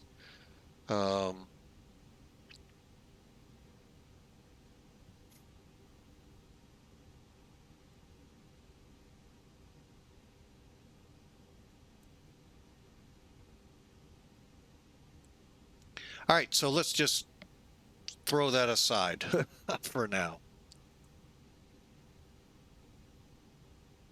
Get caught up here. There we go.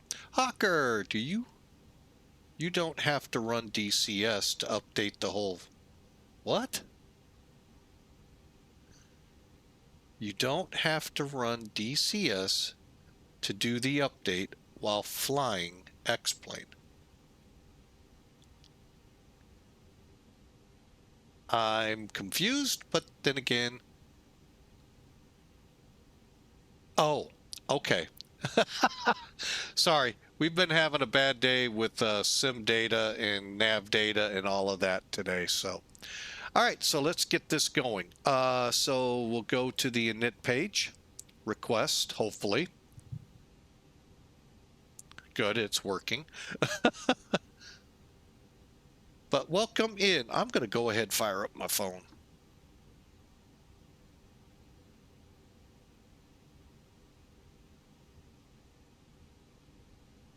That's what the cause is. I didn't have my phone up and running for the chat. Just bust through the airspace and ask for forget. That doesn't work much anymore there, Hawker. As much as I would love to do that, yeah, they're getting a little particular about that one.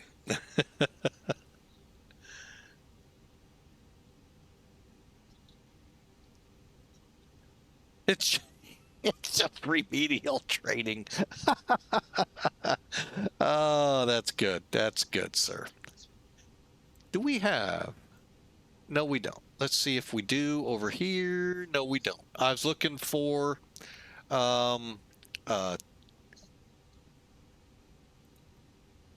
what lat lawn to use for the gate, but I don't think we have to worry about it. And there we go. Return. Okay. Page 2. Verify weights 151.9. Whoa.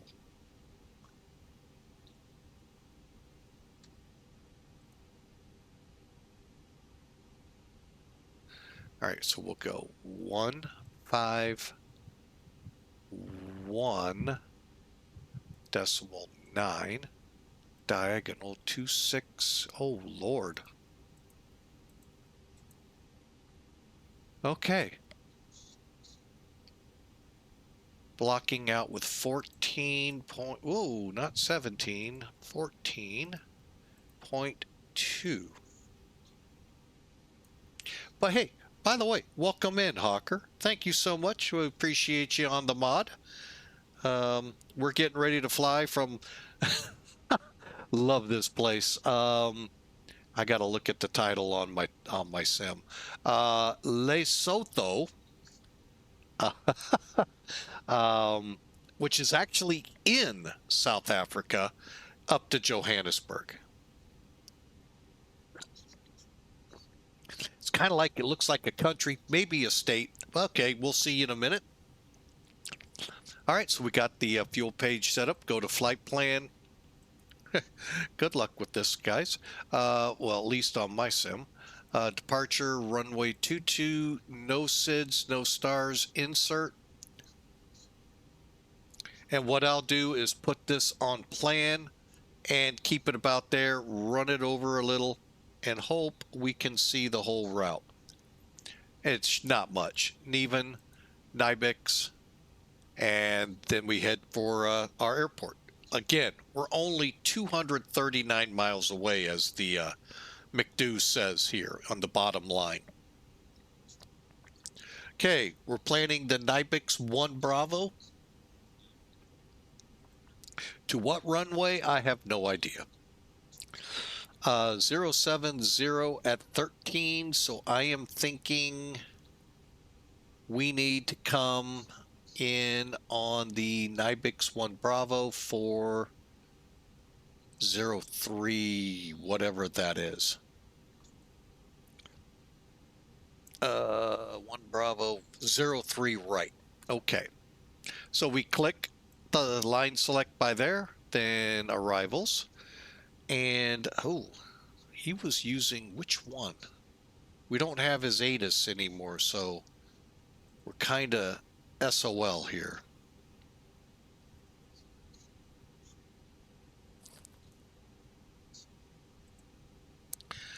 All right.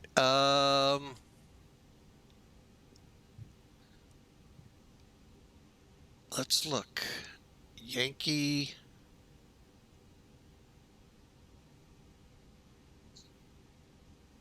Wait a minute. Are we coming in 3 right or 3 left?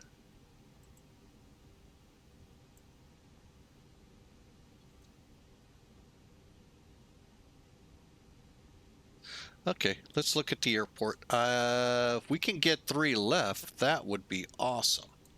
Otherwise, that's actually not too bad. Come down, echo, into the ramp. So 3 right's fine. All right, so we're going to come in. What are we set up for? Oh, whoops, cancel. We're set up for 3 left.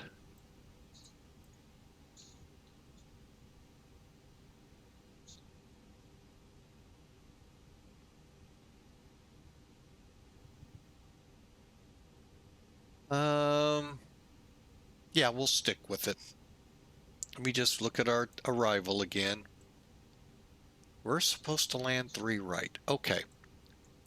So 3 right is what we'll use.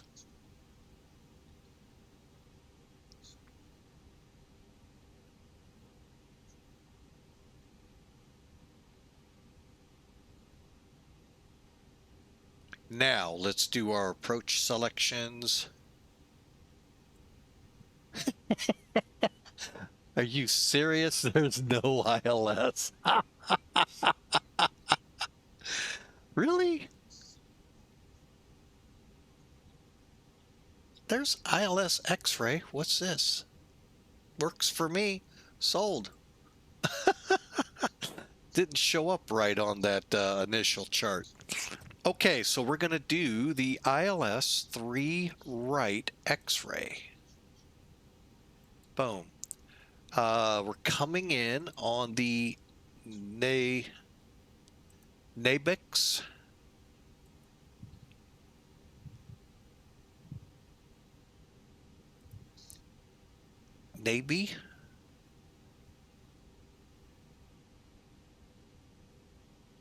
Navy 1 Bravo.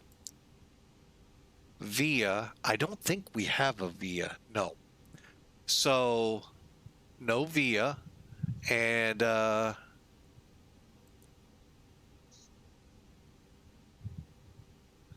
insert. Okay, so there's NIBEX. Okay, so we're going to come off NIBEX to 12, 13, 14, 15. And then on to the ILS for landing and then a long taxi in. Our missed approach works like this out to Heidelberg, HGV.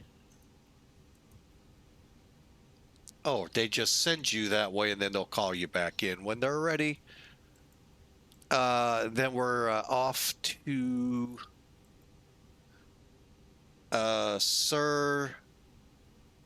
Certis, International. Okay, Botswana. What? Where is that? Hang on. It'll show up on here, folks, when you, there it is, way over here is where our alternate is. So, and that's the route right above it to get there. Okay, that looks good to me. We'll pull that, maybe. There we go.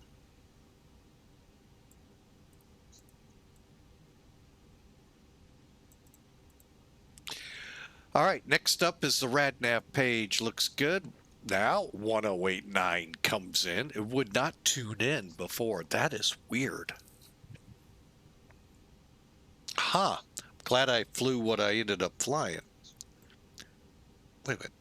Oh, I thought I saw a chart. Okay, so NIBEX, that all looks good. All right, back to here. Now we go to perf. Now we go here, takeoff predictions. Reset. Thank you. I was like, why are we all the way back to where this first flight started? All right, so runway 22 winds as of 8 hours ago.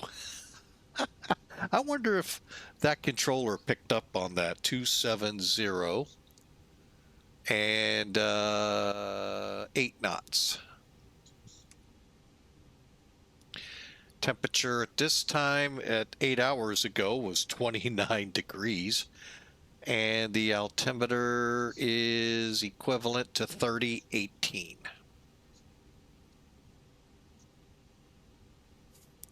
$10,000-foot runway, air conditioning on. Let's compute it. Why not? We can drop it as low as 117, so we'll run it at about 125. Okay, over here, hit uplink. 1022. You're probably wondering, why don't you change the temperature? Because you can't. And I don't know why we can't. I'm sure there's a reason behind it, but don't know why. Okay, and we are flexing 1, right? Yes. Right there is where it's telling you in the EFB config. So let's go to takeoff data. Wait. Let the Jeopardy music begin. Do. Hey, there it is. All right, now if we were going to toga this runway, takeoff go around, we can set the takeoff thrust to that over in the EFB here. We're not. We're going flex, so we'll click that. There's our numbers, 149, 152, 154. That's fine. No need to try to change it there. Clear. I'm going to go 145. And there we go. You're all set, ready to go, folks. All right, one last run through. Cockpit lights set. Okay, the only other thing we have left to do is first get our, got this on the performance page, perf. We got to get this one on F plan in case we were to have a controller and he would say go direct, blah. And blah is a fix. No.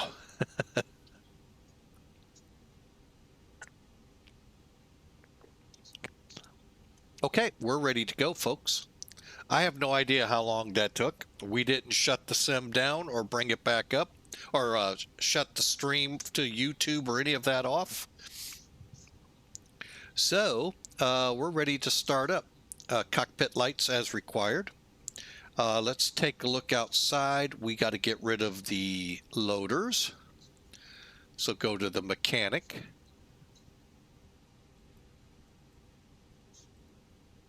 Put them to auto. Now the cool thing about putting them in auto when we land, once the beacon is turned off, once the seatbelt sign is turned off, they'll automatically show up to the plane.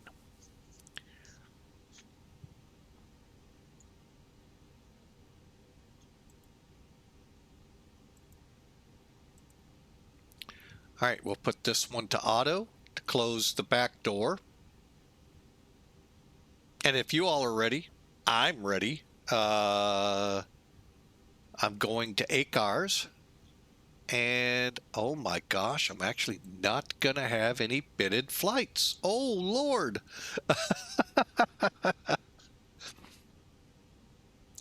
We can close up the door.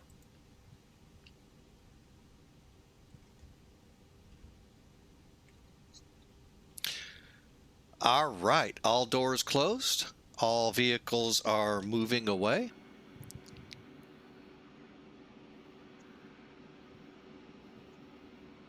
Maybe, he says cautiously. And we're ready to go. I hate this glare. Let me see if there's something I can do about it.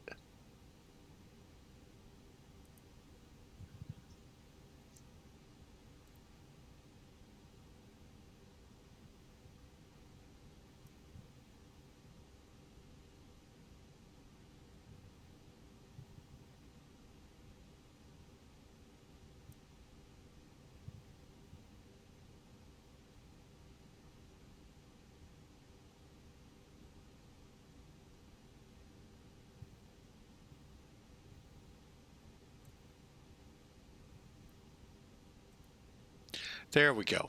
All right.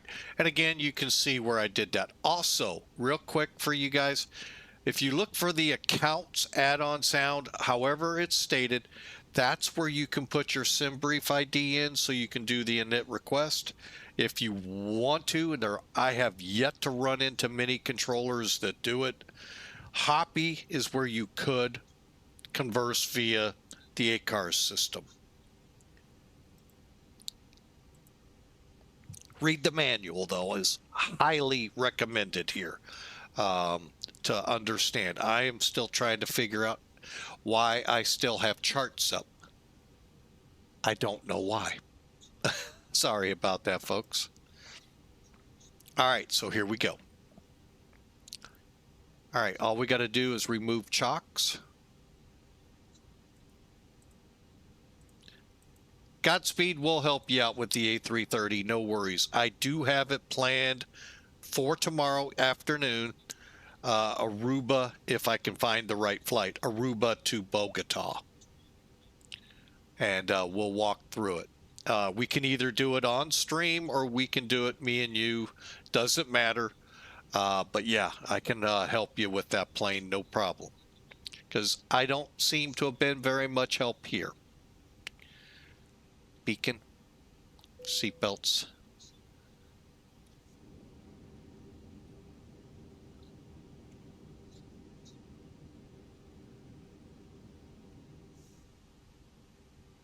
Off stream, please. Understood. All right, here we go. Here we go. Here we go.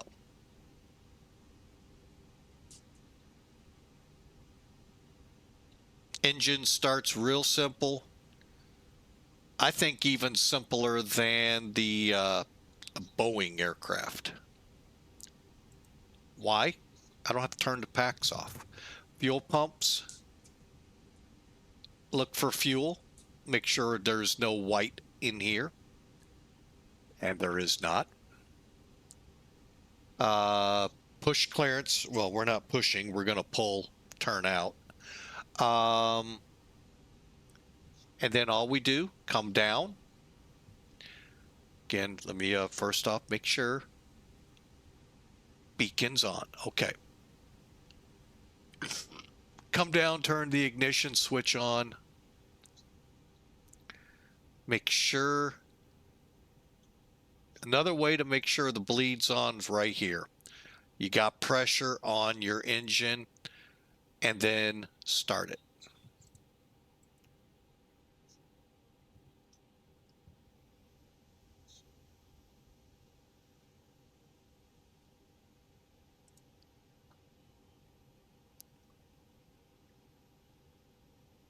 There you go, folks. For the most part, you got to see how to start this aircraft, what I can do with Sim Toolkit. I don't have to necessarily be on SimBrief. I can actually set the flight plan up in Sim Toolkit using SimBrief, if that made sense, how you saw it.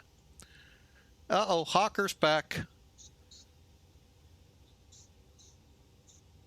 Okay, we're engine number 2 is up and going. Just waiting for the word avail. And if you haven't figured out by now, folks, yeah, we set the clock. It is well after midnight here. There's avail. Okay, make sure everything looks good. Let's start up number 1. Like I said, we are not pushing back.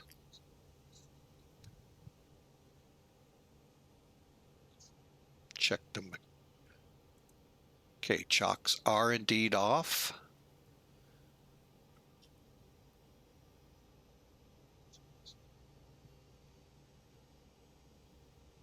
By the way, Hawker, did you see the news that Aero, I think I'm saying it right, Aerofoil Lab is going to produce a 737 MAX?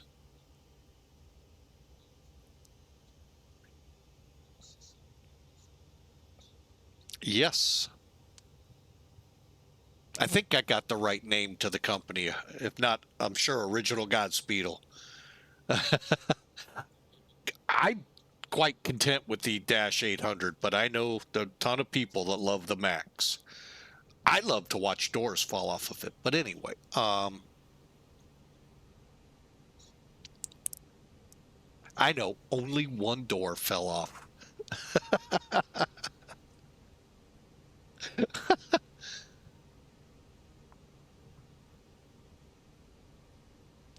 The one thing that wasn't clear, somebody said it, but wasn't really clear in the email I got, was payware. And the link you may have provided may have that answer. I haven't looked that site. Okay, so we got the avail on engine 2, so let's do I do a 3-minute warm-up. So I wait here, warm the engines back up. In the wintertime, folks, it'll tell you delay takeoff until the engines are at certain temperatures. However, it's summertime basically down here, so I'm not really too worried. Okay, so after start, we want to make sure again the parking brake is set. That would be because of the pushback. Whoops, got ahead of myself. Engine mode back to normal, back up top, bleed off.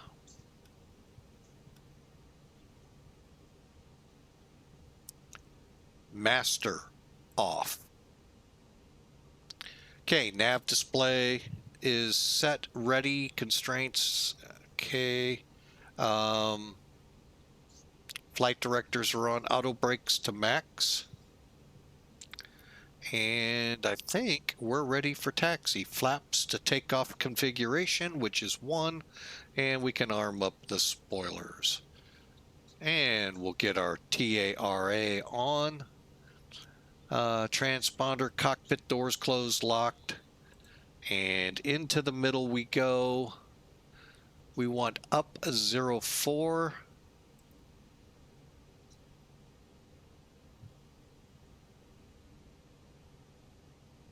Okay, and then again check our surfaces.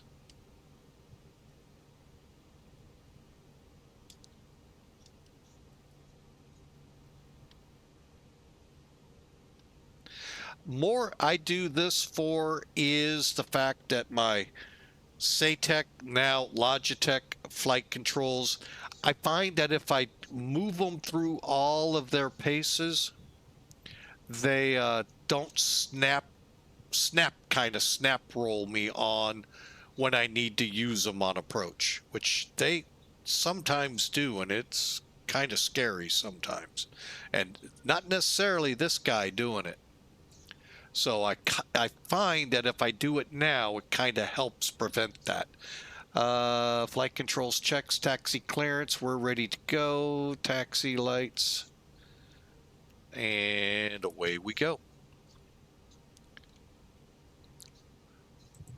Moshoeshoe International, Springbok 1572 taxi to runway 22. Yeah, laugh it up, Fuzzball. That's the name of the airport.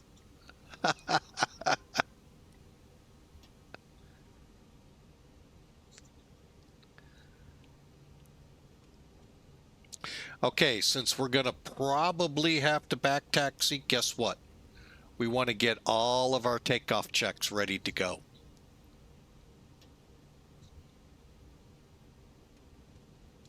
And it's not a 15,000-foot runway like we did out of Harare. I know, we can't seem to find any decently named airports down here. All right, flight attendants, take your seats for departure.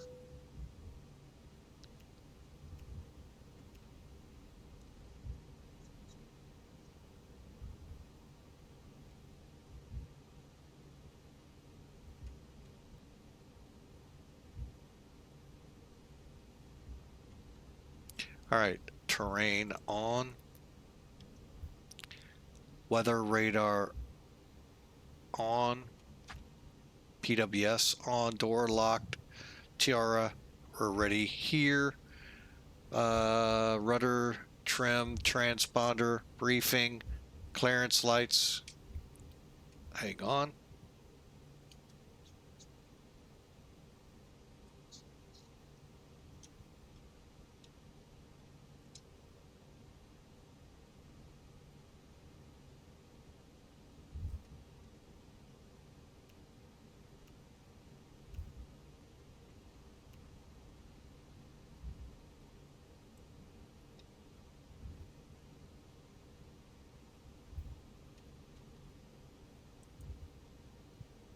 Okay, it looks like we passed that test.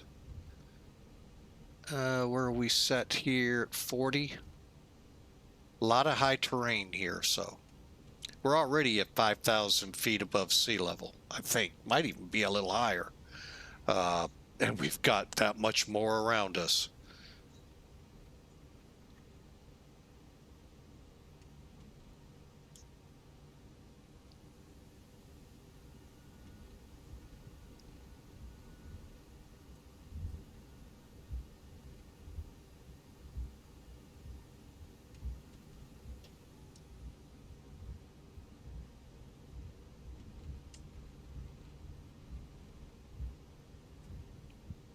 So again, hope your Friday Eve is going well, folks, otherwise known as Thursday. Hope your night looks great, and we'll get this flight in real quick and call it. This will be the last one tonight. But tomorrow we've got one flight for sure, Panama City, Panama, over to Aruba. And then the we'll see about streaming, maybe the Aruba, or Aruba to Bogota. A330-900. The flight over to Aruba will be the 737-800.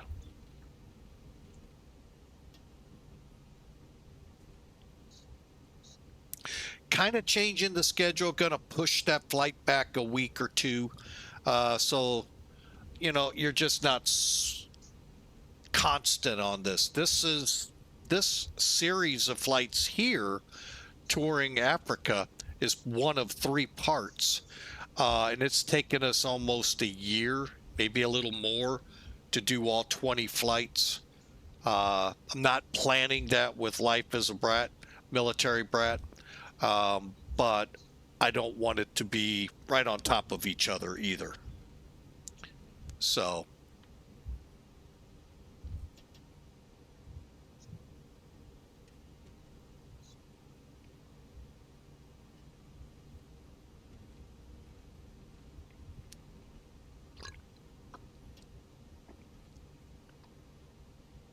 once we're airborne, let's go ahead, put that up here.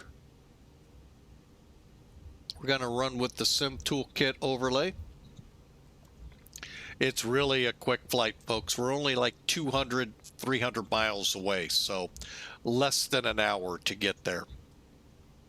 The only tough part about it is we're going to have to fly south to go north.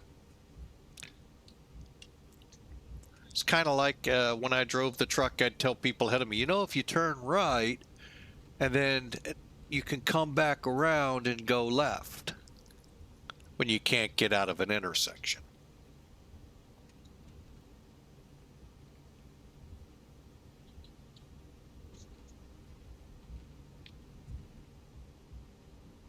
A lot you can learn from them truck drivers if you're willing to learn.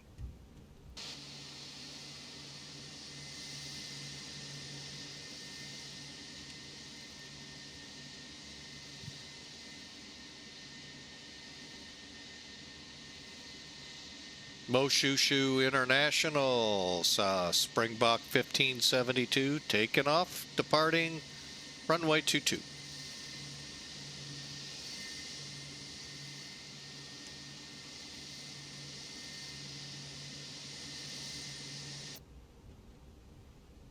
All right, as we come around here to line up, we'll punch it. All set, ready to go. Bring her up to approximately 50%.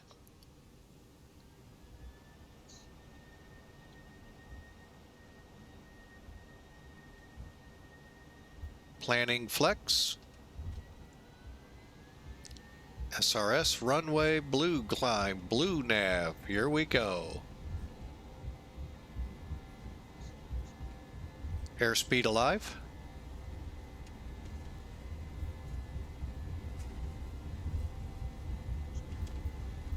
$80 knots.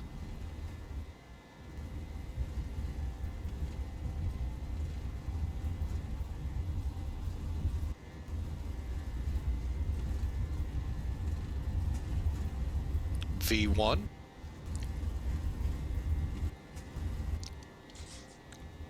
Rotate.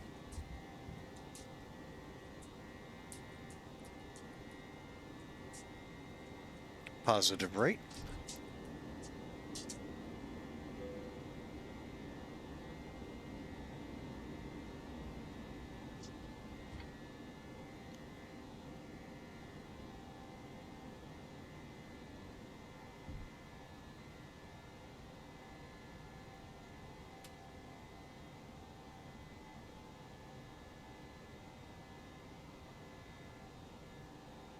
Well, folks, I know you can't see it, but the first officer, our 7-month-old granddaughter on the flight deck, room 10 hut. Go crazy, go crazy. Oh, I made a noise. All right, go to level climb. We're on the autopilot. And we got a little ways for the flaps.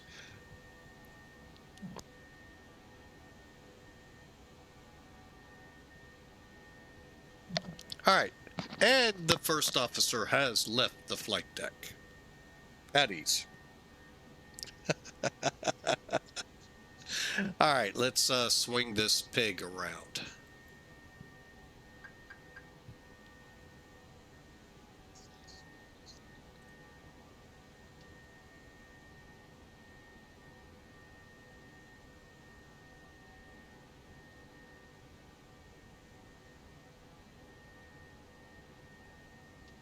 Now we can bring the flaps up.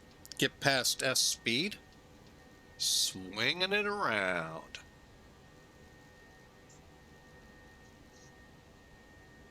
And I'm going to go to nav just so I can see the whole picture.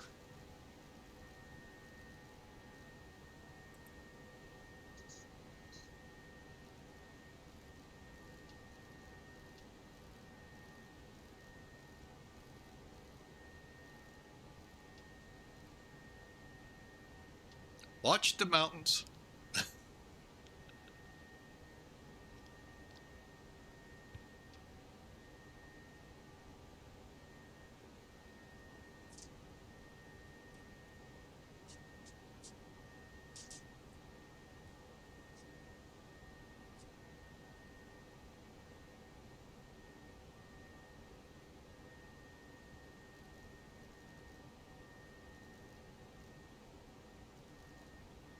All right, so we're swinging around, and what I'm eventually gonna do is start turning more to our course. Gonna go direct to our first fix, which is NEVEN, I believe.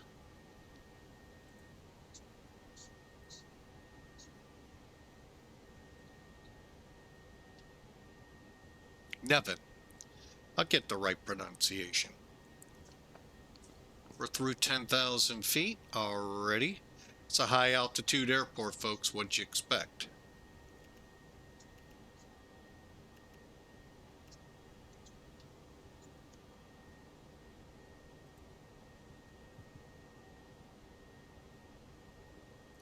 All right, now let's call for direct NEVEN. Insert.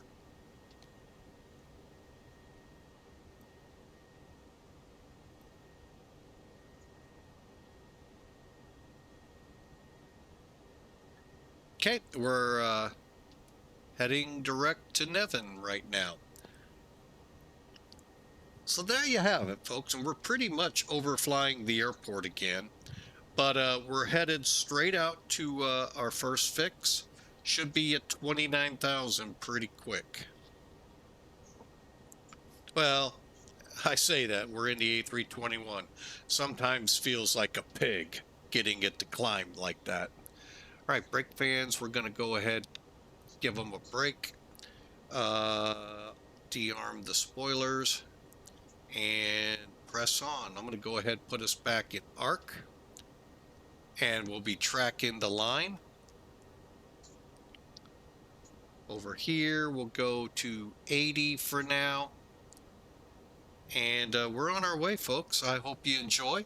And like I said, as we get up and up, that time is going to come down. It's not going to take us hardly any time to get up there. Probably why BAEs and Embrias fly this 135s. That and probably not a lot of people. Although we somehow got 188 out of them. So, but I hope you enjoy, folks. It has been fun flying this, even though NavGraph has actually started to settle down since, thank you again, Original Godspeed, for saying update. That's what I did.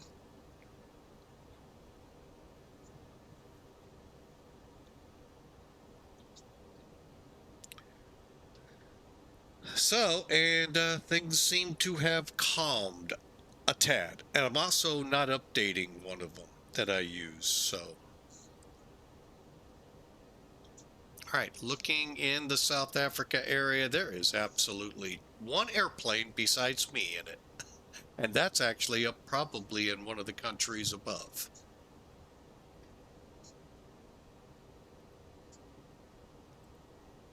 Yep. Oh, I hit the wrong button. Hang on. There we go. He's up in Namibia.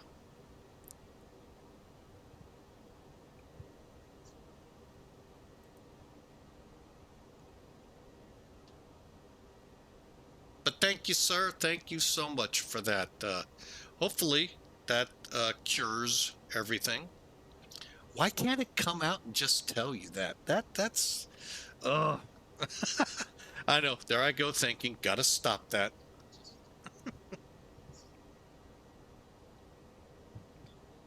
Also, we're looking at the requests that we've gotten to give the 747-800 or -8, not 800, -8 from SSG a run through here. So we're looking at that one. There's reasons why I haven't bought it yet, and I don't remember them all, but I need to get to that site and find out why.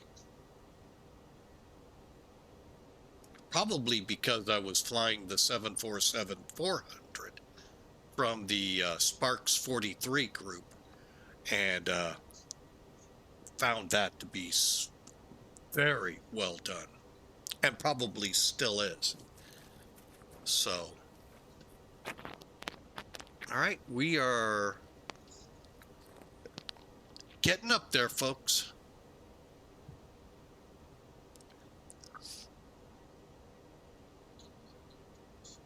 "25 minutes. How about that? All right, because of the short haul, to help the airline make money and sell alcohol, there we go. You guys can get out of your seats.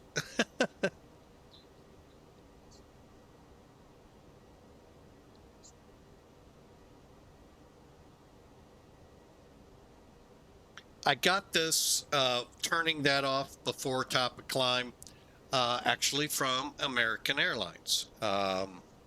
We were flying a flight of ultimately to Alaska, but the St. Louis to Chicago leg, the captain came on and literally said, "I'm turning the seatbelt sign off early so our flight attendants can sell more alcohol." And that also allows the people to get, now some will say to allow you to get up and roam about, which is a good thing. Do not get me wrong, in a pressurized cabin. But it really is to sell more alcohol. Make a profit on the plane. Or I should say on the flight. But anyway, that's where I got that from. Real world flight, probably 2012, 13 time frame.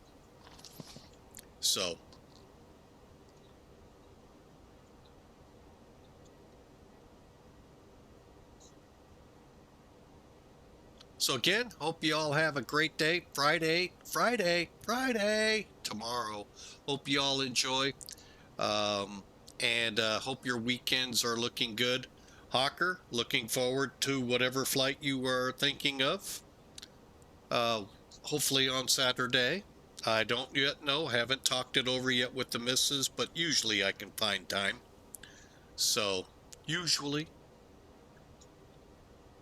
But I know as we begin to move into this November, December, schedules collide. I mean, they begin to just throw so much anxiety on people.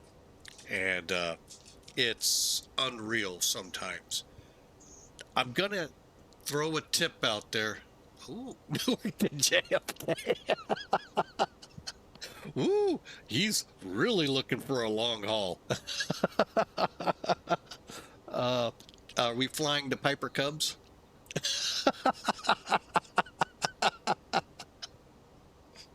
That was great. Oh, but no, let me pass along a scheduling tip I got from a pastor out in California. You know what the best thing in scheduling, in schedules or of life is the word no.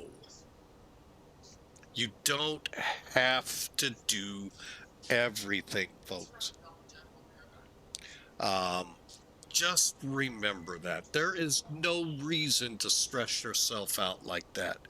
The word no, so hard to use by so many of us, is a really underused scheduling tool. So I thought I would pass that along to you. Midway to O'Hare. We're going to do that on VATSIM? Oh, he's going to be right back. Sorry.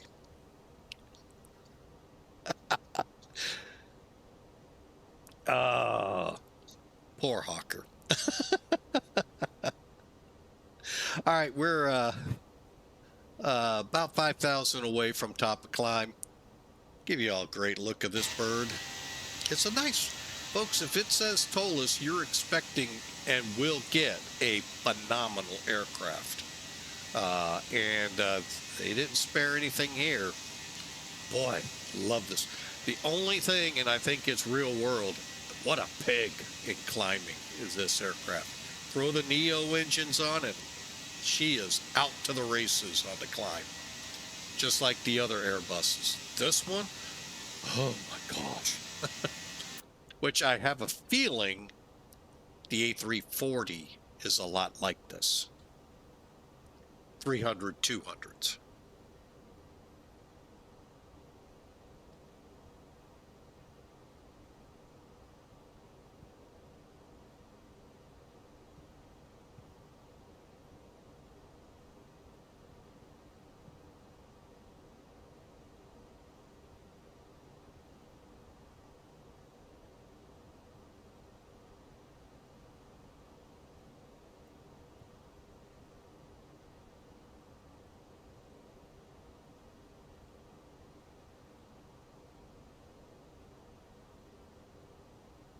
All right, we are literally just about top of climb, which won't be very far to top of descent.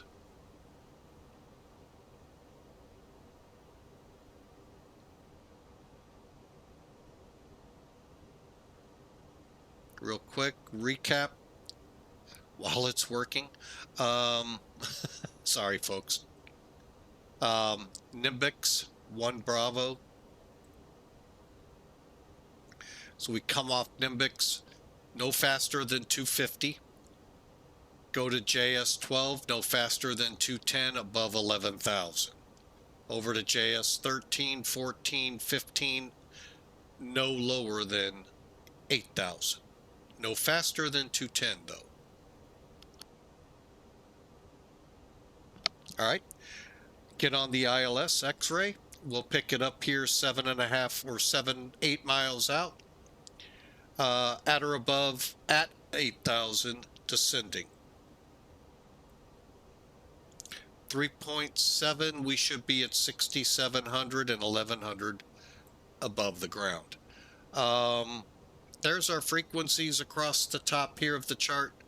For those of you in Boeing, most Boeing aircraft, you have to set the localizer. 777s, 74s, you may not have to. 109.1. Final approach course is 34 degrees. At 3.7, as we just said, 6,700 feet above sea level, which translates to 1,190 feet above the ground. The airport itself is about a mile high, so considered pretty high altitude. Missed approach, I hope y'all have been reading because I'm not going to go over it. But they will be basically follow the course here, vectoring us back in for another try.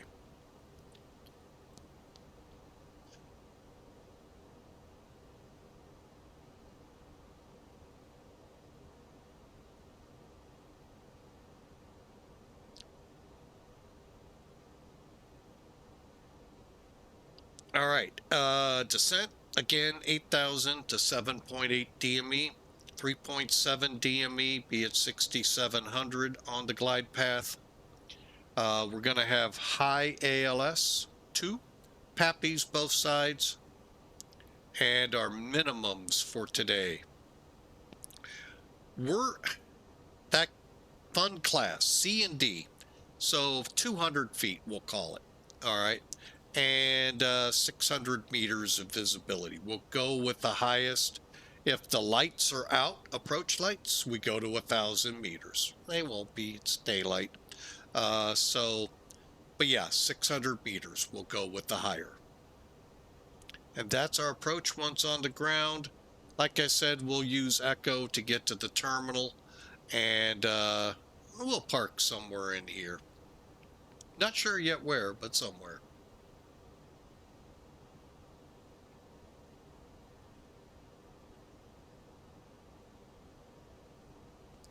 Yes, I remembered this time. Okay, we're at top of descent, or top of climb, cruising along. As soon as we pass NEVEN, we'll begin our descent and heading into the airport. So let's get our numbers for that approach. Close that, open this. Okay, as of 47 minutes ago,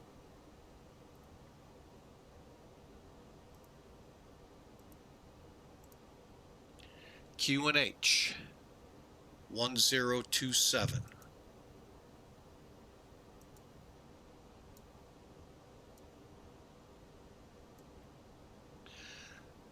Wind 07013.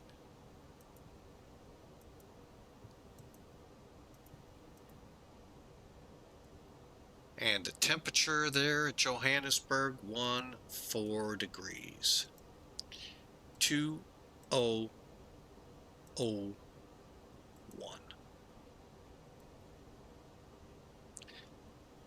And there you have it, folks. We're programmed for the approach. Now all we got to do is come over here, landing, reset. Looks good. And if we do the landing right, we should make Echo with no trouble. V approach 143. All right. Let's see how that translates over here. 143, 138. Okay, which is what we had, if I remember right, pretty close to coming into the other airport. So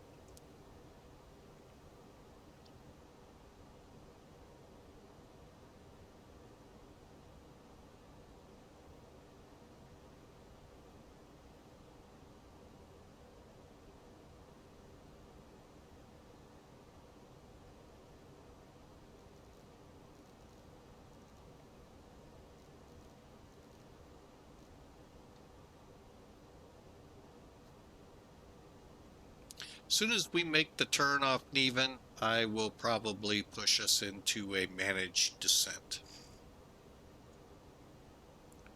But again, thanks to everyone for being out today. Great stream, great time. Unless you're with SimLink, and then we could put you as a parking brake, or better yet, wheel chalk, so that we can roll over it. Oh, did I say that out loud?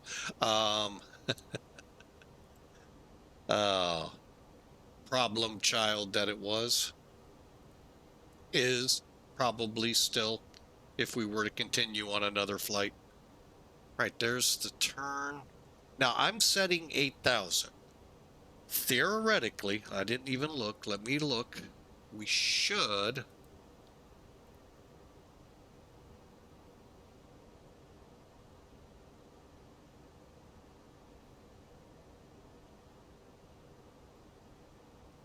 Come on.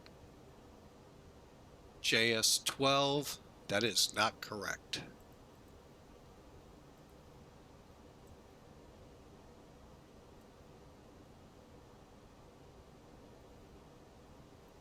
You are 100% right. I did that totally wrong.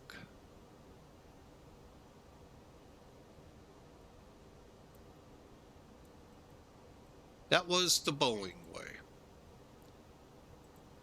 And I'm still doing it wrong.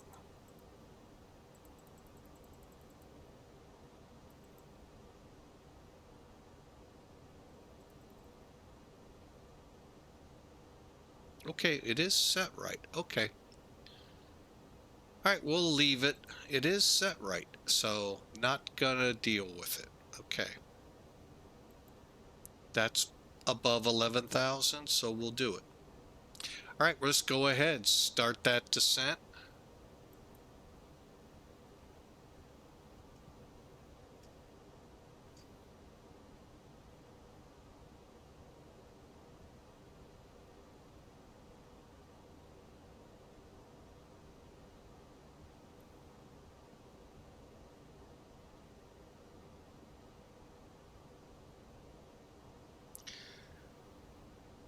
All right, over here.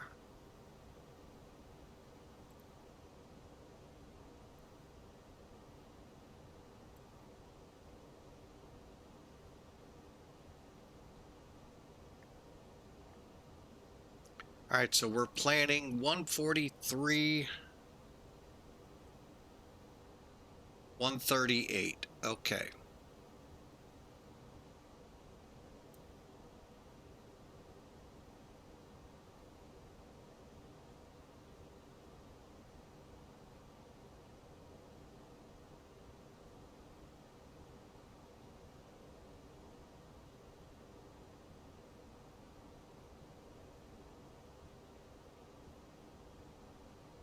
All right, we got a pretty good descent going on. We get to about 23, 22,000. They're going to have to go to their seats.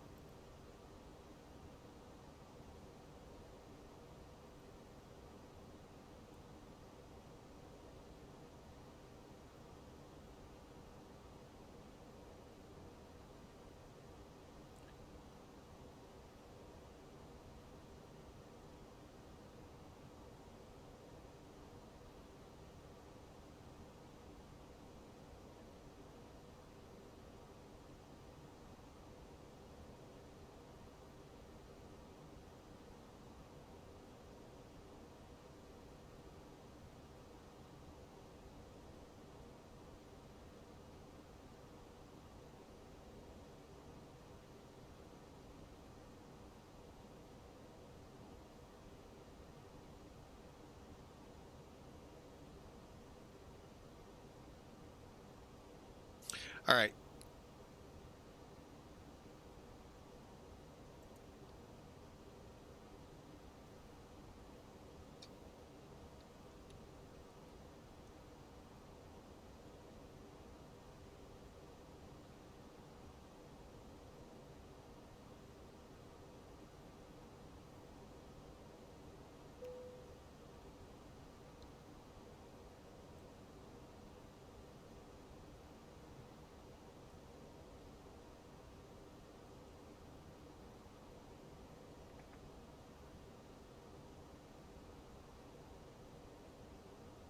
All right, y'all ready for the landing? Get your predictions in, as the message said.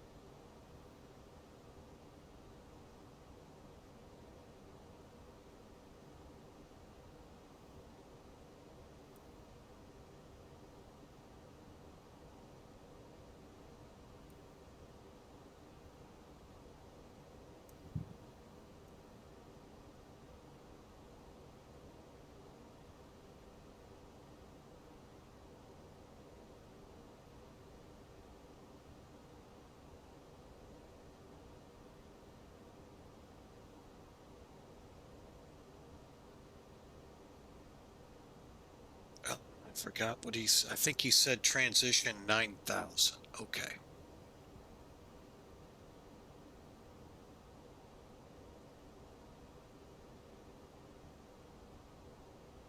Now, since we don't have controllers, I'm not going to worry about speeds just yet. More about getting down. Oh, you know what? Screw it. Speeds.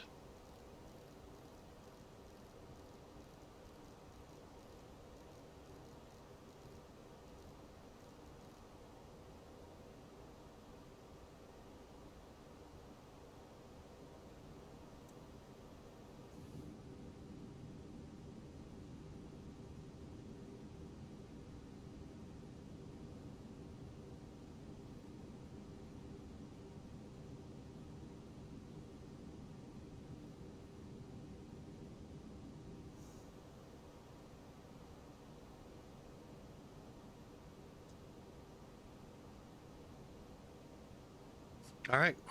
Slowing the airplane down.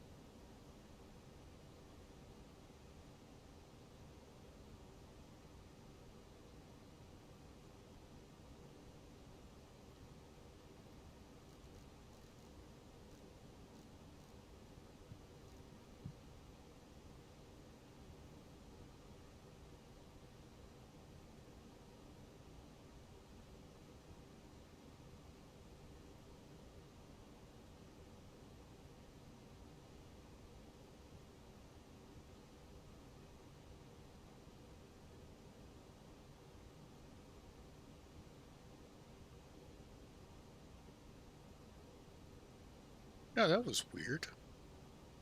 Trying to figure out why my phone shut off, and it's got plenty of power.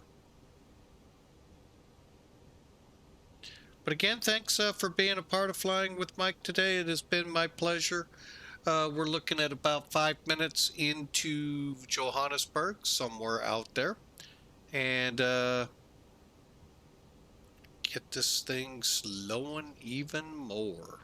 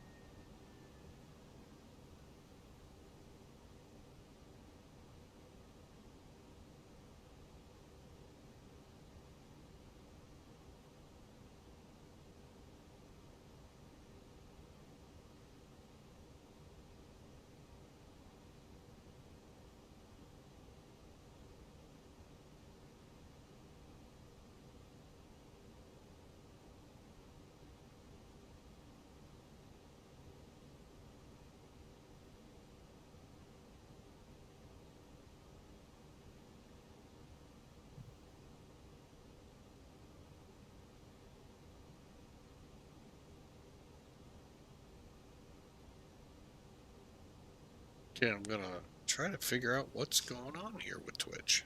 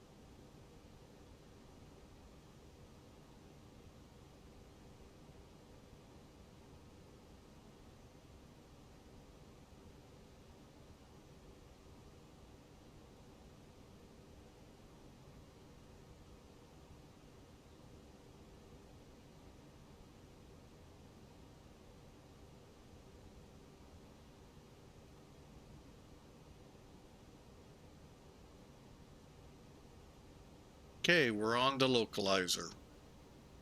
It's alive. It's alive. It's alive.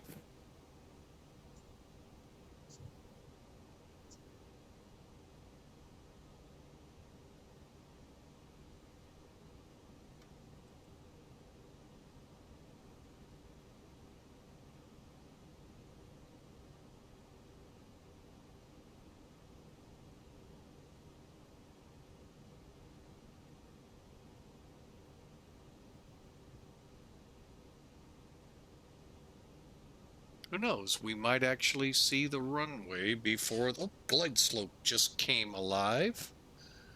All right, so we'll go into approach. And speed brakes off again.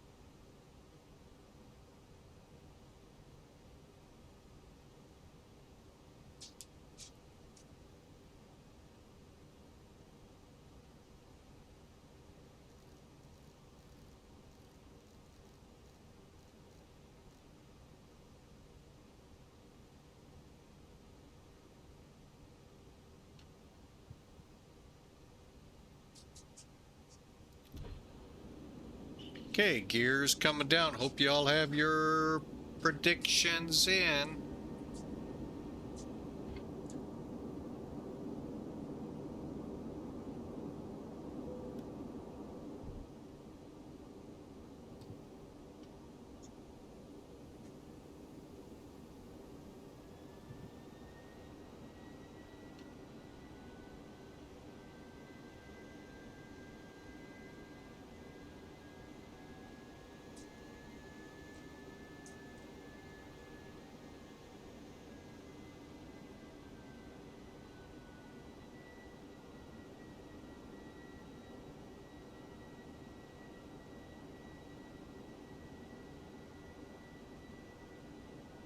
Think I got the runway in sight. And then we're gonna set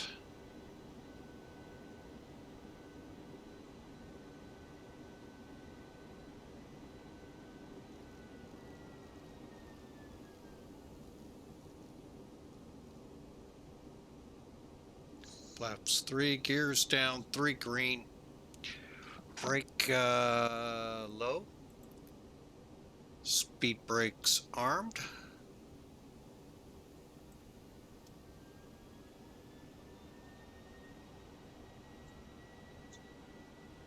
Flaps full.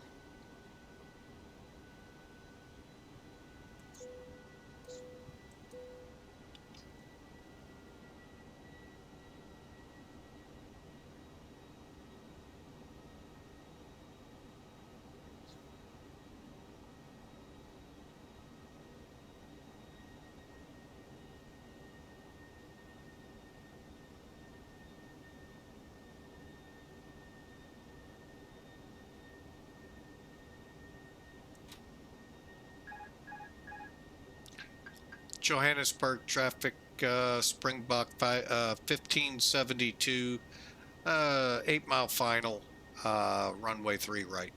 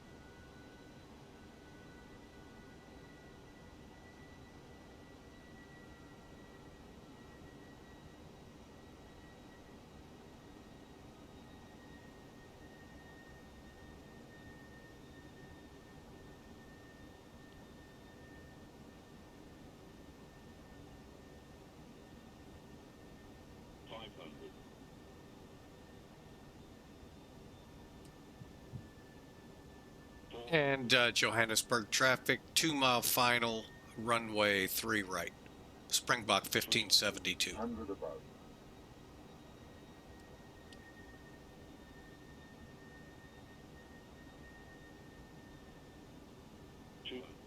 Minimum 100.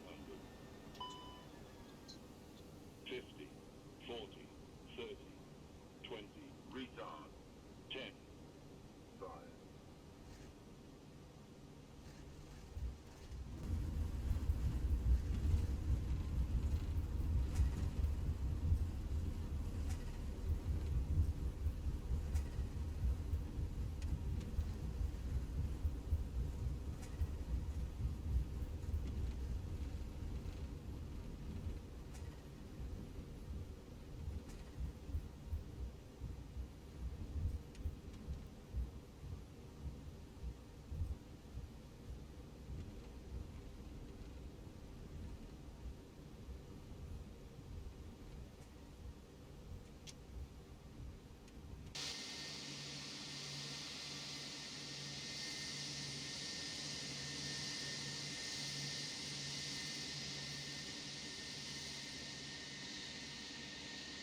Welcome to Johannesburg.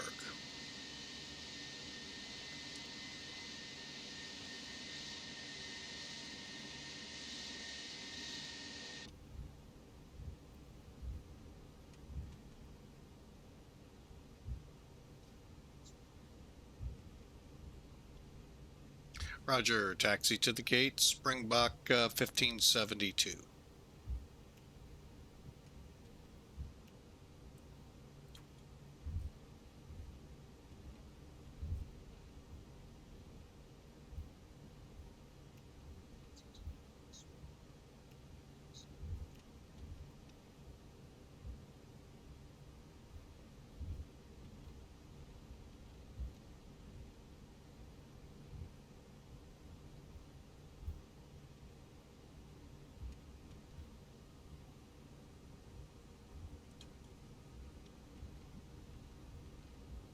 Welcome again. Hope you all enjoyed. Hope the landing was to your liking.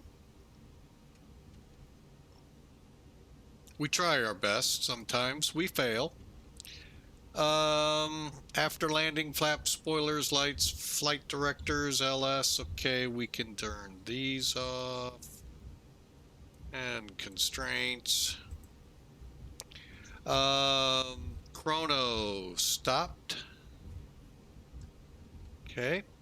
And brake fan. Yeah, we need that. Weather radars and terrain off. PWS, did I pull that one too? Yep. Strobes and TCAS, standby auto.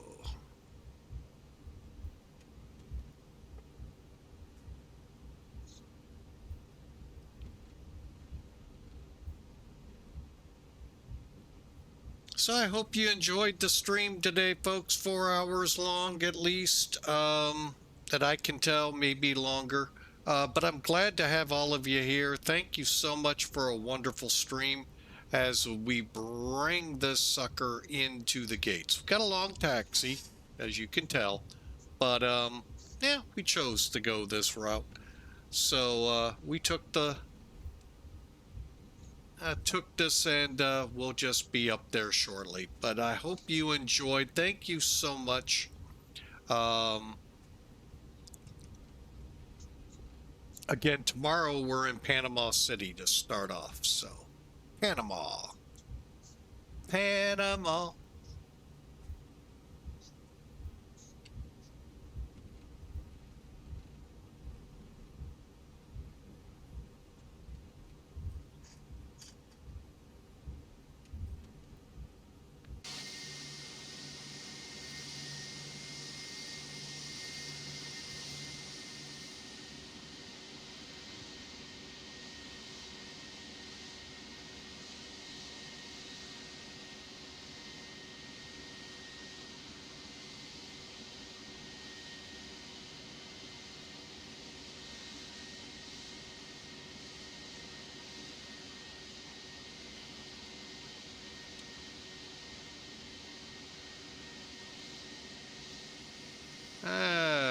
Thought I'd better look as we come up to it. You never know which way these guys will try to land here.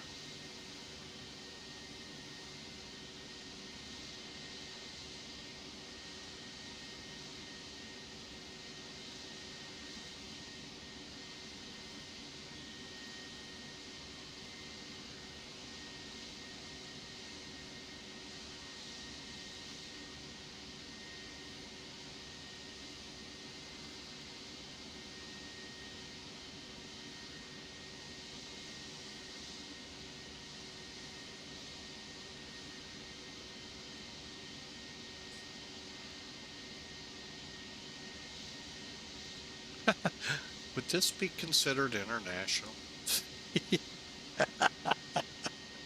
I really don't know if that's just a province or what. So I guess we'll play domestic.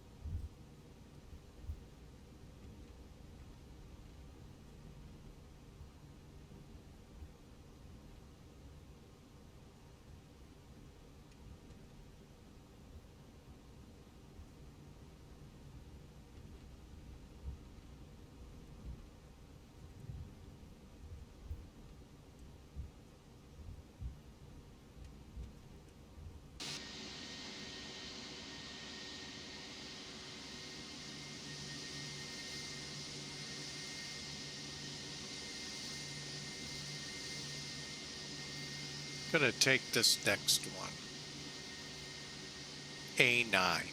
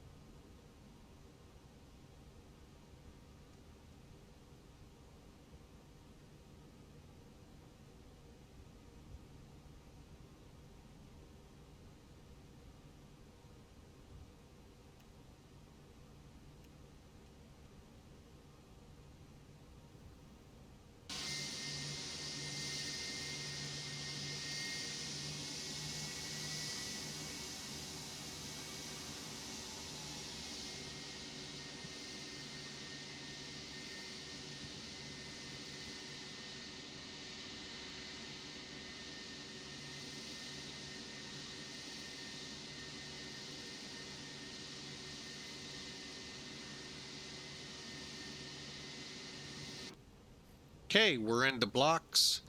Brake fans are good. Brakes are cool. Beacon, wing, we can turn the wing off. Lead on.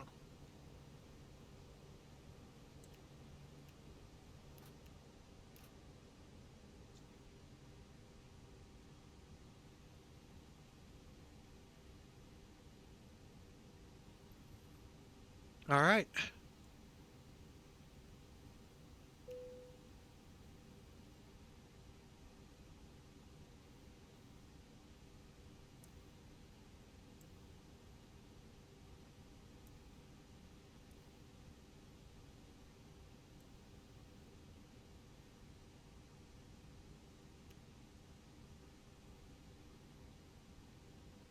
All right, we're in the blocks, folks. Thank you so much for a wonderful time.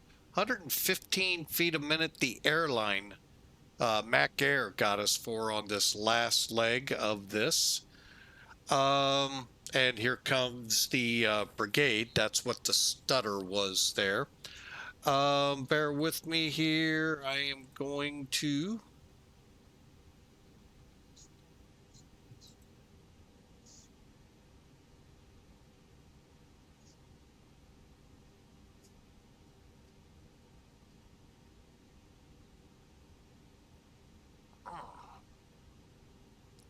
All right. So let's look at what the airline did, or what the pilot here did. First off, Elevatech brought us in, showed us at 174 feet a minute. Looks pretty good. We were supposed to land, hang on, 133. We landed 134, according to them. So that's not bad. Over to Sim Toolkit.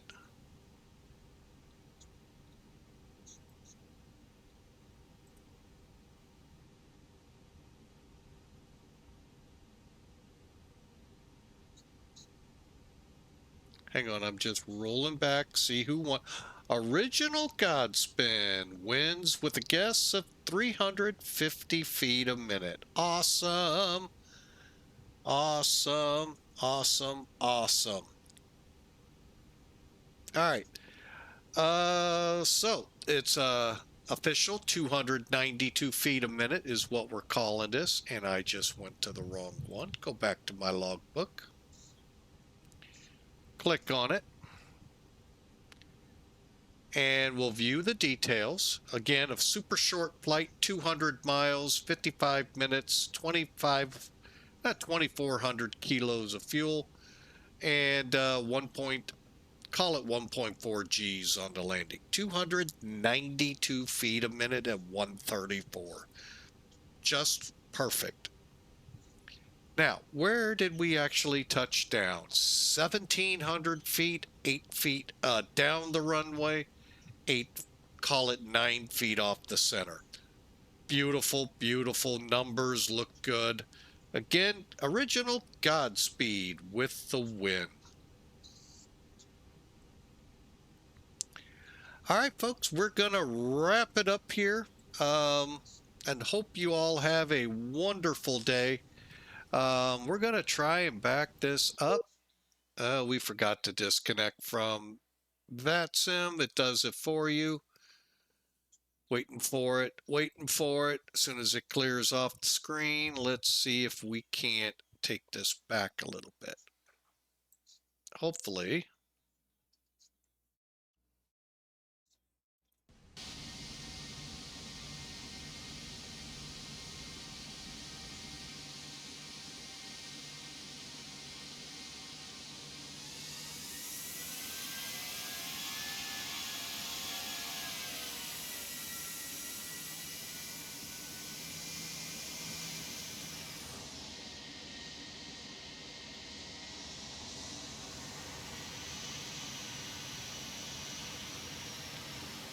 All right, and as we bring it in, folks, I hope you all have a great day. Tomorrow, Panama City to Aruba. Hope you all have a great day. God bless you all. We'll see you tomorrow. Tomorrow. We'll see you tomorrow. We hope you have a great day. God bless.